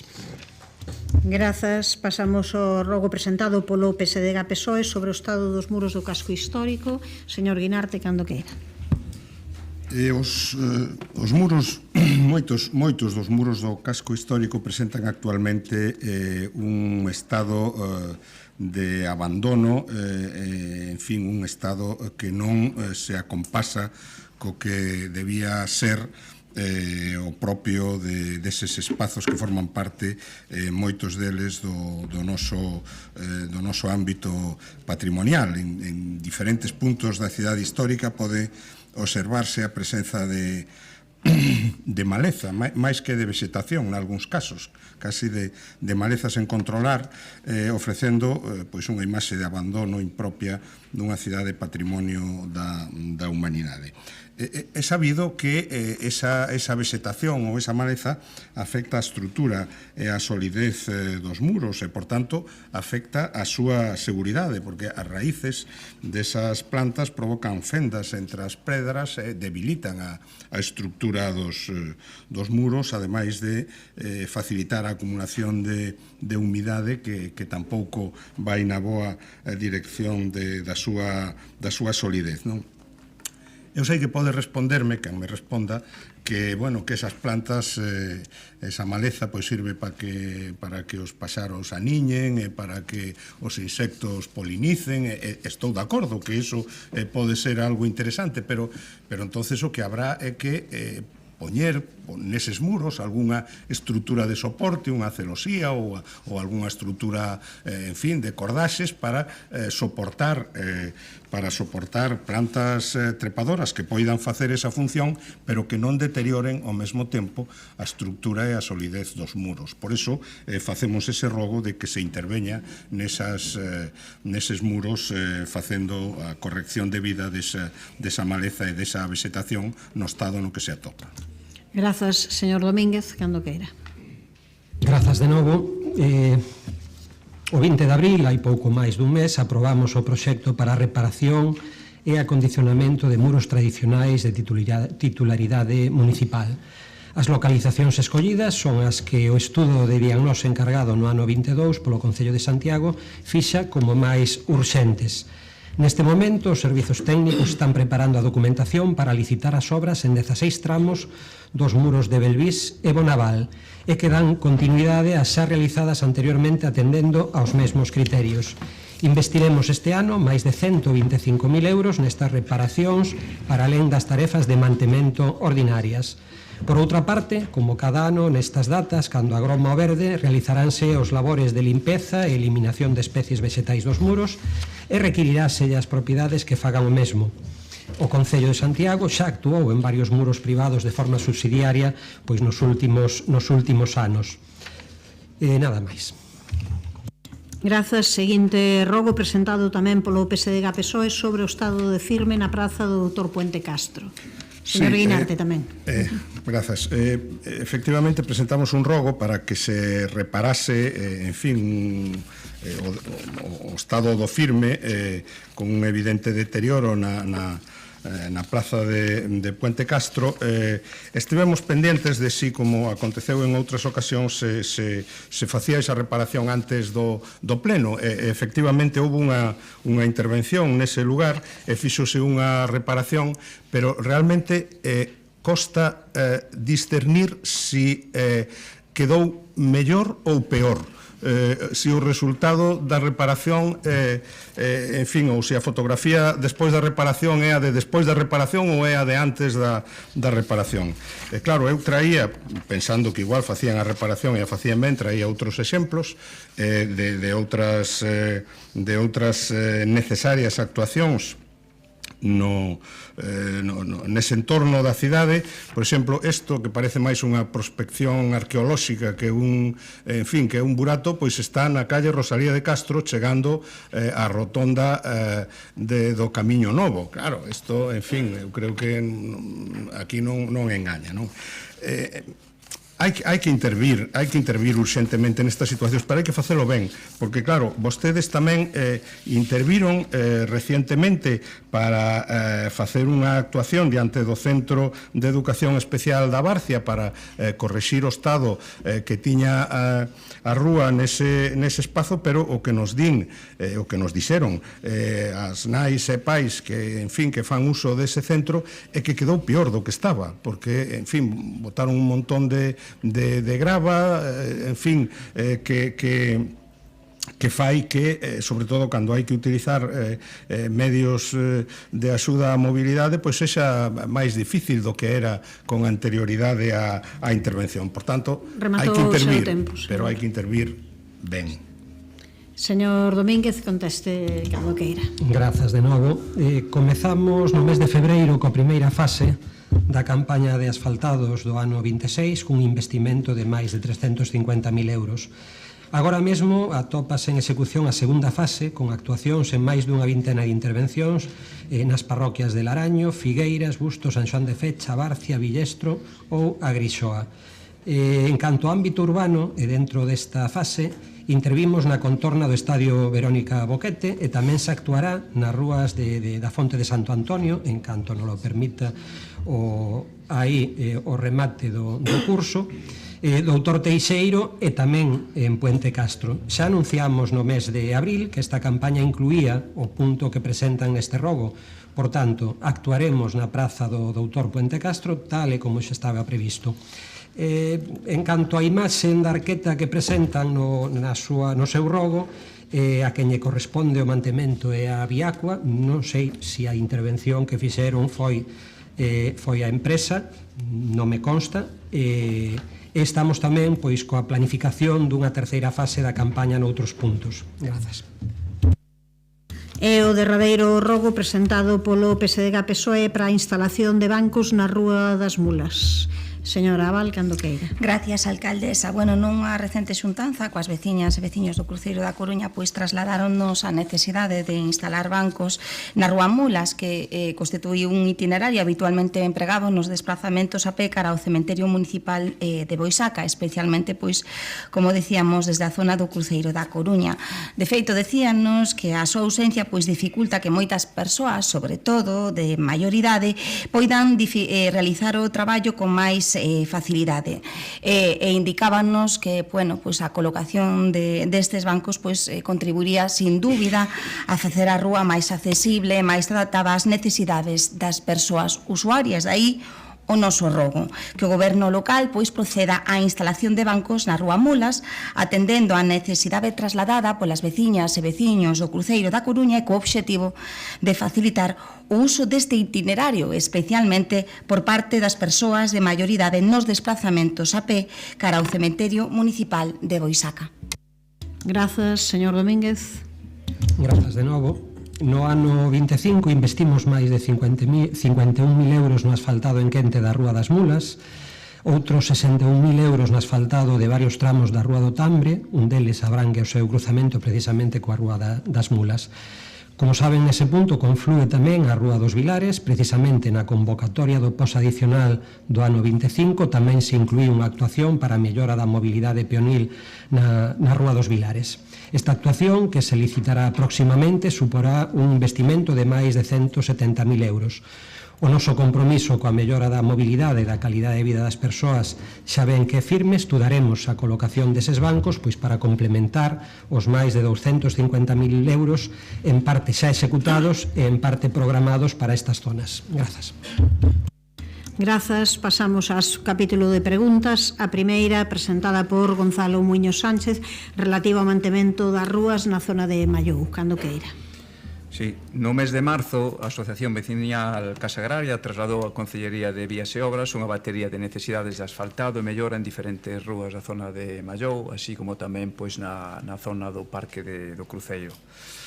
Sinalaron pois distintos desperfectos existentes na contorna da Fonte de Mallou, Rúa Nogueira de Mallou, afundimentos e fochancas e outras vías como Rúa Queimada ou a Rúa do Cruceiro.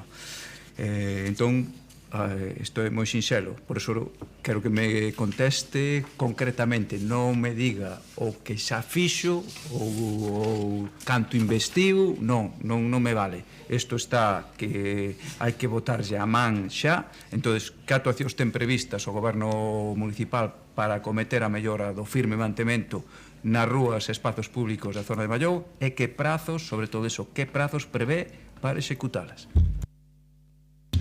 Pois vamos a ser concisos. A finais de xaneiro aprobamos o proxecto para a reurbanización da Rúa de Mallou, un proxecto que supuxo un esforzo importante para dispoñer dos terreos necesarios para cometer unha renovación profunda de toda a rúa.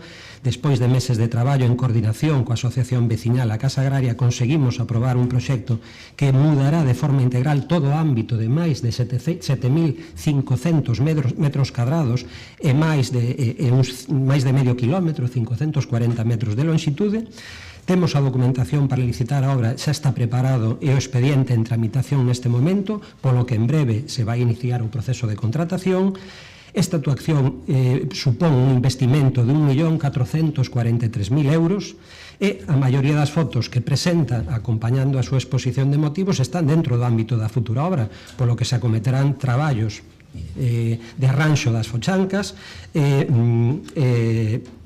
tendo en conta que o pavimento será rexenerado completamente pois nos próximos meses. No resto de localizacións seguiremos realizando o mantemento oportuno para garantir a seguridade peonil e a accesibilidade. Espero ser o suficientemente conciso. Señor Muiños, non sei se quere contestar algo. Sí.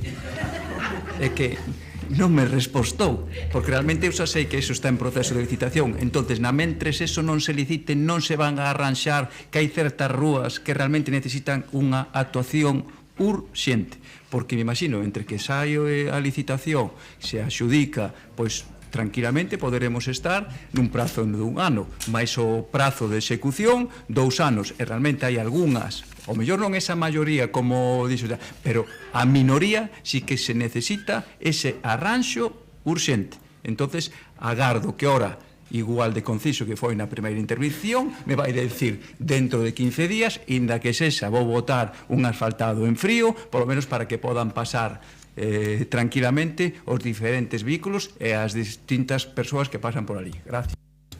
Grazas, señor Domínguez.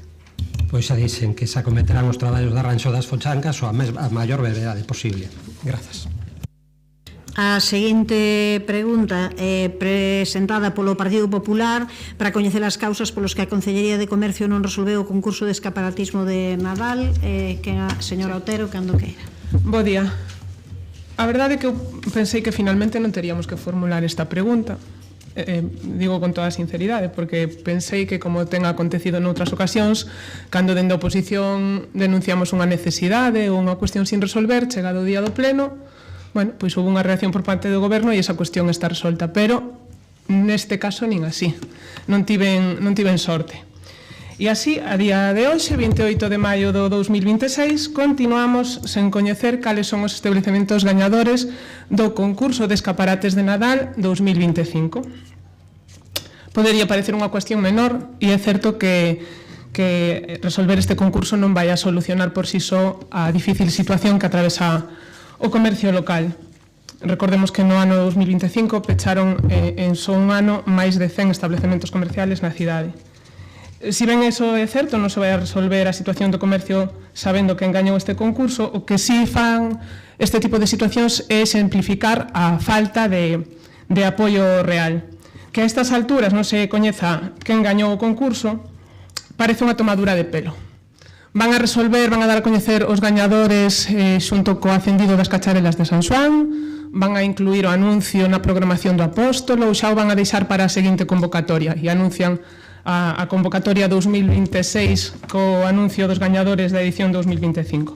Parece, como digo, unha tomadura de pelo, pero que sí que, sen lugar a dúbidas, é unha falta de respecto para coas persoas que diariamente sacan adiante os seus proxectos profesionais con moitísimo esforzo e, ademais disto, o tempo que fan, xeran postos de traballo na cidade e crean identidade de cidade. É por iso que temos que preguntar cales son os motivos que teñen adiado a resolución do concurso de escaparates de Nadal 2025 e en que data concreta teñen pensado dar a coñecer os establecementos gañadores e facer entrega do correspondente premio. En canto a data en que se vai a dar a coñecer, pediría igual que o compañeiro Gonzalo Muiños que sexa, pois eso, unha resposta concreta. Grazas, señora Otero. Responde a señora Rozas.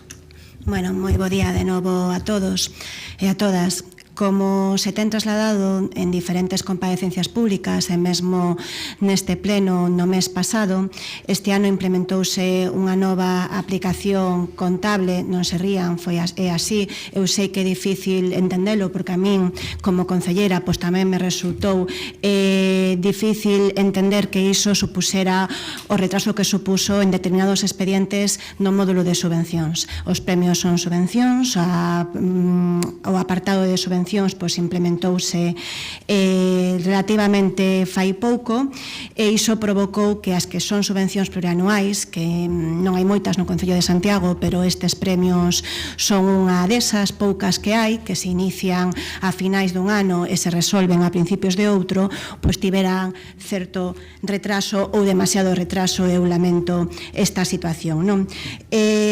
O expediente está en fiscalización, pendente de fiscalizar moito antes de que a concelleira do Partido Popular pois trasladara esta cuestión públicamente. Sí que é certo que pudemos ter anunciado os premiados, aínda que non estivera fiscalizado ese expediente ou non estivera aprobado en Xunta de Goberno, a práctica habitual no Concello de Santiago era unha vez estaba fiscalizado de forma favorable e aprobado no Concello. Eu asumo pois aí a miña responsabilidade de continuar coa práctica que era habitual e non ter anunciado mentras non estivera pois todo o expediente resolto. Como decía antes, está en fiscalización, leva xa un tempo en fiscalización, esperamos que se resolva pois dentro de pouco e se notificará, por suposto, aos comercios gañadores. Se quere comentar algo, señora Otero. Sí, home, a ver, que a causa do adiamento sexa a aplicación contable non é que sexa difícil de entender, é que a verdade é que hai que facer un esforzo supino para poder creer que esa é a causa deste retraso. E tampouco a min me contesta, igual que a pregunta anterior, non hai sorte hoxe, Gonzalo, seguimos sin saber quen gañou e cando vamos a saber quen gañou. Van alá 6 meses, estamos en xuño. Supoño que será iso, pois ou para as cachareras ou dentro da programación do Apóstolo. Señora Rozas, cando queira. Señora Otero, o Concello de Santiago tramita os expedientes sen unha normativa e, por tanto, a través de aplicacións. Se non hai unha aplicación que permite dar conta, por exemplo, a Base Nacional de Subvencións, non o podemos tramitar. E, lamentablemente, para min, que son a principal perxudicada, que teño que dar explicacións de por que aínda non se tramitou, lamentablemente, ese módulo de subvencións pois estivo operativo de forma recente. Como lle decía na miña intervención, está pendente de fiscalizar. Esperemos que salga fiscalizado nos próximos días. Cando se aprobe en Xunta de Goberno, xa que esperamos hasta o momento a que estivera todo o expediente fechado, pois cando se aprobe será cando notificaremos os gañadores. A seguinte pregunta, tamén feita polo Partido Popular, sobre as obras de naturalización da lagoa do Auditorio, a restauración fluvial do río Corgo, financiado polo Plan de Recuperación, Transformación e Resiliencia. Señora Ferreiro, cando queira. Bo día a todas e a todos. O procedemento de contratación desta obra paralizouse unha vez licitada, estado pendente do informe técnico do Sobrevé ao perderse os fondos europeos que a financiaban, sendo a última actuación publicada a acta da mesa de contratación realizado o 28 de novembro de 2025, correspondente á apertura do Sobreá, no que se admitiron aos 2 licitadores que se presentaron. Recordemos que estamos a falar dunha actuación dotada dun orzamento de case 700.000 euros sin IBE, correspondente ao proxecto Entre Sares Arela, que tiña como data límite de execución o 31 de decembro de 2025, incluídas as prórrogas. Estamos ante un caso máis do desleixo deste goberno, neste caso por partida doble. Primeiro, pola súa incapacidade para xestionar e manter a subvención que ia financiar este contrato, perdendo unha financiación externa que tanto necesito no se Concello e estando ademais advertidos dese risco. E segundo, é algo que me digan o contrario, xa que eu remito má información publicada na plataforma de contratación e que non sempre está actualizada, por manter un procedemento de contratación no limbo, vulnerando así a lei de contratos. O que non poden facer é deixar o expediente nun caixón de forma indefinida. Deberían, ao amparo do artigo 152 da Lei de Contratos, desistir da contratación, compensando aos licitadores polos gastos estritos da preparación da oferta, tras máis de 6 meses dende a apertura do Sobreá.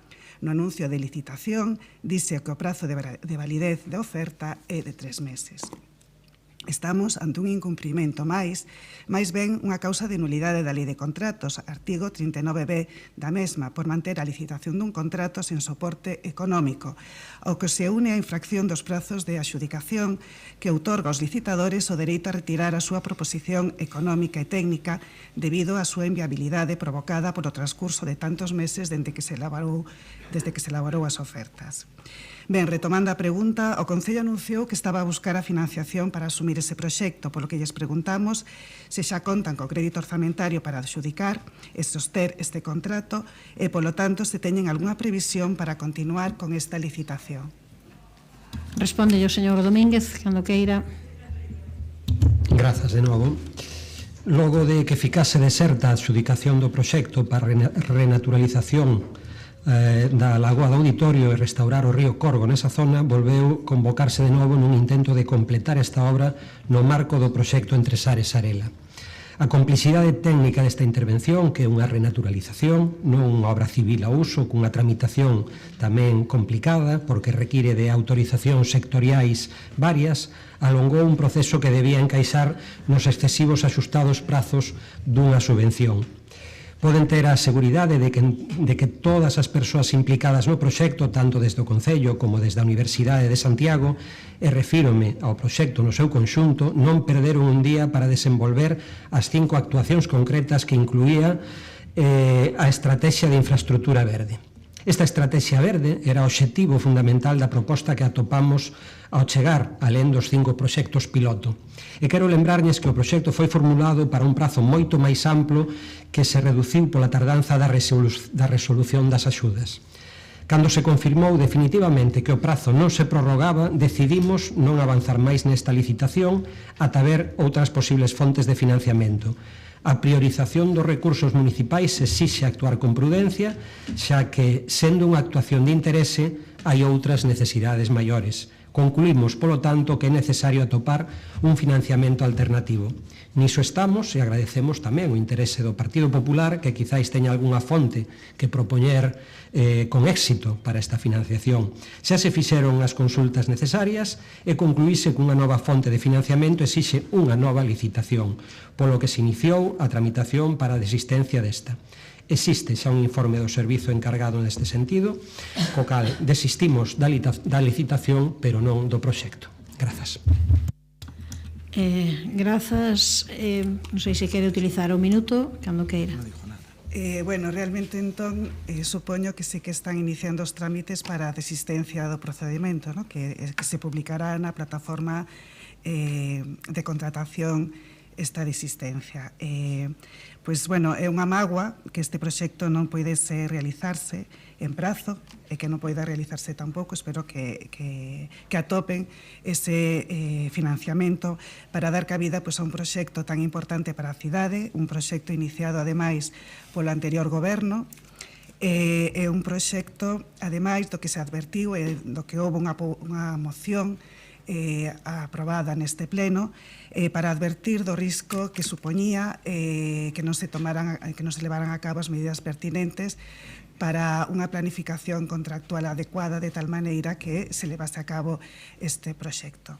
Nada máis. Moitas gracias. Non sei se quere engadir algo, señor Domínguez. Simplemente eso, que a tramitación foi complexa, requería de informes sectoriais da Augas de Galicia, da Comisión de Patrimonio, non concederon a prórroga, que era fundamental para poder chegar en prazo e para ter a financiación. Xa digo, desistimos da licitación, pero non do proxecto. Ben, imos facer a derradeira pregunta de agora pola mañá, logo continuaremos pola tarde, presentada polo Grupo Municipal do PSDG-PSOE relativa á concesión da cafetería do Parque Euxenio Granel, señor Guinarte. Moitas grazas. No pasado pleno ordinario do mes de marzo, o Grupo Municipal Socialista preguntou ao Goberno local cando tiña pensado licitar a concesión das cafeterías dos parques. Alertábamos daquela de que repetir un procedemento tardío, como pasara no ano anterior, incrementaba o risco de que a licitación volvese quedar deserta, ao non permitir aos posibles adxudicatarios ou adxudicatarias aproveitar os meses de maior actividade e rendibilidade para este tipo de negocios. Que actividade houberan tido esta semana, probablemente, as cafeterías dos parques se estivesen abertas, verdade? Bueno, a resposta que nos dou o concelleiro naquel pleno foi que, deixaba entrever, alo menos, que a nova licitación dos 3 lotes non figuraba entre os plans inmediatos do goberno local e que se estaba estudando unha nova fórmula para facer o contrato máis atractivo. Nos medios de comunicación saleu estes días a intención do goberno local de acometer reparacións na cafetería do Parque Eugenio Granel coa finalidade de volver licitar a súa xestión en datas próximas e por iso preguntamos, en fin, cando pensa que pode estar operativa, en fin, por que non contempla actuar do mesmo xeito coas cafeterías do Berce do Sar e da Granxa do Xesto e xa xa aproveitaría tamén para recordarlle que nos diga cales son esas novas fórmulas ás que facía referencia no pleno do mes de marzo e que, en principio, pois non se albiscan por ningún lado. Grazas, señor Guinarte. Contestalle o señor Domínguez. Pois vostede mesmo ten a exposición a maioría dos datos, non? Tal e como di, xa pregunto en marzo, xa expliquei daquela que a licitación para a explotación das cafeterías dos parques quedara deserta. Ficou claro que, aínda minimizando as obrigas para as licitadoras, non esperta o interese suficiente e parece evidente que se debe a escasa marxe de negocio, que se acurta cando a instalación necesita algún investimento para acondicionala convenientemente, como é o caso da instalación do parque de Euxenio Granel. Desde que preguntou se estivemos vendo fórmulas alternativas, a primeira, como saben, é a posibilidade dun procedimento negociado sen publicidade, mas ten que ser nas mesmas condicións que a licitación. É dicir, se o Concello fai os arranxos, xa non é posible acudir a ese procedimento. Solicitamos orzamentos para acometer esas obras, en as cales non parece posible atopar contratistas, e tamén vimos a posibilidade de desagregar os lotes. Estamos, polo tanto, vendo todas as opcións, tanto para os arranxos como para a posta en uso. Seguro que por experiencia propia sabe que non todo o que di a prensa é certo, non renunciamos a poñer en uso as cafeterías, ningunha delas, sempre que eso sexa posible técnica e legalmente. Grazas. Grazas, señor Guinarte. Moi brevemente, estamos a finais do mes de maio, prácticamente o mes de maio vencido, anuncian que van facer as obras. Bueno, claro, igual mellor idea era facer as obras no inverno ou ao final do inverno e na primavera ter as cafeterías licitadas ou adxudicadas polo procedimento que sexa. Non discuto que haxa que buscar un procedimento que maximice a posibilidade de que haxa persoas que acepten evidentemente o risco desa explotación. Pero estamos a finais de maio, vaticino que me parece que este ano tampouco vai haber cafeterías nos parques. Señor Domínguez. Brevemente, a cafetería da Granxa do Xesto non precisa obras e non tuvo ningún licitador interesado. A cafetería do Berce do Sar é nova, non precisa obras, non atopou ningún licitador interesado, e facer esas obras na do Restollal non garante, cando menos coas conversas que mantivemos, que haxa ningún licitador interesado. Nada máis. Grazas, suspendemos agora o que é a sesión plenaria para dar conta, para poder proceder ás xuntas xerais ordinarias, tanto de Incolsa como de Tusa, por tanto non se levanten, pero retomamos a sesión despois ás 16:45. Vale. Avisa.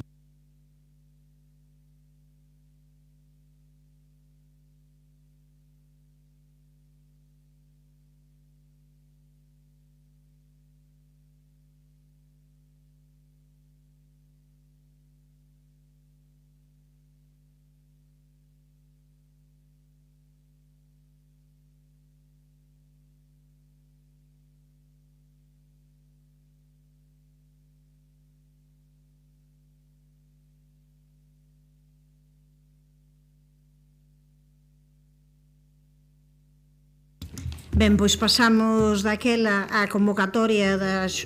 Perdón. Vale.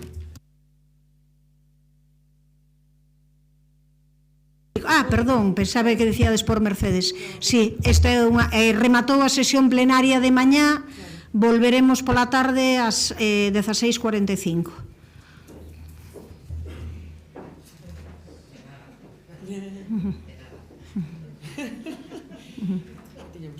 Pero esperamos se sai o Mercedes, ven agora mesmo, non? Esperamos un minuto, entón.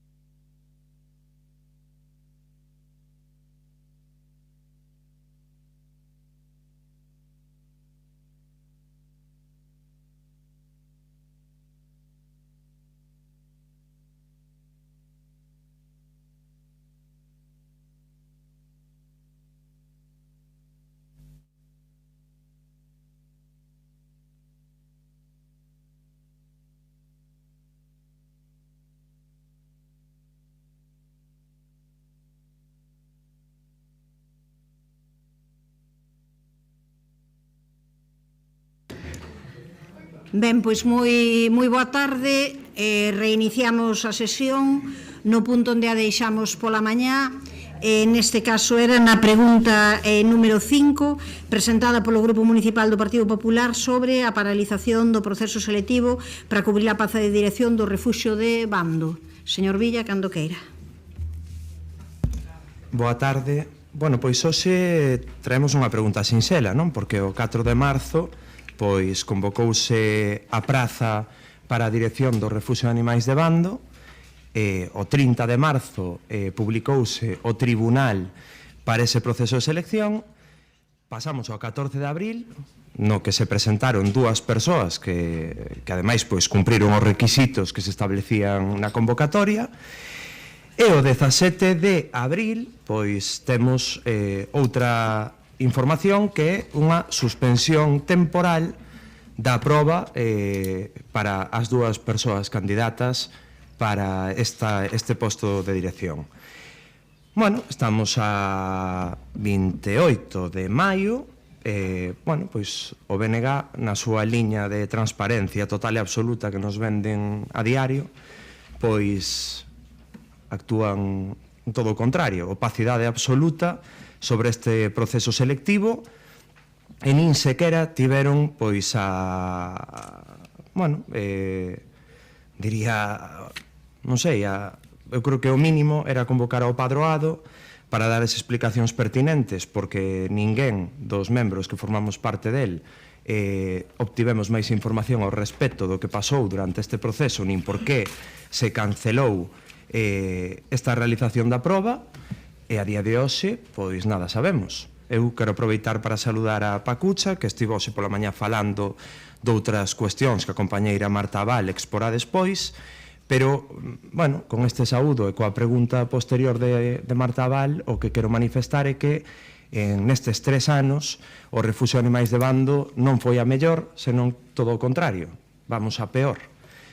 Non hai nada, ningunha promesa cumprida por parte do goberno actual ao respecto da situación de Bando, sigue habendo un número de animais ali que excede o que as instalacións poden manter, e agora, pois, dentro de todo este problema grande que hai, porque non chega o personal, porque non hai mellora nas instalacións, cando temos un proceso selectivo chegamos, eu creo que tarde, cando xa sabíamos hai tempo que había que convocar esta praza, e agora atopámonos nunha situación pois inédita, que é, pois, con este proceso en suspensión e sen ter información ao respecto. Por lo tanto, preguntarlle ao concelleiro responsable, que supoño que me contestará como vicepresidente do padroado, porque a presidenta é a señora alcaldesa, pois, que pasou aquí e que vai pasar a partir de agora. Grazas, señor Villa. Señor Domínguez, cando queira. Bueno, primeiro, si cabe, pois, pedir disculpas posiblemente por non ter convocado o padroado e non informar a todos os membros do padroado, pero vou dar pois unha explicación do acontecido. A Fundación Refuxio de Animais é un ente, como ben sabe, diferente a este concello, non constituído por varias entidades locais e sociais.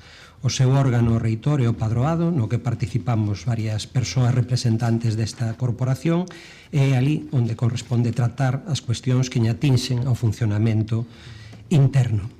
Con todo, como o bo funcionamento desa entidade é de interese para este pleno e para este goberno, respóndolle pois brevemente. O proceso selectivo para a dirección do refuxio estaba en marcha e convocada a primeira proba cando unha das entidades membros do padroado suscitoulle ao secretario unha dúbida legal. Por precaución, suspendeuse a proba para que o tribunal analizase a cuestión e na reunión deste órgano acordouse solicitar unha aclaración xurídica. Como a Fundación non ten servizos xurídicos propios nin contratados, transmitiuse esta consulta á asesoría xurídica deste Concello de Santiago, que está pendente de responder en este momento. Grazas, señor Domínguez. Señor Villa, cando queira. Pois, unha vez máis, lamento comunicarlle que non aceptamos as desculpas. Isto xa pasou en reiteradas ocasións en moitos órganos e tamén no Refugio de Animais de Bando. Polo tanto, xa chega un punto que non se aceptan. Hai bastante escurantismo en cada cuestión que levamos falado ao respecto do Refugio de Animais de Bando e non é comprensible nin admisible. E miren, en canto ás competencias, vostede fala efectivamente de que isto é unha fundación con máis concellos, o que vostede queira, pero todos os informes que chegaron para a convocatoria da praza da directora saíron desta casa, deste concello, dos servizos deste concello. Polo tanto, tampouco me vale. Eu creo que isto tiña que haber sido informado, ter sido informado.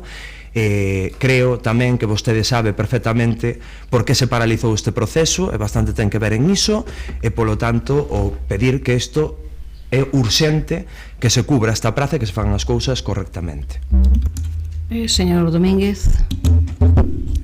Como xa dixen, está pendente dese informe da asesoría xurídica. En este momento, como ben sabe, pois son eu quen está cubrindo as veces de dirección do refuxio. Estaba no padroado, na reunión do padroado, donde se decideu, se escolleu o tribunal, e foi o tribunal, por maioría, a petición de algún dos membros, quenes solicitaron ese informe de asesoría xurídica. Estamos pendentes del. Grazas.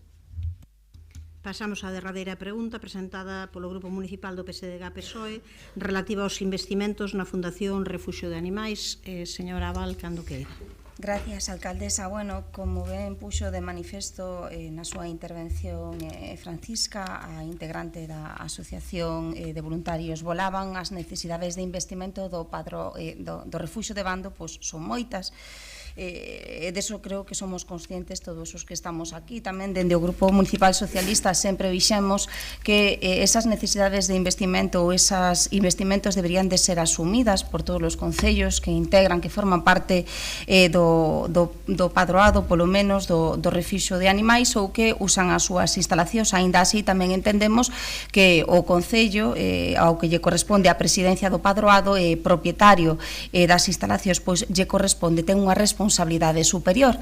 Neste sentido, sabemos, bueno, de feito, soubemos que o crédito consignado no orzamento do ano 2025 no anexo de investimentos destinado á mellora do refuxio de Bando non se executou e, en consecuencia, pois, perdeuse, é dicir, perdeuse a finalidade e pasará a integrar tan pronto a liquidación, pois, formará parte do remanente líquido do Concello do orzamento de 2025. Neste sentido, pois a pregunta que facemos é moi sinxela. Ten previsto o Goberno municipal incrementar ou suplementar o crédito destinado ao padroado ou a realizar inversións no refuxio de animais, tendo en conta que o crédito consignado no exercicio 2025 perdeu a súa afectación para tal fin? Grazas, señora Abal. Contesta o señor Domínguez, cando queira. Grazas de novo. Os investimentos previstos constan nos orzamentos aprobados, salvo achegas extraordinarias altamente improbables por parte de algunha fonte de financiamento allea, non vemos como poderían incrementarse, como non for traendo a este pleno unha modificación orzamentaria que lle restase recursos a algún outro fin aprobado. Todos eles altamente necesarios, como unánimemente todos os grupos municipais sinalan. E non estou dicindo máis que obviedades que o Grupo Socialista coñece perfectamente. Non ten esta pregunta, por tanto, obxectivo de obter ningunha información, só se entende como outra ocasión para sinalar as necesidades do refuxio que non son novas, sabémolas ben. Voulle dicir, pois, outra obviedade, se cando este goberno se fixo cargo estivese perfectamente a punto, non había ter agora tantas necesidades de investimentos, e se estivese dotado dos fondos necesarios non atoparíamos cun déficit, non? A motivación verdadeira é, por tanto, xerar, non sei, algún titular. O Refuxio de Bando é unha entidade que agrupa e dá servizo a varios concellos, mantelo, acondicionalo e atender o seu funcionamento excede das obrigas deste concello e das súas posibilidades tamén. destinamos varios centos de miles ao refuxo, non só eses 50.000, porén, nin xera un nivel de compromiso coherente por parte dos demais entidades locais que o forman e que se serven del, nin tampouco de administracións de ámbito máis amplo. Foron xa 2 veces as que solicitamos unha colaboración a beiro das axudas que convoca a Xunta de Galicia, nas que un servizo de interese supramunicipal encaixa perfectamente, e a resposta foi 2 negativas. Xa non imos intentalo de novo para que non nos teñan que negar esa axuda por terceira vez. Grazas. Cando queira, señora Abal. Gracias, alcaldesa. Bueno, a ver, as necesidades do refuxio son moitas, deso somos conscientes, pero tamén deberían de ser vostedes conscientes, precisamente tendo en conta que as necesidades son moitas, que o que non poden facer é perder recursos que vostedes mesmos consignaron no orzamento de 2025, porque vostedes consignaron 50.000 euros no anexo de investimentos do orzamento de 2025 que perderon. O destino dese crédito xa non existe. Entonces, bueno, a verdade, creo que se fan un pouquiño de esforzo, un pouquiño, creo que ben poden traer a este pleno unha modificación orzamentaria, cando menos, polo importe perdido no orzamento de 2025, porque estou segura que creo que todos aquí presentes pois apoiaremos esa modificación. Grazas, señora Abal. Señor Domínguez. Incrementamos, por outro lado, pois un 10% a partida destinada ao refuxio de Bando, actualizando as aportacións de outros concellos que baixaron este ano o orzamento global do Concello é maior, tamén unha partida para o arranxo pois, dos caniles de seguridade, para outros investimentos, e ás veces pois, a colaboración de outras administracións, como xa decía, moi escasa. Demagoxia, pois a que queira. Os recursos son os que son. Pasamos ao apartado de mocións. A primeira delas é unha moción presentada polo Grupo Municipal do Partido Popular para reclamar o cumprimento das obrigas estatais en materia de financiamento do sistema de atención á dependencia, unha moción que ten unha emenda conxunta dos grupos municipais do Bloque Nacionalista Galego e de Compostela Aberta. Non sei quen a defende, señor Otero, espere que poña o tempo, cando queira.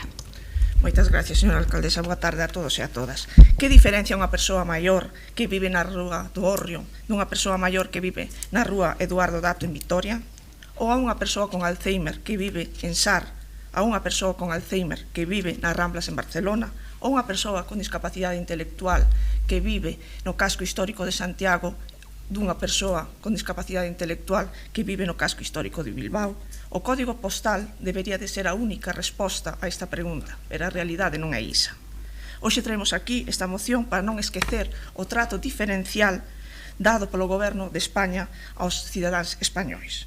Esta moción refírese a unha cuestión que leva sendo obxecto de debate moitos anos, a infrafinanciación crónica da dependencia en España, e un cumprimento reiterado da obriga da achega do 50% da financiación da dependencia por parte da Administración Xeral do Estado a determinadas comunidades autónomas, entre elas Galicia. Sí, digo determinadas comunidades autónomas, porque esa é a realidade.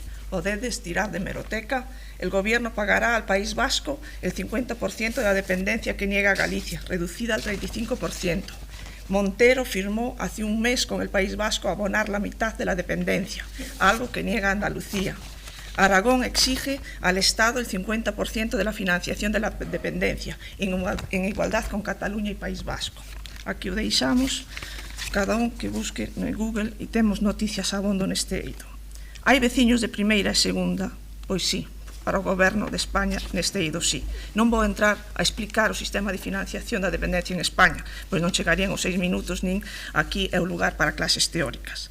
Vos podedes preguntar que ten que ver o Concello de Santiago co incumprimento dunha obriga por parte do Goberno de España? Pois moito, porque o incumprimento das obrigas financeiras e a imposición de obrigas por parte do Estado sin contraprestación económica afecta directamente aos concellos, ás arcas municipais, pois estamos a falar de fondos finalistas do Estado que benefician a veciños con grau de dependencia recoñecida e que son usuarios de determinados servicios, como teleasistencia, SAF, plazas públicas residenciais, centros de día, prestacións económicas e outros recursos. O propio ministro de Servicios Sociais así o recoñeceu.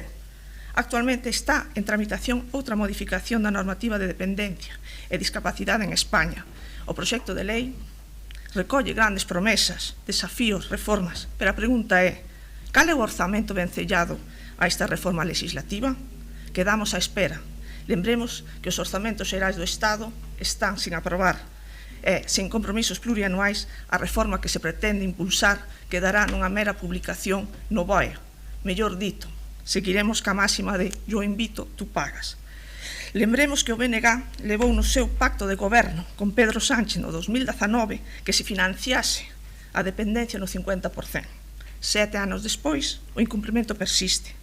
Reclámase ao goberno autonómico que incremente a achega que fai para o financiamento do SAF. Non obstante, é o goberno central quen incumpre reiteradamente, ano tras anos, a lei de dependencia, unha obriga establecida por unha norma con rango de lei, e non cumpre os pactos de goberno.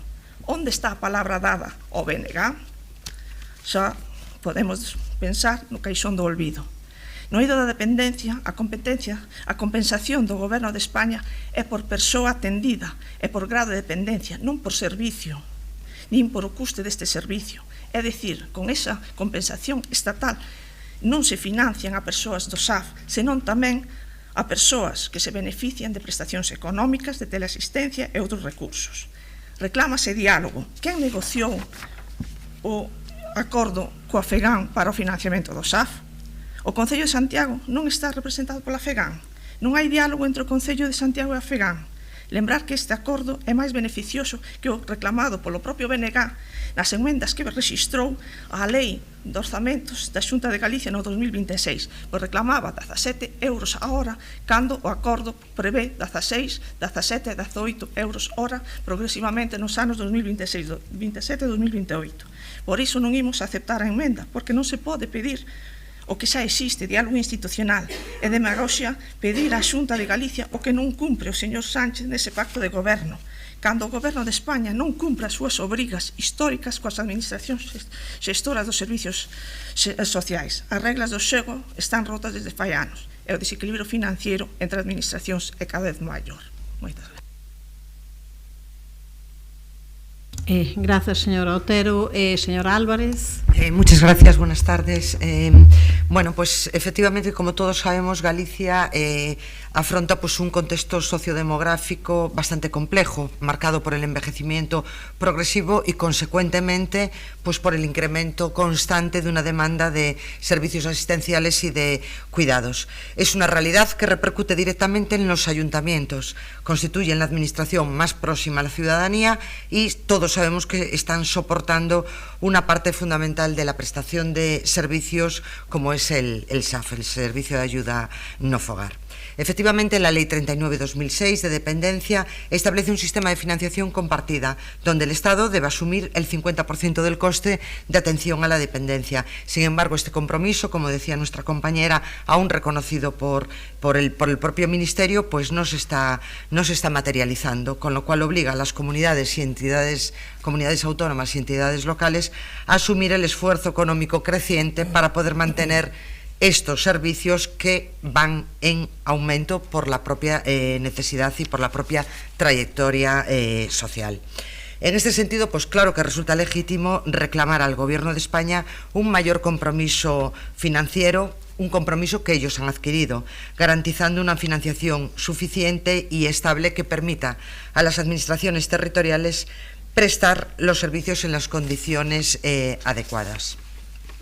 Bien es cierto que junto a esta reivindicación, sin ánimo de la mezcla de responsabilidades administrativas, también nos gustaría pues hacer una alusión a las demoras significativas que estamos padeciendo aquí en Galicia en el procedimiento de valoración y reconocimiento de la dependencia.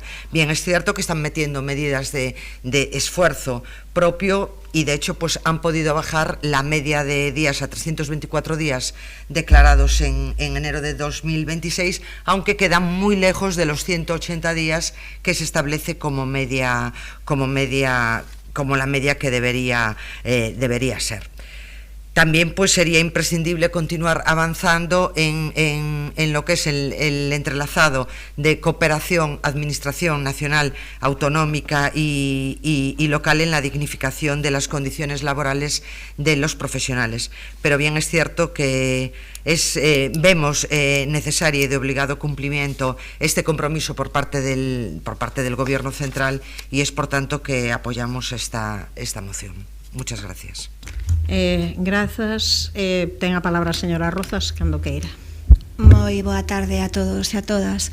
Eu vou comezar facendo a mesma reflexión que facía a señora Otero, pola que comezaba a súa intervención, con esa pregunta de en que se diferencia unha señora maior que vive na Rúa do Orrio aquí en Santiago de Compostela con unha señora maior que viva en Bilbao, ou unha persoa con discapacidade que viva en Sar con unha persoa que viva en San Sebastián.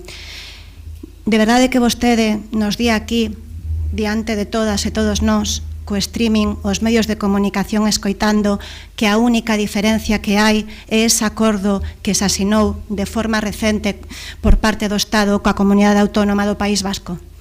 É a única diferencia. Vaya por diante que eu a favor de que se firme o mesmo acordo con Galicia. Pero pregúntolle, de verdade, é a única diferencia? Porque vostede ten a mala sorte que presentou esta moción e ao pouco tempo pois publicouse o informe da Asociación Estatal de Directores e Xerentes de Servizos Sociais. Facían público ese informe que revelaba un dato que eu creo que de verdade debería facerlle reflexionar.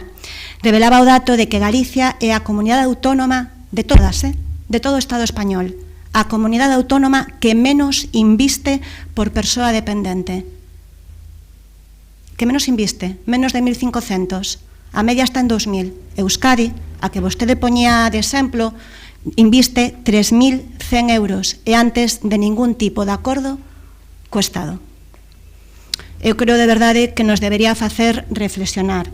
Dende os dous grupos que formamos parte deste goberno temos moi claro, o decía antes, vaya por diante, temos moi claro que hai que apoiar a reclamación de máis recursos para o sistema de atención de dependencia. Eu vou ser moi clara, o Estado debe incrementar esa achega, porque a dependencia claramente está infrafinanciada. Pero igual de contundente que son niso, coa mesma contundencia quero trasladarlle que non estamos dispostas a ser cómplices desta moción que presenta o Partido Popular a medida dos seus intereses. Porque vostede na súa intervención, na súa primeira intervención, o acaba de demostrar, obviando a realidade. Non vamos a ser cómplices de verdades a medias ou de responsabilidades convenientemente agachadas. A da Xunta de Galicia. Non imos ser cómplices desta campaña que vai moito máis alá do Concello de Santiago, co que pretenden pois aparecer como salvagardas do sistema de dependencia cando son a comunidade autónoma de todo o Estado que menos fondos pon para a dependencia. A miña nai decía sempre unha cousa: para dar exemplo, para dar leccións, primeiro hai que facer ben as cousas. Non creo que estea a Xunta de Galicia precisamente en disposición diso. O Partido Popular volve a facer aquí o de sempre, o que sempre denunciamos nestes plenos, que é patadón para arriba para o Estado ou patadón para baixo para os concellos. A súa moción di literalmente que o Estado debe cofinanciar o 50% establecido na normativa vixente. Non é unha interpretación moi rigurosa da normativa vixente, pero de todas formas, como dixen antes, eu sí que creo que é unha obriga moral. Pero o que non podemos facer é mirar para o dedo e deixamos de ver a lúa. É aí onde falla a moción do Partido Popular. Aí onde falla porque nos concellos levamos sufrindo anos esa deixadez e ese abandono pola súa parte do sistema da axuda no fogar, que recae sobre os ombreiros do concello. E vostede poñame de exemplo as reclamacións deste Concello. Efectivamente, nos colleremos os 18 euros ora que se propón para 16 este ano, 18 para o 2028. Pero eso non é suficiente. Non é suficiente como lle traslada a FEGAMP. E como lle traslada a FEGAMP e como aprobou o Concello de Santiago na Xunta de Goberno, non desistimos de continuar reclamando que se financie o 100% do servizo da axuda no fogar, que é o que di a lei galega, que falamos de incumplimentos do Estado e nos olvidamos dos incumplimentos en Galicia. O 100% non desistimos de seguir reclamando o que creemos que é xusto, porque no fondo é para os veciños e veciñas de Santiago. Grazas, señora Rozas. Señor Guinarte, cando queira. Sí, boa tarde.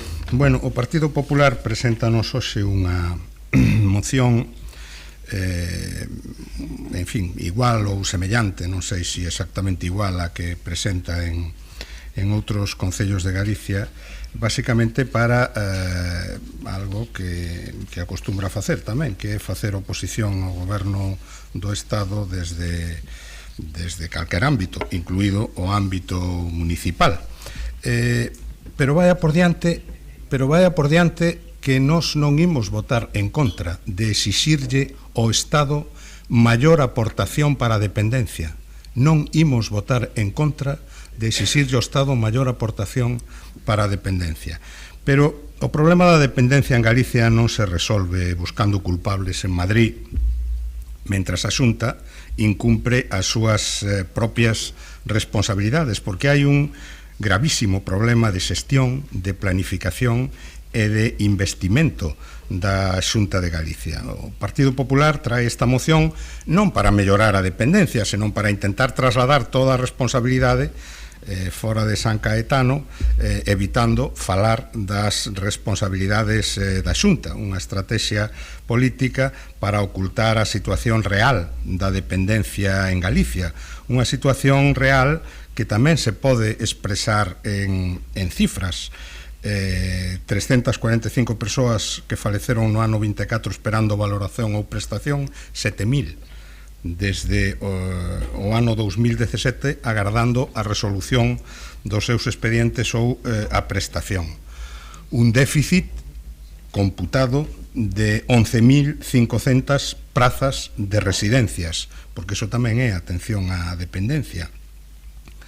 Persoas maiores pasando días, semanas ingresadas en hospitais por motivos que realmente non son estrictamente médicos, senón porque a Xunta non lles ofrece unha praza residencial ou un recurso social que poidan aproveitar. Mire, efectivamente, a Xunta de Galicia financia, según datos moi recentes da Asociación Estatal de Directores e Xerentes de Servizos Sociais, o 67,1% do sistema. Pero é que a media das comunidades autónomas o que financian está por riba do 70%, está no 73%. Galicia solo está por riba de La Rioja, Castilla e León e Andalucía, é moi lonxe de outras comunidades autónomas. E se vamos á achega do Estado, claro que é insuficiente, e claro que hai que demandar que se incremente a achega do Estado. Sen entrar a discutir se ten que ser o 50% ou outra cifra.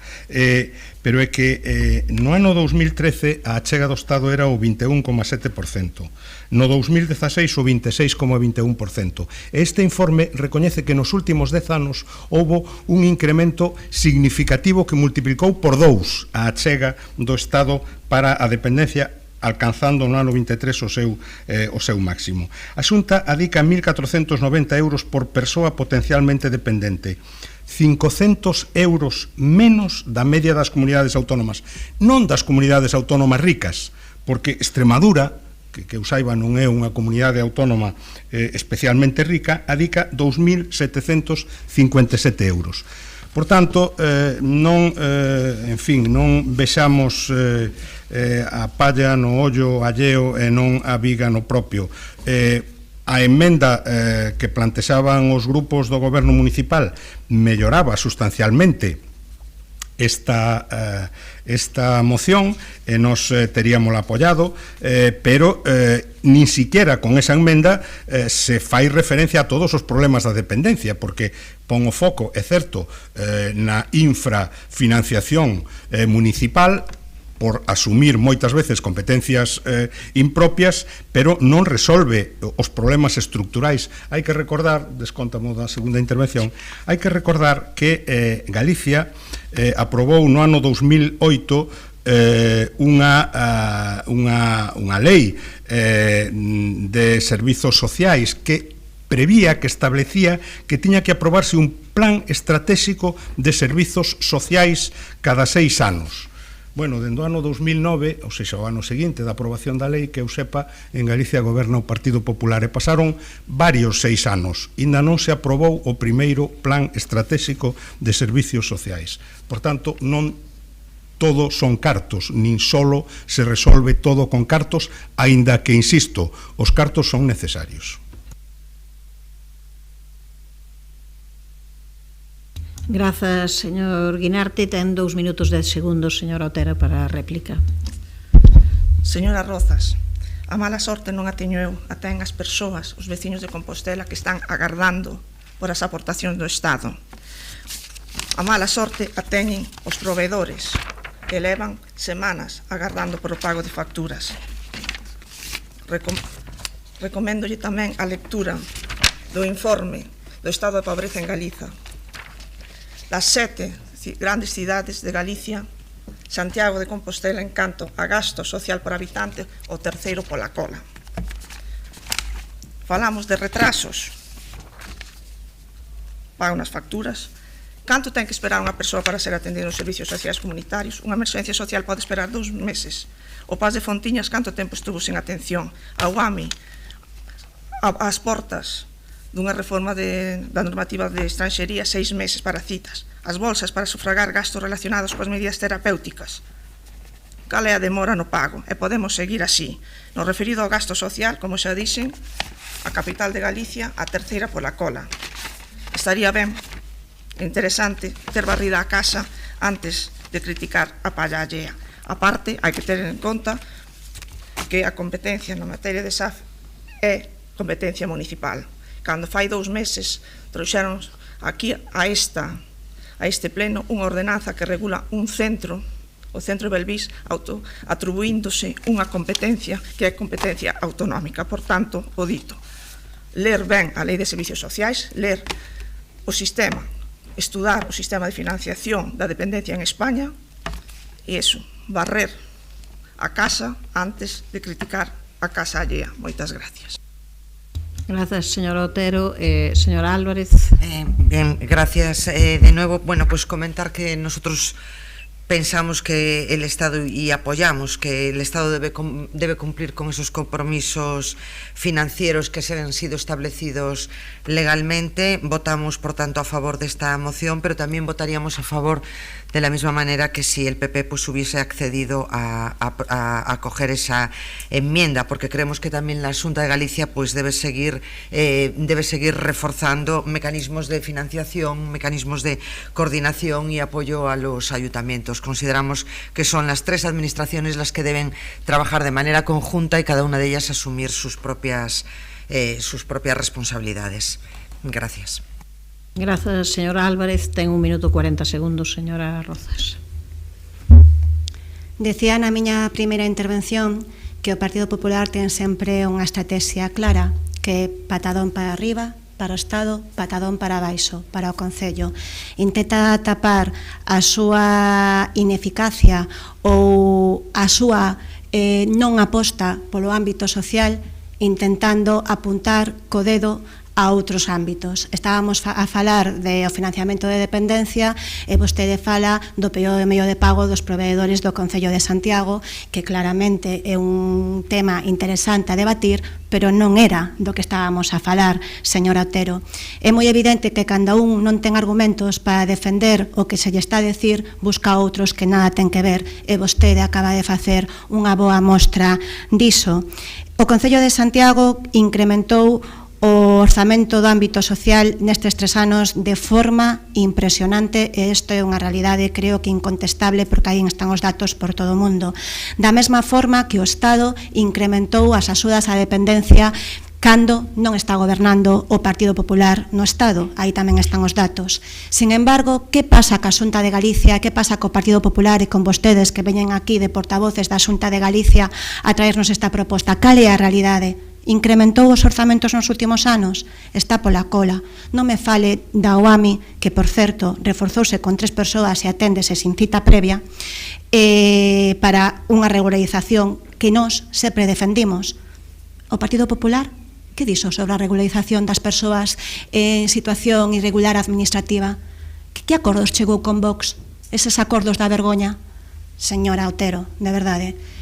Insisto como empecei. Estamos de acordo en solicitar que se financie máis por parte do Estado a atención á dependencia, pero non pode continuar recaendo ese peso sobre os ombreiros das administracións locais e por eso presentamos esta emenda que lamento que non aproben e que creo que unha boa mostra que non queran aprobar recoñecer que teñen unha débeda histórica cos concellos que llo reclaman os de Compostela Aberta e o BNG, os do PSOE, o PP e absolutamente todos. Ten que rematar.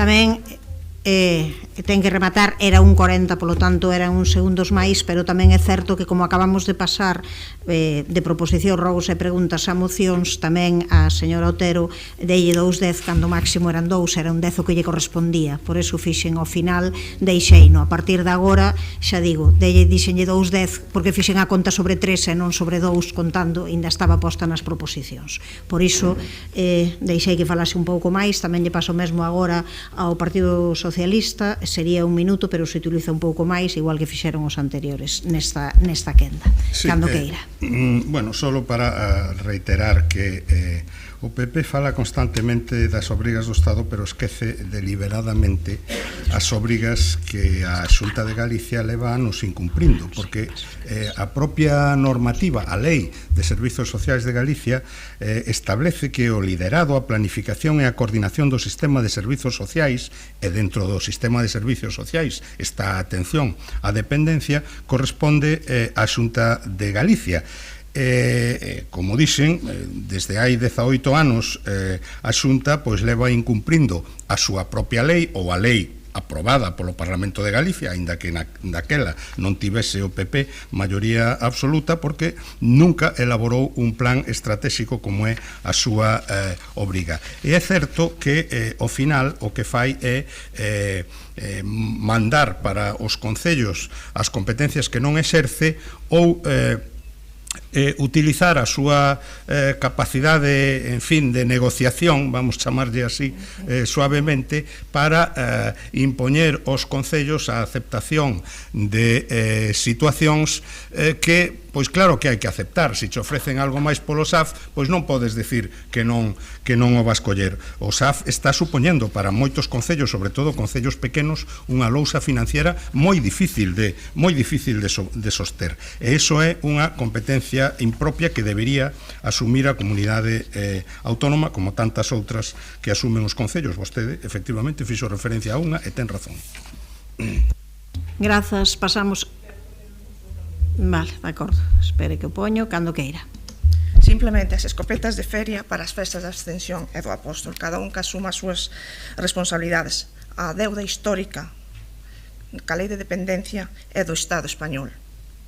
Señora Rozas, estamos a falar da UAMI de retrasos de 6 meses, fai 2 anos. 2 anos, non falei da hora. Quen está a incumprir os seus compromisos reiterados? Señora Otero, non é... España?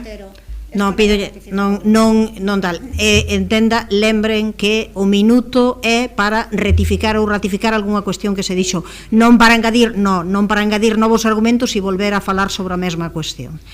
Pasamos a votación, señor secretario, entendendo que non se acepta emenda. Moción presentada polo Grupo Municipal do Partido Popular para reclamar o cumprimento das obrigas estatais en materia de financiamento do sistema de atención á dependencia. Votos a favor. Grupo Municipal do Partido Popular e concelleiras e concelleiro non escrito. Votos en contra. Non hai abstencións. Grupos municipais, BNG, Compostela Aberta e Grupo Socialista. Apróbase a moción. Pasamos á seguinte moción presentada polo Grupo Municipal do PSDG-PSOE relativa ás obras do eixe de mobilidade sostible en Santiago de Compostela, tramo Milladoiro Intermodal ao seu paso por Conxo, un tema que xa foi debatido tamén na sesión da mañá. Señora Abal, cando queira. Gracias, alcaldesa. Bueno, eu, como ben acaba de decir vostede, foi un tema ampla e profundamente debatido na sesión de mañá. Remítome precisamente á intervención que fixemos esta mañá. Queda claro que o informe do ICOMOS pois advirte que se está actuando sobre un ámbito excesivamente sensible. Tamén queda claro que non se están cumprindo os contidos condicionantes que establece, os 20 condicionantes que establece o informe da Dirección Xeral de Patrimonio Cultural, pero sobre todo queda claro que, escoitando sobre todo a Asociación Veciñal de Conso Aberto, pois é necesario paralizar esta actuación. De aí a nosa moción, de aí o contido da nosa moción, que se paralicen inmediatamente as obras, que se busque un trazado alternativo. De feito, nos en xullo de 2025 propuxemos un trazado alternativo pola SC20 que non foi aprobado, pero que falando coas veciñas e veciños da Asociación Veciñal de Conso Aberto consideraban que era quizáis o mellor trazado, e aínda que non forme parte dos acordos desta moción, sí que lle pedimos ao Goberno Municipal, como dixemos antes, que mova ficha e que faga un informe sobre a afectación que esta actuación pois está tendo sobre a execución do proxecto europeo Ecobosque, financiado tamén con cargo a fondos Next Generation. Grazas, señora Castro, cando queira. Grazas, señora alcaldesa, e boa tarde a todas e a todos. Bueno, primeiro penso que esta cuestión ben merece ocupar máis tempo neste pleno, por iso no seu momento non aceptamos o debate conxunto que se nos propuxo despois da Xunta de Voceiros, da que temos que decir que as concelleiras non adscritas non formamos parte. E segundo, porque a moción que presenta o Partido Socialista é simplemente unha réplica, unha copia da moción que nos presentamos no seu momento. Entonces, o primeiro que teño que dicir é que o noso voto vai ser, como sempre, a favor, porque este texto que hoxe traen aquí o Grupo Municipal Socialista xa se votou no seu momento, pero tamén quería falar desto porque nesta moción, precisamente como xa se debateu aquí, hai un borrado dos antecedentes que eu creo que de xeito moi amable voulles lembrar aquí. Xuño de 2024, Mercedes Rosón defende neste pleno municipal unha proposición para instar a Xunta a paralizar as obras da senda no tramo que afecta ao Bosque do Banquete e a todo o ámbito do Mosteiro de Santa María de Conxo. Nesa proposición apóiase a solicitude da cidadanía, repito, que os protagonistas, como dixen na primeira intervención esta mañá, son as veciñas e os veciños que lideran esta loita, do informe do ICOMOS que, como xa comentei na miña exposición inicial, fixen fincapé nesto. Novembro de 2024, Gonzalo Muiños asina unha proposición na que se reitera o rexeitamento á senda peonil e se censura a súa incompatibilidade coa conservación da contorna e a posible contradicción cos plans de reforestación do proxecto ambiental para a restauración do ecosistema fluvial do río Sar. Maio de 2025, eu mesma trouxen unha moción na que se instaba a Xunta de Galicia a acometer e a sufragar con recursos propios as áreas afectadas polas obras realizadas ata data na contorna do Banquete de Conxo. Eses son os antecedentes plenarios de esta moción que o Grupo Socialista, non sei se intencionadamente ou non recollen na súa exposición de motivos. Pero todo iso non ten o mínimo valor, de non ser por o traballo incansable, como dixen esta mañá, e repito hoxe, das veciñas e veciños que levan loitando sen baixar os brazos todo este tempo.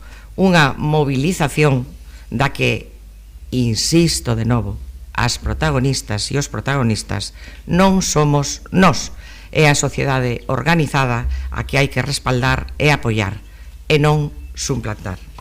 Mais nada, grazas, de momento. Grazas, señora Castro. Ten a palabra a señora Rozas. Moi boa tarde de novo. Como este tema xa o debatimos pola mañán e vou ser breve, só quería trasladar o posicionamento de voto do meu grupo, máis facer dúas reflexións. O posicionamento de voto, como non podía ser outro, será a favor. Sempre demandamos e denunciamos e nos pusemos ao lado da veciñanza con que considerábamos unha agresión a ese patrimonio natural que é o bosque o Banquete de Conso, e despois quería facer dúas reflexións ao respecto deste debate, unha delas vinculada co que acaba de decir a concelleira Marta Val. Este Concello presentou alegacións de diferentes departamentos os diferentes trazados que a Xunta de Galicia fixo sobre o bosque de Banquete de Conso. Presentou alegacións do Departamento de Urbanismo, do Departamento de Emprego como departamento responsable das actuacións que se levan facendo desde fai anos nese ámbito. Tivemos reunións coa Consellería de Infraestructuras onde estaba a alcaldesa presente, tamén o concelleiro de Urbanismo, e solicitamos o que demandan os veciños e o que demanda o movemento ecoloxista, que é outro trazado, que a senda ciclable, sí, que é o que opinamos todo, por moito que o señor Berea insista en que non queremos senda ciclable porque somos antimodernidade, senda ciclable sí, pero non así. E isto o fixemos desde o Concello. Estamos fartos de trasladarlle isto á Xunta de Galicia. O que pasa que fai caso omiso do que lle di o movemento ecoloxista, caso omiso do que lle di a veciñanza, caso omiso que lle di o goberno de Santiago, caso omiso do que lle di o ICOMOS, caso omiso do que lle di todo o mundo, porque teñen ese concepto de modernidade que, bueno, non deixa de ser curioso, non? Curioso sobre todo porque parece que o resto non queremos que Santiago avance ou non queremos que Santiago teña unha aposta pola mobilidade. E mire, señor Berea, quedei con ganas de dicilo pola mañán, así que vou non decir agora pola tarde. Hai quen consideraba que Santiago estaba avanzando e que para que avanzase había que derrubar o edificio Castromil hai 50 anos. Agora nos arrepentimos. Hai quen quiso construir vivendas de luxo na finca do Espiño. Agora defende outra cousa. E hai quen quere pois facer un túnel na rúa da Ensinanza, furar todo Santiago e acabar coa Praza de Abastos. E, dende logo, se eso é modernidade, Compostela Aberta non vai a estar de acordo co esa modernidade, vai a estar de acordo coa veciñanza. Moitas gracias. Ten a palabra o señor Lestegás cando queira. Eu non pensaba intervir porque creo que totalmente innecesario debater dúas veces o mesmo asunto na mesma sesión, un asunto que ademais xa foi debatido polo menos en dúas sesións anteriores deste pleno, pero claro, como todo o mundo falou tanto, algo teño que dicir. Eu remítome ao que dixen pola mañá. Votaremos a favor desta moción como votamos a favor da proposición pola mañá, pero votaremos a favor do contido da moción, non dos elementos que a concelleira do PSDG engadiu extra na súa intervención. Este Concello fixo todo o que lle correspondía facer, elaborou numerosos informes de diferentes departamentos que se notificaron oportunamente á Xunta de Galicia cando procedía. Grazas. Grazas, señor Berea, cando queira. Moitas grazas, presidenta. Xunta de portavoces acordáramos que non tiña moito sentido debatir dúas veces o mesmo asunto. Creo que pola mañá foi un debate interesante, con dous posicionamentos diferentes, como é lóxico en democracia, 14 concelleiros que non creen nesta infraestructura, 11 concelleiros que sí creen nesta infraestructura, e puxemos no debate os pros e os contras cada un. Por lo tanto, pido ao secretario que simplemente pois replique nesta quenda o mesmo que trasladei pola mañá. Moitas gracias. Grazas. Non sei se queres acrescentar algo, señora Val, sí? Sí, a ver, son consciente que no punto terceiro non, que dicir que non se inclúe un importo, a solicitude do informe que elabore o Concello sobre o efecto que pode ter este proxecto, sobre o proxecto Ecobosque, pero bueno, simplemente o deixo aí para que se valore, porque realmente, bueno, a situación é especialmente grave. Señora Castro, intencionalidade ninguna, Eu creo que a vostedes hai que contestarlles eso de piensa el ladrón que todos son de su condición, pero intencionalidade, desde logo, negativa ninguna. Positiva toda, que é a defensa dos intereses das veciñas e veciñas de Conxo. E vostede, eu creo que nos 5 minutos da súa intervención, creo que prácticamente 4 e medio, dedicouse a expoñer o que vostedes, con acertos, e que é verdade, pois viñeron traendo, dicir, o señor Muiños, a señora Rosón, a señora Mira Castro, o sea, que intencionalidade negativa, ninguna. pero como comprenderá, temos plena liberdade para configurar a exposición de motivos como consideremos e escoitando, que é o máis importante, as veciñas e veciños da Asociación de Conxo. Grazas, señora Abal. Señora Castro, se quere intervir. Pois a señora Castro vai trasladar aquí a todos os membros da corporación e a señora a concelleira Abal, que non imos renunciar ás nosas quendas cando presentemos unha moción ou unha proposición, por máis que na xunta de voceiros se decida outra cousa. E lo de ladrón me encanta, pero sabe unha cousa, que para dar leccións hai que ser exemplo. E vostede, lamentablemente, para nós, desde hai moitísimo tempo, casi desde a que coñezo eu, non é exemplo de nada. Grazas. Grazas, señora Castro. Pasamos a señora Rozas, cando queira. Bueno, de forma moi rápida, simplemente para aclarar que ese informe que pido o Partido Socialista está feito, se estudiou como sería, estudiose como era o impacto desta obra nas actuacións que se fixeron no ecobosque, como impactaría na fauna, como impactaría na flora, como eliminamos elementos, plantas invasoras e plantamos e forestamos e agora pois vai a pasar unha máquina por riba a desfacer todo, e tamén como afectaría a unha zona que é inundable, pois facer obras que desde logo van a provocar maiores problemas de inundacións, non? Entonces, ese traballo está feito, simplemente ratificar pois o apoio do Grupo de Compostela Aberta á solicitude de que a Xunta de Galicia paralice as obras que está a realizar nestes momentos. Señor Lestegas, non sei se quere intervir, non? Señor Berea, tampouco. Pasamos á votación, señor secretario.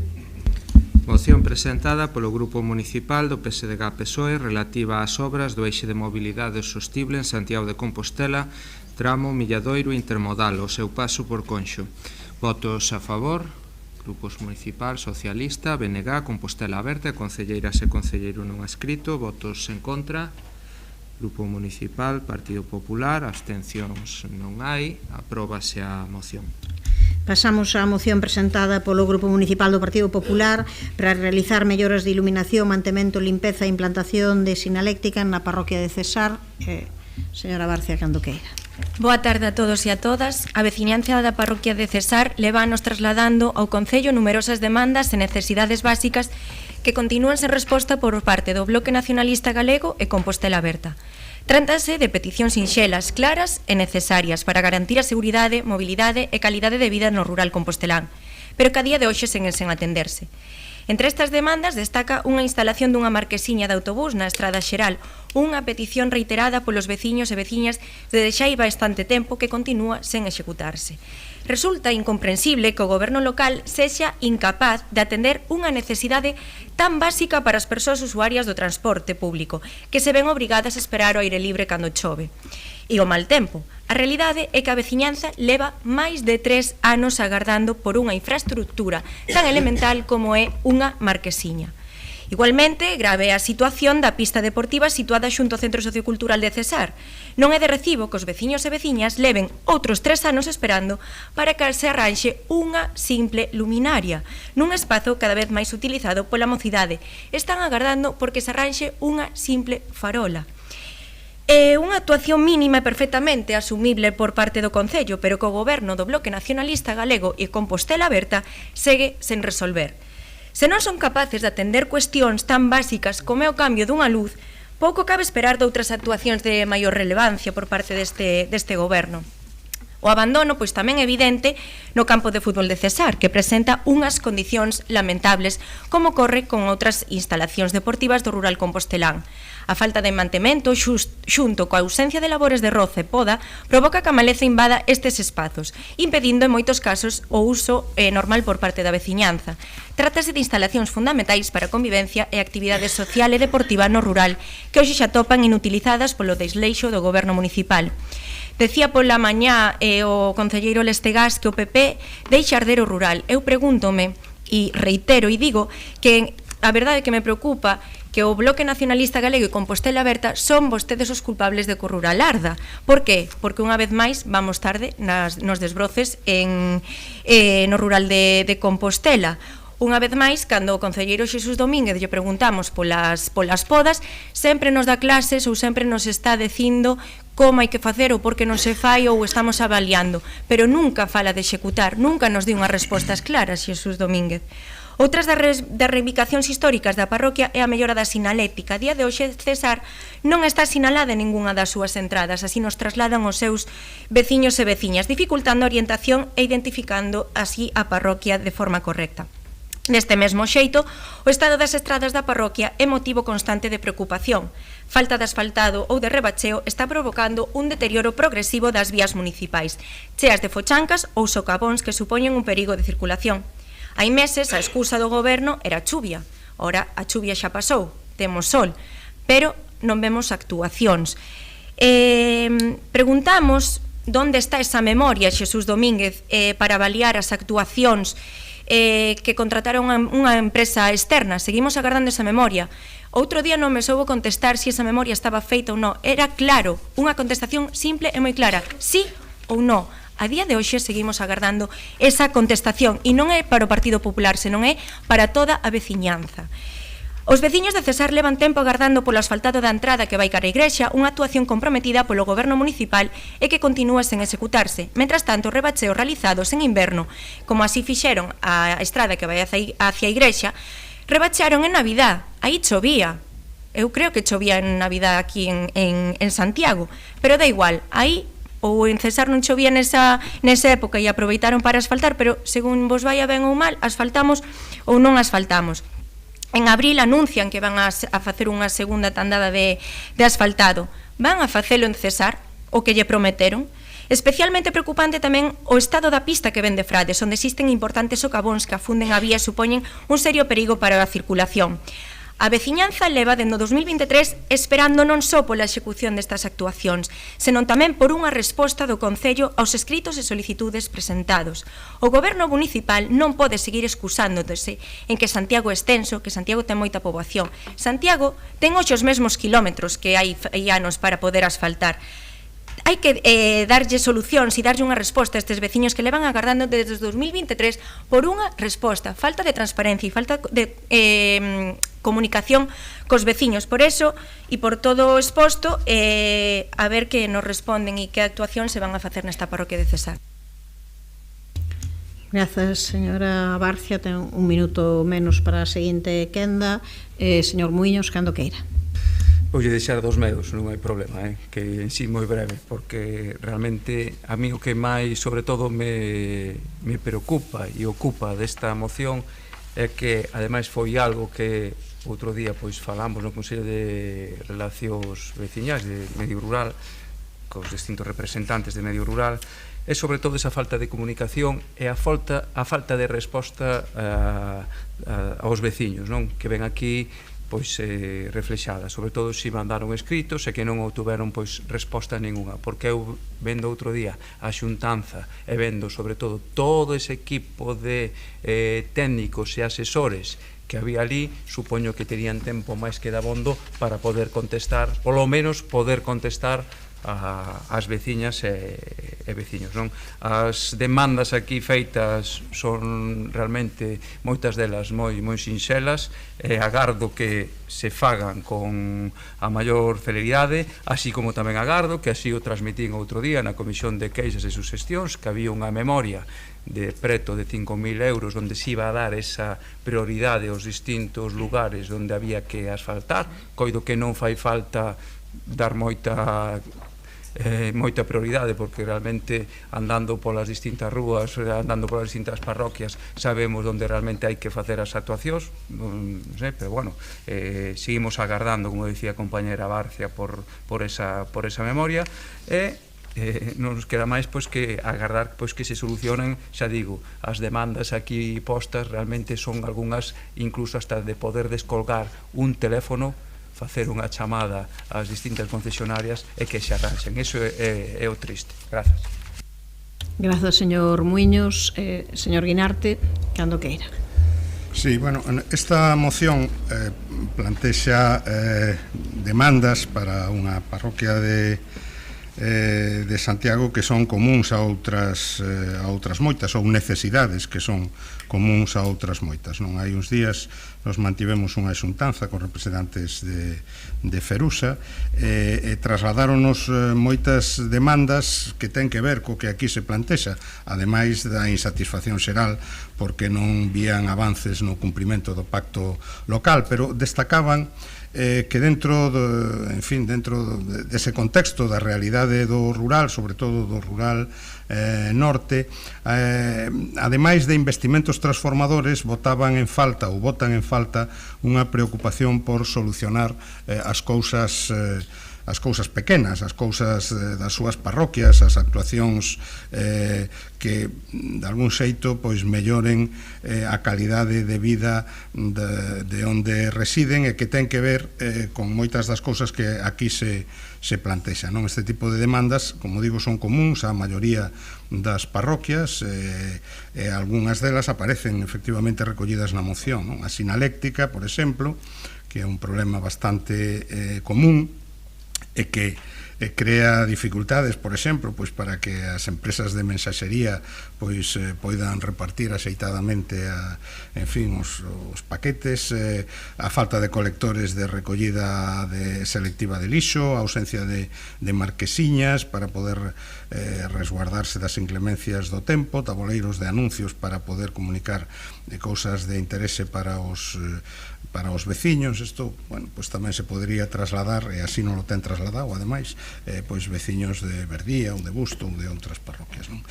Fálase tamén aquí da vegetación sin rozar, e fixo referencia a concelleira a este tema, e agora que acaba de comenzar a campaña de roza, creo que por Villestro e Figueiras, tamén nos trasladaban a necesidade de que esa campaña se realizase con dous equipos simultaneamente, de xeito que un poidese atender a zona norte e outro a zona sur, porque senón cando terminan nunha das zonas pois xa a maleza e a vegetación pois está descontrolada no outro ámbito para cando chegan a levar a cabo esa actuación, non?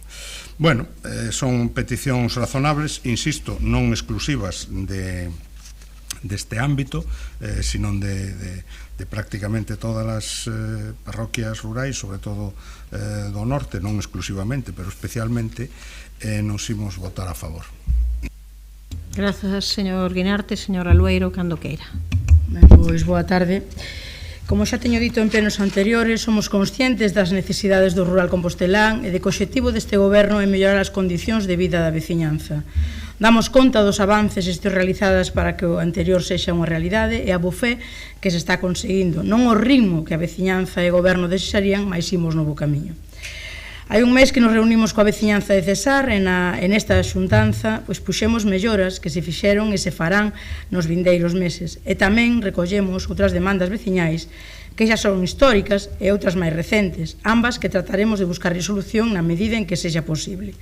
Respecto dos acordos que se presentan nesta moción, comentar o seguinte. No primeiro acordo, as marquesiñas que dependen do Concello serán repostas cando entre en vigor o novo contrato de transporte, que será en breve.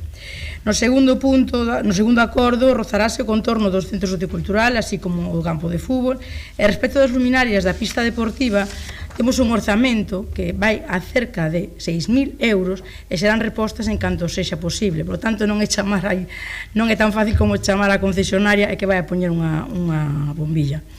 E o terceiro acordo, cambiáronse na parroquia un total de 88 puntos de luz e 3 cadros de mando, puntos que se van a reforzar logo da petición da asociación veciñal. Trasladamos ya a petición á empresa que está facendo a súa valoración, en canto a teñamos, así será feito.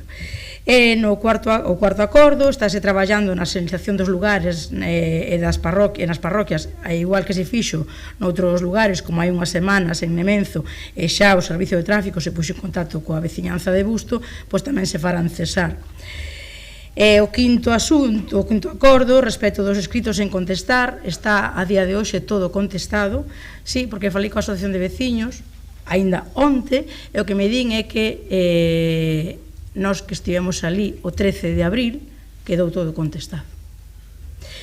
E o último dos acordos que aparecen nesa moción, nós non temos inconveniente informar a veciñanza da execución das actuacións, así se fixo, así se fará. É certo que hai queixas de que non comunicamos todo o que facemos, iso é certo, é mellor, o que temos que traballar en comunicar mellor as cousas, porque facémolas. Nada máis. Grazas. Ten un minuto, señora Barcia. Eu tamén me reunín cos veciños de Cesar e foi a posteriori e as demandas, se o puxen aquí é porque mo trasladaron.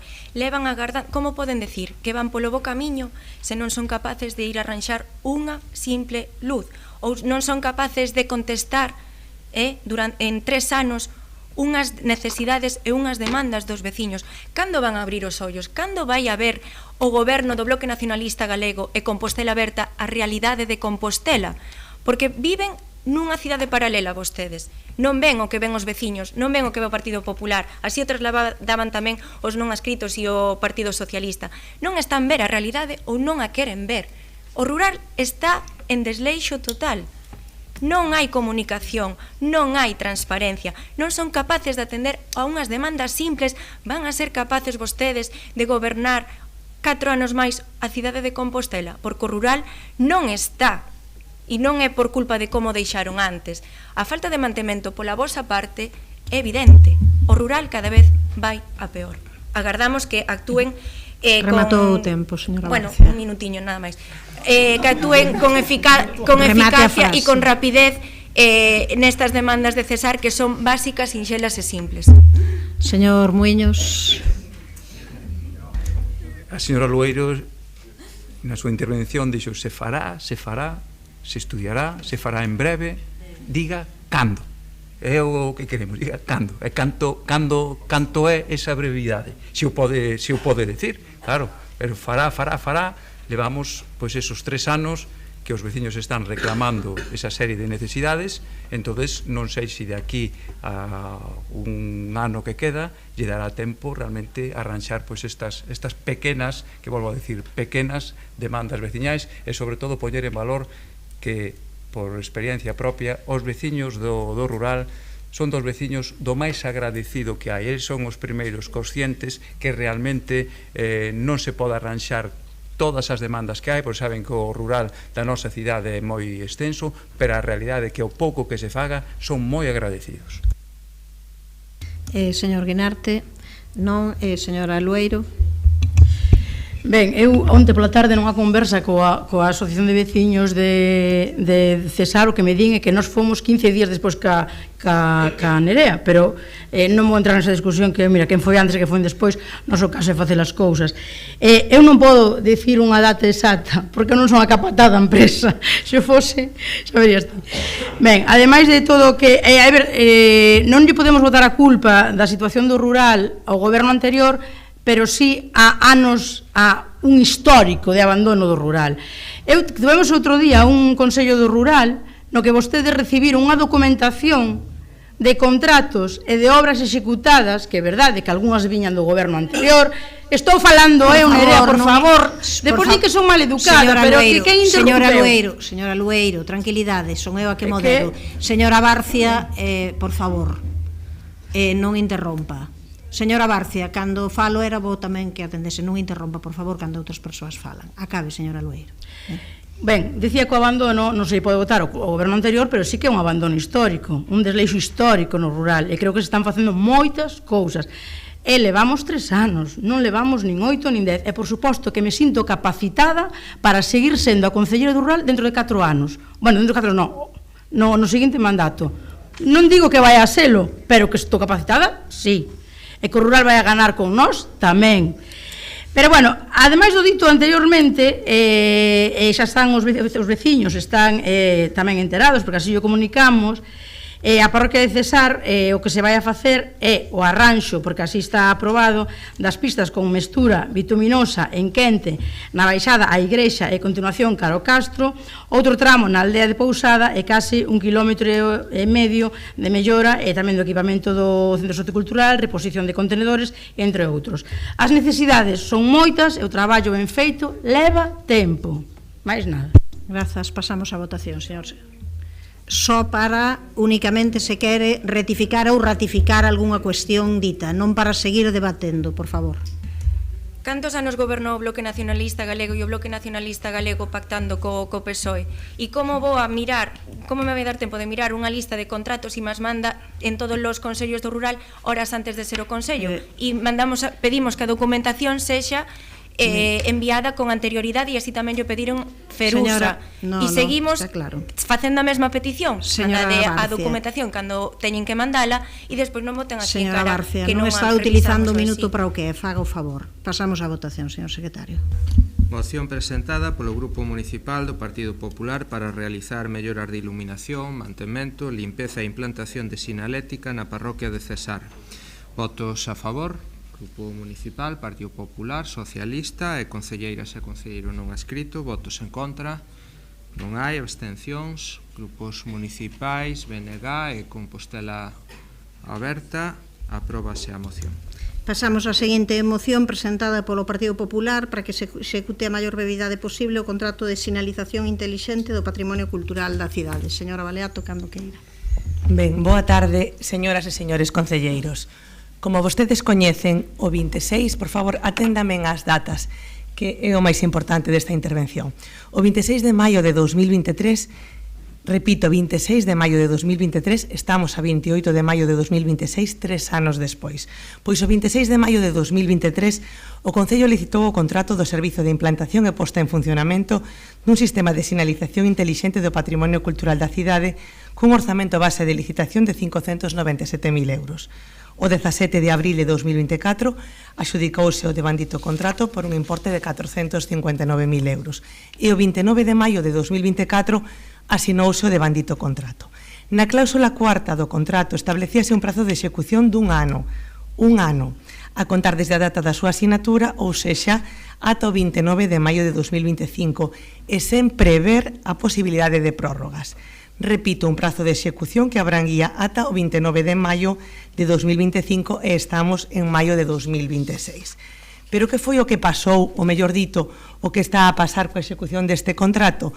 Pois que o 26 de maio de 2025, 3 días antes do prazo de fin de contrato, a Xunta de Goberno Local autorizoulle á UTE adxudicataria unha prórroga de 8 meses tras recoñecer a existencia de retrasos imputables á Administración, insisto, imputables á Administración e non ao contratista, quedando como nova data de fin de prazo 28 de xaneiro de 2026. E que foi o que volveu a pasar?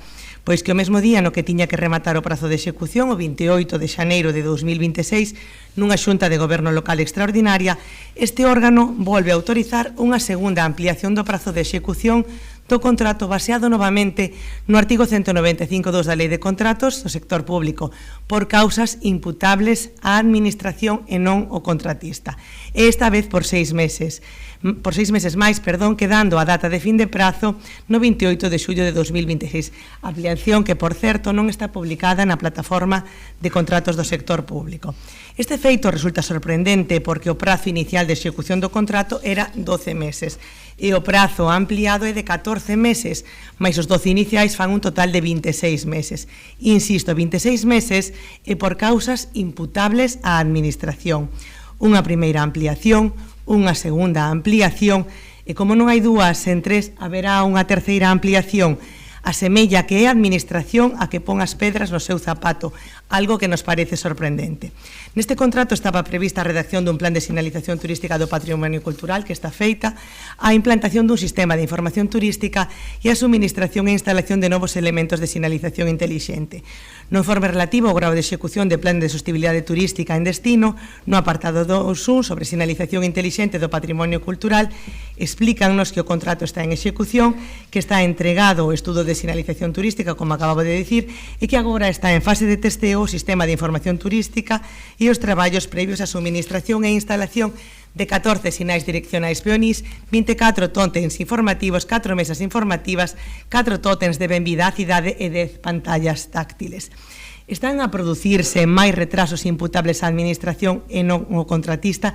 Que é o que está a pasar? Solicitamos que executen sen máis ampliacións de prazo o contrato de sinalización intelixente do patrimonio cultural da cidade. Moitas grazas. Grazas, señora Baleato. Señora Rosón, cando que... Moi boa tarde, moi brevemente. 3 anos e un mes dende que se licitou este contrato, é dicir, no anterior mandato. 2 anos é algo dende que se adxudicou e asinou, un ano xusto no que a Xunta de Goberno autoriza ou ten unha prórroga de 8 meses. E onde van eses 3 meses, non? Claramente, se non hai pois un milagre, chegaremos ao ano santo do ano 2027 probablemente sen esa sinalética tan urxente e necesaria para a nosa cidade. Por lo tanto, pois creo que está claro que nos votaremos a favor das non escritas desta moción. Grazas. Grazas, señora Rosón. Señor Guinarte, cando queira. Sí, bueno, o obxectivo deste contrato que efectivamente quedou lanzado cando o goberno do anterior mandato, en fin, deixou paso ao actual goberno municipal, pois era contribuir a algún dos obxectivos do plan de sostenibilidade turística, ordenar os fluxos turísticos, poñer en valor outros espacios máis alá do casco histórico, incrementar, ao fin e ao cabo, a estadía media das persoas que nos visitan.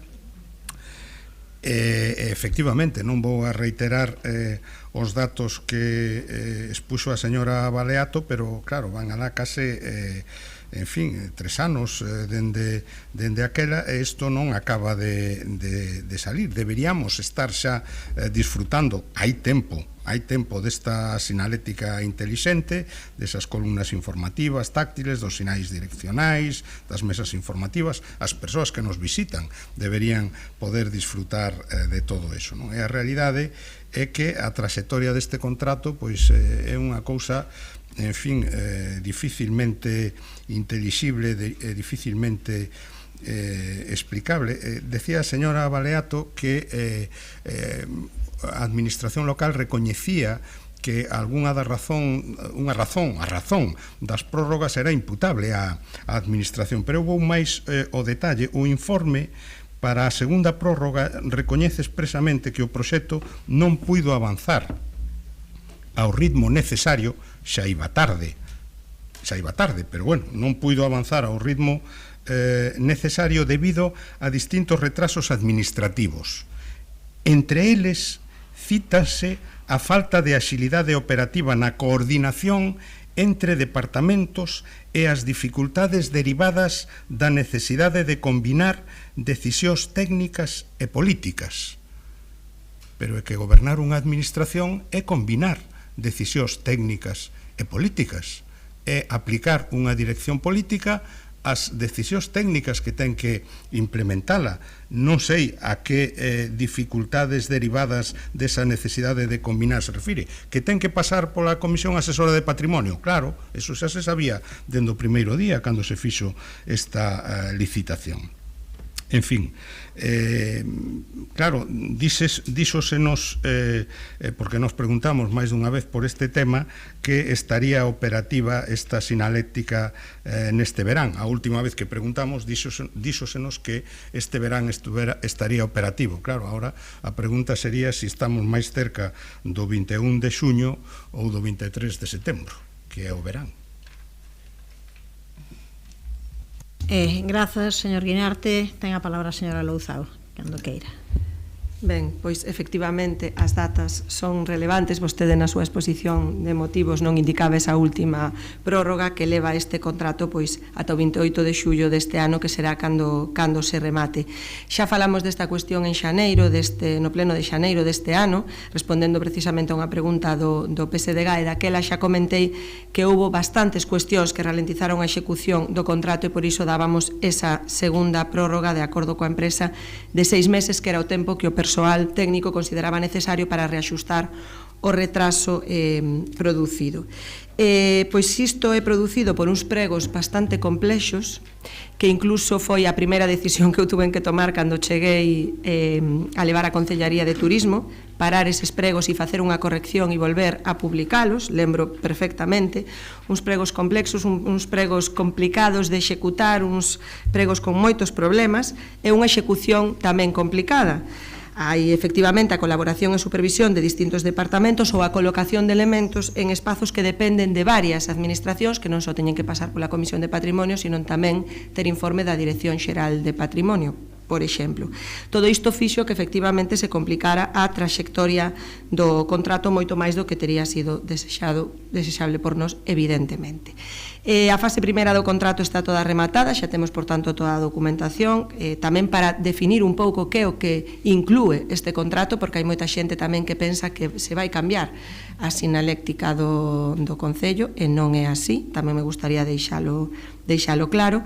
O que este contrato nos dá é o inventario e a diagnose da sinalización actual, o estudo e xerarquización de polos e accesibilidade de sinalización, a definición dos destinos a sinalizar en cada intersección, os manuais de sinalización turística convencional e intelixente, o plan de localización e deseño dos equipamentos que se teñen que suministrar dentro deste contrato e o informe dos contidos xerados polos diferentes dispositivos que integrarán os sinais intelixentes. Da segunda fase xa temos tamén rematado o desenvolvemento da aplicación, inclúe unha aplicación que vai permitir interactuar cos bicóns instalados nesta sinaléctica intelixente, e tamén xa está feita a formación do persoal que o vai xestionar. En canto ao suministro, a suministración do material que este contrato inclúe, colocáronse os 14 sinais direccionais peonís que inclúe, 14 sinais direccionais peonís. Iso é todo o que inclúe este contrato, que van desde a estación intermodal ata o Auditorio de Galicia, que xa poden vostedes ver desde hai unhas semanas. Está feito xa o replanteo do resto de elementos, en colaboración co persoal do Departamento de Obras, que tivo que ir facendo o replanteo de todos os elementos. Faltan 4 puntos que se farán o vindeiro luns, e polo tanto só ficaría que nas vindeiras semanas chegue o suministro e se coloquen os elementos que faltan, que son 24 tótems informativos, 4 mesas informativas, os 4 tótems de benvida a cidades, des tótems grandes dos cales solamente había 2 neste momento que se van a retirar e vanse colocar os 4, e 10 pantallas táctiles. Iso é o que incorpora este contrato. Concreto isto porque hai moita xente que pensa que se van cambiar todos os sinais direccionais, e o que incluía este contrato eran 14. Nos estamos traballando para poder aumentar ese número e que sexan máis, pero con este contrato iso é o que se vai poder ver, e como dicía, pois estamos agora á espera, están prácticamente xa todos rematados, e polo tanto nas seguintes semanas suministraránse, colocaránse, e sí, teremos rematado este contrato por fin o 28 de xullo deste ano. Moitas grazas. Grazas, señora Baleato. Sí, pois agardamos entón que esa sexa a data e que se concrete efectivamente a execución deste contrato, porque eu creo que 2 ampliacións do prazo por causas imputables á administración é algo que deberían reflexionar. Creo que estamos ante un exemplo de mala praxe administrativa, mala execución administrativa, mala ou escasa coordinación administrativa, mala ou nula eficacia e eficiencia administrativa. En resumo, un exemplo máis da súa incapacidade de xestión. Moitas grazas. Grazas, señora Baleato. Señora Rosón, non? Señor Guinarte. Eu sei que é un contrato complexo, pero nós non pensamos as actuacións do plan de sustentabilidade turística, me refiro a nós, o goberno do mandato anterior, para facer cousas sinxelas e cousas que non tiveran impacto na cidade, porque igual que isto é complexo, o tema que ten que ver coa iluminación das prazas do entorno da catedral, que tamén quedou ideado no mandato anterior, aínda que non quedase feita a licitación, pois é un tema extraordinariamente complexo, incluso diría máis que este, dende logo, non? Pero para eso entendemos que vale a pena e paga a pena facer un plan de sostenibilidade turística. O que hai é que darlle un impulso político a estas actuacións, hai que estar moi enriba delas para que a parte técnica ou administrativa e a parte política vayan da man. e non supoña unha distorsión para o funcionamento dunha actuación tan importante, pois esas, en fin, non lembro como se refería, dificultades derivadas da necesidade de combinar decisións técnicas e políticas. Claro que hai que combinalas, pero hai que, dentro do liderazgo político, pois conseguir sacar adiante estes contratos que si son complexos nun plazo razoable. Confío en que sexa entonces máis cerca do 21 de xuño que do 23 de setembro. Grazas, señor Guinarte. Señora Louzao. Teño moitos defectos, señor Guinarte, pero asegúrolle que non ser insistente non é un deles. En todo caso, efectivamente, consideramos que as cousas complicadas, se ben rematan, pois ben estiveron. E, por tanto, nese sentido, seguramente haxa un resultado satisfactorio. O que quero aproveitar é para dicir aquí que foron moitos os departamentos do Concello que colaboraron na execución deste contrato. Cada un dos pasos tivo que irse tamén tratando pois coa Comisión do Patrimonio, o seu responsable, tamén o Departamento de Obras, obviamente o Departamento de Turismo, e, por tanto, pois tamén quería aquí agradecer a implicación e o traballo de todo este persoal, que é importante, creo, que se traballe de maneira conxunta entre os distintos departamentos, pero sí é certo que eso a veces pode ralentizar a execución, pero como dicía ao comezo, o que ben remata ben estivo feito. Pasamos a votación, señor secretario. Moción presentada polo Grupo Municipal do Partido Popular para que se executa a maior brevidade posible o contrato de sinalización intelixente do patrimonio cultural da cidade. Votos a favor, grupos municipais. Bueno, apróbase por unanimidade. Vamos daquela derradeira moción do día presentada polos grupos municipais do Bloque Nacionalista Galego, Compostela Aberta e concelleiro e concelleiras non adscritas de condena da interceptación da flotilla humanitaria con destino a Gaza e de solidariedade co pobo palestino. Neste caso hai unha proposta de autoenmenda de todos os grupos que está xustificada no sentido de que desde que se presentou a moción a agora mudaron as condicións. O acordo número 3, a proposta de acordo no punto número 3 exixía a posta en liberdade inmediata de todas as persoas detidas e, como saben, felizmente, pois foron xa liberadas. Daquela o que fixemos foi propor nesta emenda a eliminación deste punto terceiro, mais si en consonancia con iso, unha vez xa falado con elas e sabido o acontecido, incorporar no punto número 2, despois de detención, o maltrato e as humillacións que recibiron durante este tempo. Esa é a proposta e pasamos daquela ao debate polas concelleiras non adscritas, a señora Rosón, cando queira. En Gaza, a maioría da xente di que non precisa axuda humanitaria, precisa humanidade. Son palabras de Sami Ashur, expresidente da Asociación Árabe Jenin, coas que non podo estar máis de acordo. Isto vai de humanidade. Se algún de vostedes non se sinte interpelado cando ve a nenas e nenos morrer de fame, a pais e nais abrazando corpos en vida das súas crianzas vítimas dunha bomba israelí, se vostedes non senten empatía ao ver como un cidadán se dá media volta e lle disparan polas costas, ou cando ven a un exército asinar a sangue fría a mulleres e homes que intentan chegar a unha zona con axuda humanitaria, se a vostedes lles parece lóxico e normal que un Estado instale motobombas para verter auga salgada na terra de todo un territorio para evitar que poidan cultivarse alimentos, se vostedes van a falar de Hamás para xustificar un xenocidio, pouco temos que discutir. Quero dicir con absoluta sinceridade que, a pesar de que era difícil, pareceme sorprendente que o Partido Socialista non se adhirira a esta moción conxunta para condenar un xenocidio en Palestina, condenar a interceptación da flotilla humanitaria a Gaza e exixir a apertura inmediata de corredores humanitarios. Incomprensible e injustificable, tamén do Partido Popular. Porque, como dixo e segue dicindo a admirada xornalista Maruja Torres, ata que nos sanguen os ollos temos que seguir poñendo diante da cidadanía o que está ocorrendo en Gaza. Humanidade, empatía e solidariedade. Trátase de ser persoas e de ver o sufrimento en outras persoas. É certo que isto está a ocorrer a 4.000 kilómetros de aquí, pero eu síntome interpelada todos os días cando vexo esas imaxes, cando vexo a persoas morrer de fame, morrer asesinadas e abrazar corpos en vida de fillos, de nais ou de pais. A interceptación da flotilla que motiva agora este debate pode parecer unha misión frustrada en ollos deshumanizados. Na miña forma de ver o mundo serviu para estimular a sensación da sociedade civil de vernos como un arma poderosa para marcar as prioridades dunha axenda pública que esquece o sufrimento porque o normaliza.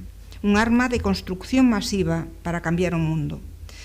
E apoiar esta moción, non teño dúbida de que supón representar o sentir maioritario do noso concello, das veciñas e veciños de San Pedro que, desde a xuntanza, teñen realizado accións de microactivismo e solidaridade co pobo palestino, das veciñas e veciños que acuden regularmente ás concentracións convocadas pola Plataforma Galicia por Palestina e outros colectivos sociais, de todas esas persoas que, como a min, fans do Festival Amal, conmocionáronse na última edición cun documental que nos trasladou o sofrimento da cidadanía que segue na franxa de Gaza.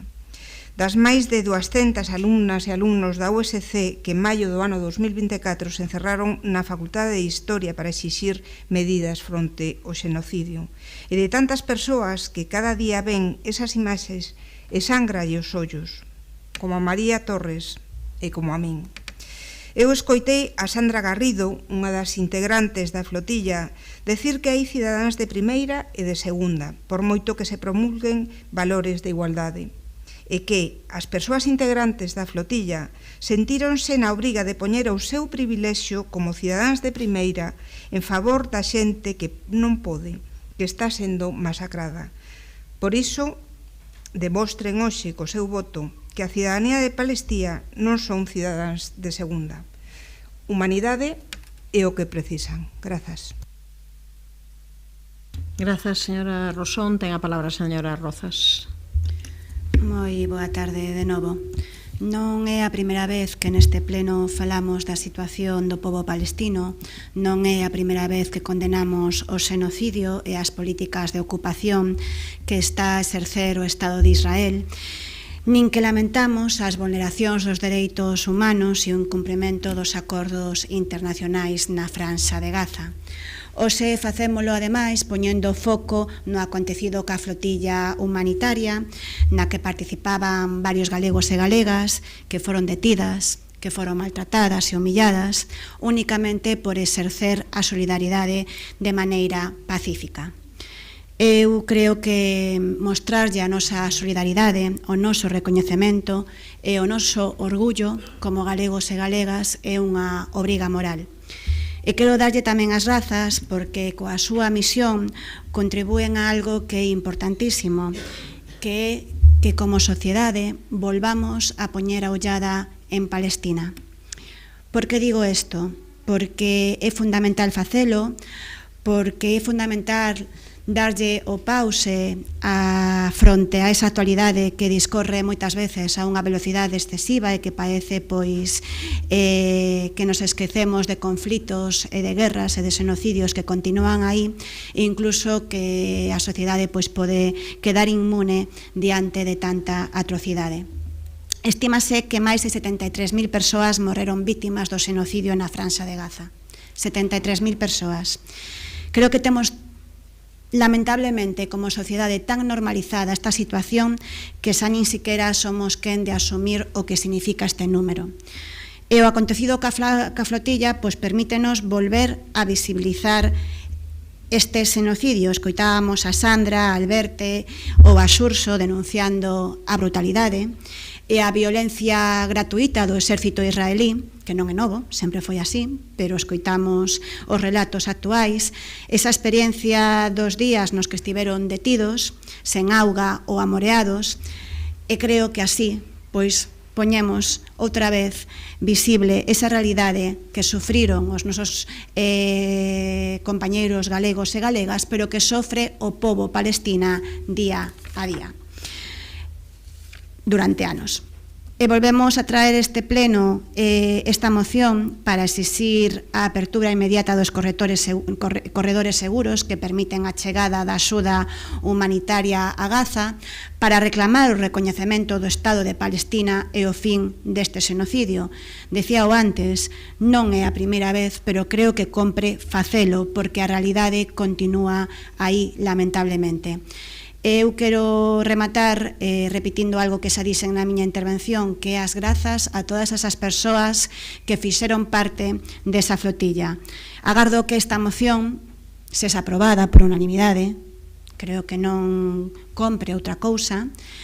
No Concello de Vigo aprobouse por unanimidade unha moción similar a esta, así que agardo que esta Corporación Municipal do Concello de Santiago pois estea á altura e que se firme na defensa do pobo palestino e da legalidade internacional. Moitas grazas. Grazas, ten a palabra a señora Louzao, cando queira. Ben, pois está xa prácticamente todo dito polas compañeras de corporación que falaron antes que a min e tamén polo propio texto da moción, pero penso que non está de máis que nos paremos a lembrar o que está pasando algún minuto máis. O pasado 18 de maio, o Estado de Israel perpetrou un novo acto de piratería internacional ilegal contra a Global Sudbury Flotilla, que, lembremos, é unha embarcación humanitaria que foi interceptada en augas de libre navegación dentro da zona SAR de Chipre. É importante destacar isto, embarcación humanitaria, porque ao final estamos falando dun grupo de persoas, entre as que hai cidadanía galega, cidadanía compostelá, que van a axudar a outras persoas que están vivindo unha situación dramática. E ás veces, sobre todo cos conflitos que se alongan, acabamos caendo na deshumanización. A interceptación desta embarcación resulta totalmente contraria aos tratados internacionais. Calquera ataque destas características constitúe un crime de guerra e un ataque directo contra a soberanía do Estado do pabillón dos barcos, vulnerando de xeito flagrante o dereito marítimo internacional, a liberdade de navegación en alta mar e a Convención das Nacións Unidas sobre o Dereito do Mar. O asalto e secuestro das persoas activistas a bordo incluíu a 7 galegos e galegas, entre os que estaban veciñas de Compostela, como Sandra Garrido, ou o cineasta Alberto Pagán, a quen este Concello lle entregou o Premio Cine Europa no ano 2021. Falamos, insistimos, dun secuestro ilegal en augas internacionais. Un secuestro de persoas de diferentes ámbitos, todas movidas pola solidariedade, a rebelión ante a barbarie e unha profunda humanidade. Eu quero aproveitar hoxe aquí esta intervención tamén para darlle as grazas desde aquí en nome do Bloque Nacionalista Galego a Sandra e a Alberte, tamén a Ana, Andrea, Benito, Duarte e Xurxo, tamén aos que foron antes caeles e caelas, e dicirlle que grazas pola súa valentía, polo seu compromiso e por levar a Palestina canda eles, canda elas, a voz e o apoio de todos os galegos e galegas de ben. Ante esta nova agresión do Estado sionista, as organizacións políticas, as institucións públicas, o municipalismo non podemos ficar en silencio nin seguir permitindo a impunidade coa que actúa Israel. Compre lembrar, ademais, que esta nova agresión ven sumarse a anteriores asaltos ilegais acometidos polo exército israelí contra outras misións humanitarias, tanto marítimas como terrestres, cuxo obxectivo é denunciar a situación extrema do pobo palestino e rachar co bloqueo imposto contra a faixa de Gaza. Só desde outubro de 2023, Israel asasinou, xa se lembrou aquí, de xeito directo máis de 73.000 persoas, ademais das mortas como consecuencia do uso da fame como arma de guerra, a fame como arma de guerra, e a ampliación de ocupación dos territorios palestinos. O recente 15 de maio conmemorábamos o Día da Nakba, que lembra o inicio do desprazamento masivo e forzoso da poboación palestina en 1948, dando conta do alcance dun conflito e dun réxime de apartheid que prosegue na actualidade, 1948. A gravidade destes feitos exixe unha reacción institucional contundente a todos os niveis. É imposíbel manter unha actitude pasiva. As administracións deben activar todas as medidas políticas e diplomáticas ao seu alcance. Este Concello amosou moitas veces o seu apoio e solidaridade con Palestina. Tamén o fixo coas persoas embarcadas na anterior ocasión. E non podemos limitarnos á denuncia verbal. As institucións debemos impulsar medidas ao máis alto nivel contra Israel e temos que seguir pedindo que así se faga. Recollendo o masivo clamor social, reiteramos, por tanto, o noso compromiso absoluto coa paz, coa soberanía dos povos e o respeto ao dereito internacional, estendendo esta exixencia desde o ámbito local até as máis altas instancias internacionais. Na nosa exposición de motivos dicimos que os concellos non poden permanecer alleos ante a vulneración sistemática dos dereitos humanos. En realidade, ninguén debería permanecer alleo ao que está sucedendo en Palestina. Falamos, efectivamente, dunha cuestión de humanidade. Por iso, agardo, de verdade, que toda a corporación apoie esta moción. Moitas grazas. Grazas, señor Guinarte, cando queira.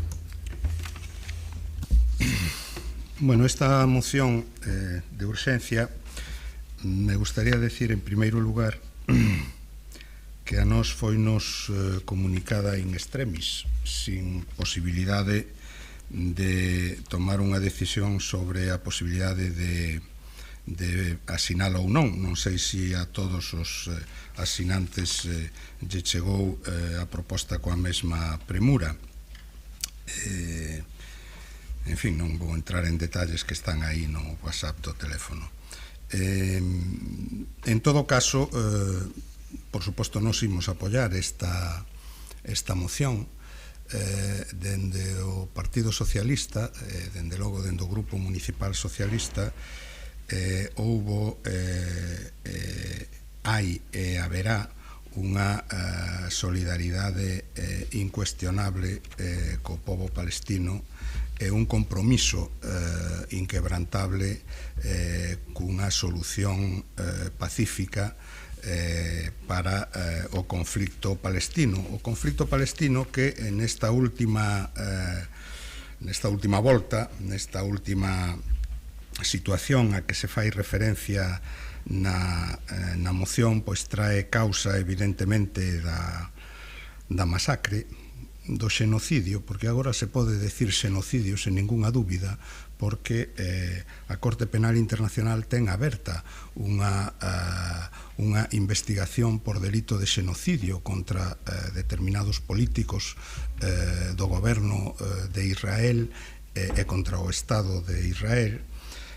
Pois digo que este xenocidio causou 75.200 mortes en 16 meses en Gaza. Son datos dunha revista norteamericana, dunha revista médica. O 70% desas mortes son de mulleres e de nenos. Morreron 1.600 traballadores sanitarios, máis que en ningún outro conflicto dende a Segunda Guerra Mundial, máis traballadores da UNRWA que en ningún outro conflicto na historia, 250 periodistas que non poideron seguir sendo testemunhas do que estaba pasando en Gaza, e da actuación das chamadas forzas de defensa de Israel, porque así é como se chama o exército israelí, forzas de defensa de Israel, que máis ben parece que están a cumplir o manual dos crimes de lesa humanidade e contra o dereito de xentes, ataques xeralizados e sistemáticos e indiscriminados contra a poboación civil, deportación e traslado forzoso de población civil, castigos colectivos, persecución de grupos étnicos e religiosos. O último paso é establecer a pena de morte para determinados delitos si son cometidos por palestinos, pero non si son cometidos por cidadáns xudeos, detencións e encarcelamento sen garantías mínimas por tempo indefinido, incluso de persoas menores, e o colofón é impedir a axuda humanitaria, a axuda para persoas feridas ou necesitadas de axuda nun conflicto armado, que no fondo é o que acontece coa flotilla, que eran persoas que o que pretenden é levar axuda humanitaria a persoas feridas e necesitadas nun conflicto armado. Facer eso é un conflicto, é un delito de lesa humanidade. Facelo ademais nun acto de piratería, pois aínda é máis grave. Por eso, evidentemente, nos manifestamos a nosa solidaridade máxima, mo desconta do segundo, coas persoas que asumen o risco persoal de aventurarse nese proxecto solidario, o risco persoal que neste caso ademais pois foi moi evidente polo comportamento que tiveron as forzas militares e policiais israelís con eles e máis alá deso, obviamente queremos expresar a nosa máis enérxica condena por esta actuación. Hoxe é día 28 de maio. Hoxe fai exactamente 2 anos que España recoñeceu o Estado palestino, o 28 de maio do ano 24. España foi o segundo país occidental, despois de Suecia, en recoñecer o Estado palestino. Despois viñeron outros, Franza e outros países. Só España e Franza, dos grandes estados occidentais europeos, recoñecen o Estado palestino. España foi o primeiro que decretou un embargo de armas a Israel. Foi quen fixo unha proposta de suspender o acordo de asociación da Unión Europea con Israel, que non se chega a aprobar porque require unha maioría determinada no ámbito da Unión Europea. E personouse na Corte Penal Internacional a demanda de Sudáfrica por xenocidio contra a Gaza. Eu vou formular unha proposta de emenda in voce, non sei se vai ser aceptada polos asinantes, que ten que ver cos puntos 5 e 8. Aí dice instar ao Goberno de España e a Unión Europea a recoñecer, e instar ao Goberno de España e a Unión Europea. Eu diría que fora sustituído por instar aos gobernos dos Estados europeos e ás institucións da Unión Europea. Evidentemente, instar a España a recoñecer o Estado palestino non ten sentido porque xa está recoñecido, e instarla a adoptar medidas diplomáticas e políticas, porque acabo de decir, pois tampouco. Vou todo o seu tempo, xa non o cortei porque ainda introduciu o tema da proposta de emenda in voce. Polo Partido Popular, señor Rubio, cando queira. Boa tarde a todas e a todos. Hai momentos, eu creo que no que as verbas se quedan curtas. Cando vemos imaxes que nos chegan dende Gaza, as crianzas, familias, hospitais, a xente, a situación, pois algo se move por dentro. Isto non é cuestión de ideoloxía nin de máis ou menos humanidade que eu adou, a diferencia da compañera Rosón, por descontado de todas as persoas que formamos parte desta corporación municipal. O noso partido ten unha posición clara dende o inicio deste conflito. Non é nova, non a construímos para esta moción nin para este debate. É unha posición sostida no tempo, coherente e baseada en 4 principios. O primeiro, o alto fogo, que continúe. Falamos do efecto que podería ter na zona. O segundo, a axuda humanitaria debe chegar sen obstáculos, alimentos, a auga, os medicamentos, o combustible, sen condicións, sen restriccións. A poboación civil non pode ser utilizada como instrumento de presión absolutamente en ningún conflicto, non só no que estamos falando hoxe aquí. Terceiro, a liberación de todos os reféns e de todos os presos. Todas as persoas retidas merecen recuperar a súa liberdade e poder reunirse coas súas familias. E cuarto, toda actuación neste conflicto debe realizarse con absoluto respeto ao dereito internacional, sen excepcións, con independencia de quen sexa o actor que actúa. Eu coido que nestes 4 puntos podríamos estar de acordo absolutamente todos os membros desta corporación, que son amplamente compartidos. No referente á flotilla Global Sumud, que foron detidos tras o abordaxe en augas internacionais, creo que manifestamos dende o principio, dende o primeiro momento, a nosa preocupación pola súa seguridade e exiximos que se lles garantise a asistencia consular e diplomática necesaria. Agora, afortunadamente, xa están todos en España e todos os de aquí, xa todos en Santiago de Compostela. Polo momento, nada máis, moitas grazas. Grazas, señor Rubio. Ten 15 segundos menos, señora Rosón, para a réplica. Dos que falaba o señor Rubio, pois se cumpriron todos a medias e algún deles non se cumpriu. En todo caso, decir únicamente que non deixemos de falar nunca de Palestina. Grazas. Grazas, señora Rozas. De forma moi breve, simplemente para aclarar unha cuestión ao Partido Socialista. Esta moción preséntase con premura, coa premura dada polo secuestro da flotilla, que todos recordamos que foi pois o día previo a que rematara a presentación das mocións. Os diferentes colectivos vinculados a Palestina de Santiago fixeron unha proposta e unha petición de que trouxéramos esta moción apoiando o pobo palestino a este pleno na últimas horas da tarde do día 20. Señor Sindevinarte, vostede recibiu a proposta un minuto máis tarde, xa yo recoñezo, un minuto máis tarde que outros grupos políticos que sí que apoian a moción. Entón, simplemente quería aclaralo porque quedou así como que non se enviou a todo o mundo ao mesmo tempo e non foi así, porque era vontade e é vontade de que aprobemos isto por unanimidade neste pleno. Por parte de Compostela Aberta, simplemente pois volver a reiterar o noso apoio ao pobo palestino e que agardo que a comunidade internacional este á altura por unha vez da situación e do xenocidio que se está a vivir en Gaza. Grazas. 5 segundos menos para a señora Louzao. Non, moi brevemente, eu xa o dixen na primeira intervención que falamos dunha cuestión de humanidade, polo tanto tamén agardo que se aprobe por unanimidade e, por tanto, pois nese sentido, nos non teríamos problema en aceptar a emenda en aras, como dicía, desa unanimidade. O Partido Socialista gastou todo o tempo e corresponde a que anda para o señor Rubio. Señor Orso, non dixen que se cumpliran os 4 puntos que dixen. Dixen que é o que defende o meu partido. O que pasa é que nos tamén o dixen ao final da miña intervención, entendemos que teñense que facer dende as instancias oportunas, non? E convidalo.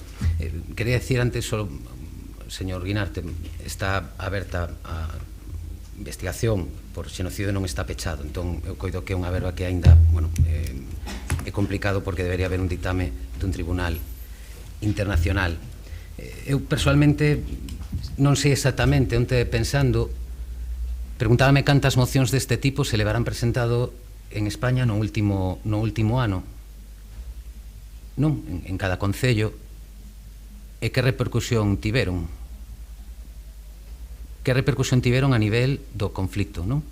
Porque iso ao final é o que estamos falando hoxe aquí. Isto non vai de falar de si somos máis humanitarios ou menos humanitarios neste salón de plenos. Porque reitero que iso dase por descontado. E o digo sinceramente. Nos o que non podemos é participar outra vez pois nunha moción que está máis pensada para acadar mañán un titular que para algo efectivo, non? Entón a nosa postura vai a ser a da abstención. Moitas grazas. Grazas. Sí que aceptamos a proposta de emenda in vocho, o conxunto de persoas que asinamos. Acabou o tempo. No, pero quería facer unha puntualización respecto á posición de voto. Eso sí podo, non? Sí, sí. Si é respecto á posición de voto. Non. A ver, no, quero decir que nos teríamos apoiado igual a moción, aínda no caso de que non se aceptase a emenda. Entendemos que a emenda mellora o texto. Xa o dixera con anterioridade, pero vale. Pasamos logo ao debate aceptando, incluindo a autoemenda e máis a emenda in voce, que é a sustitución nos puntos 5 e 8, en vez de instar ao Goberno de España e a Unión Europea, instar aos gobernos dos Estados europeos e ás institucións da Unión Europea. Vale, pois pasamos á votación.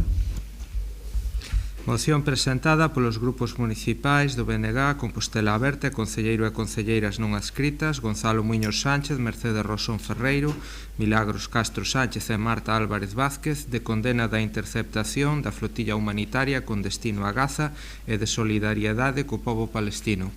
Votos a favor, grupos municipais, BNG, Compostela Aberta, Socialista e concelleiras e concelleiro non adscrito. Votos en contra. Non hai abstencións. Grupo Municipal do Partido Popular, apróbase a moción. Daquela rematamos a sesión plenaria de hoxe. Que teñan moi boa tarde.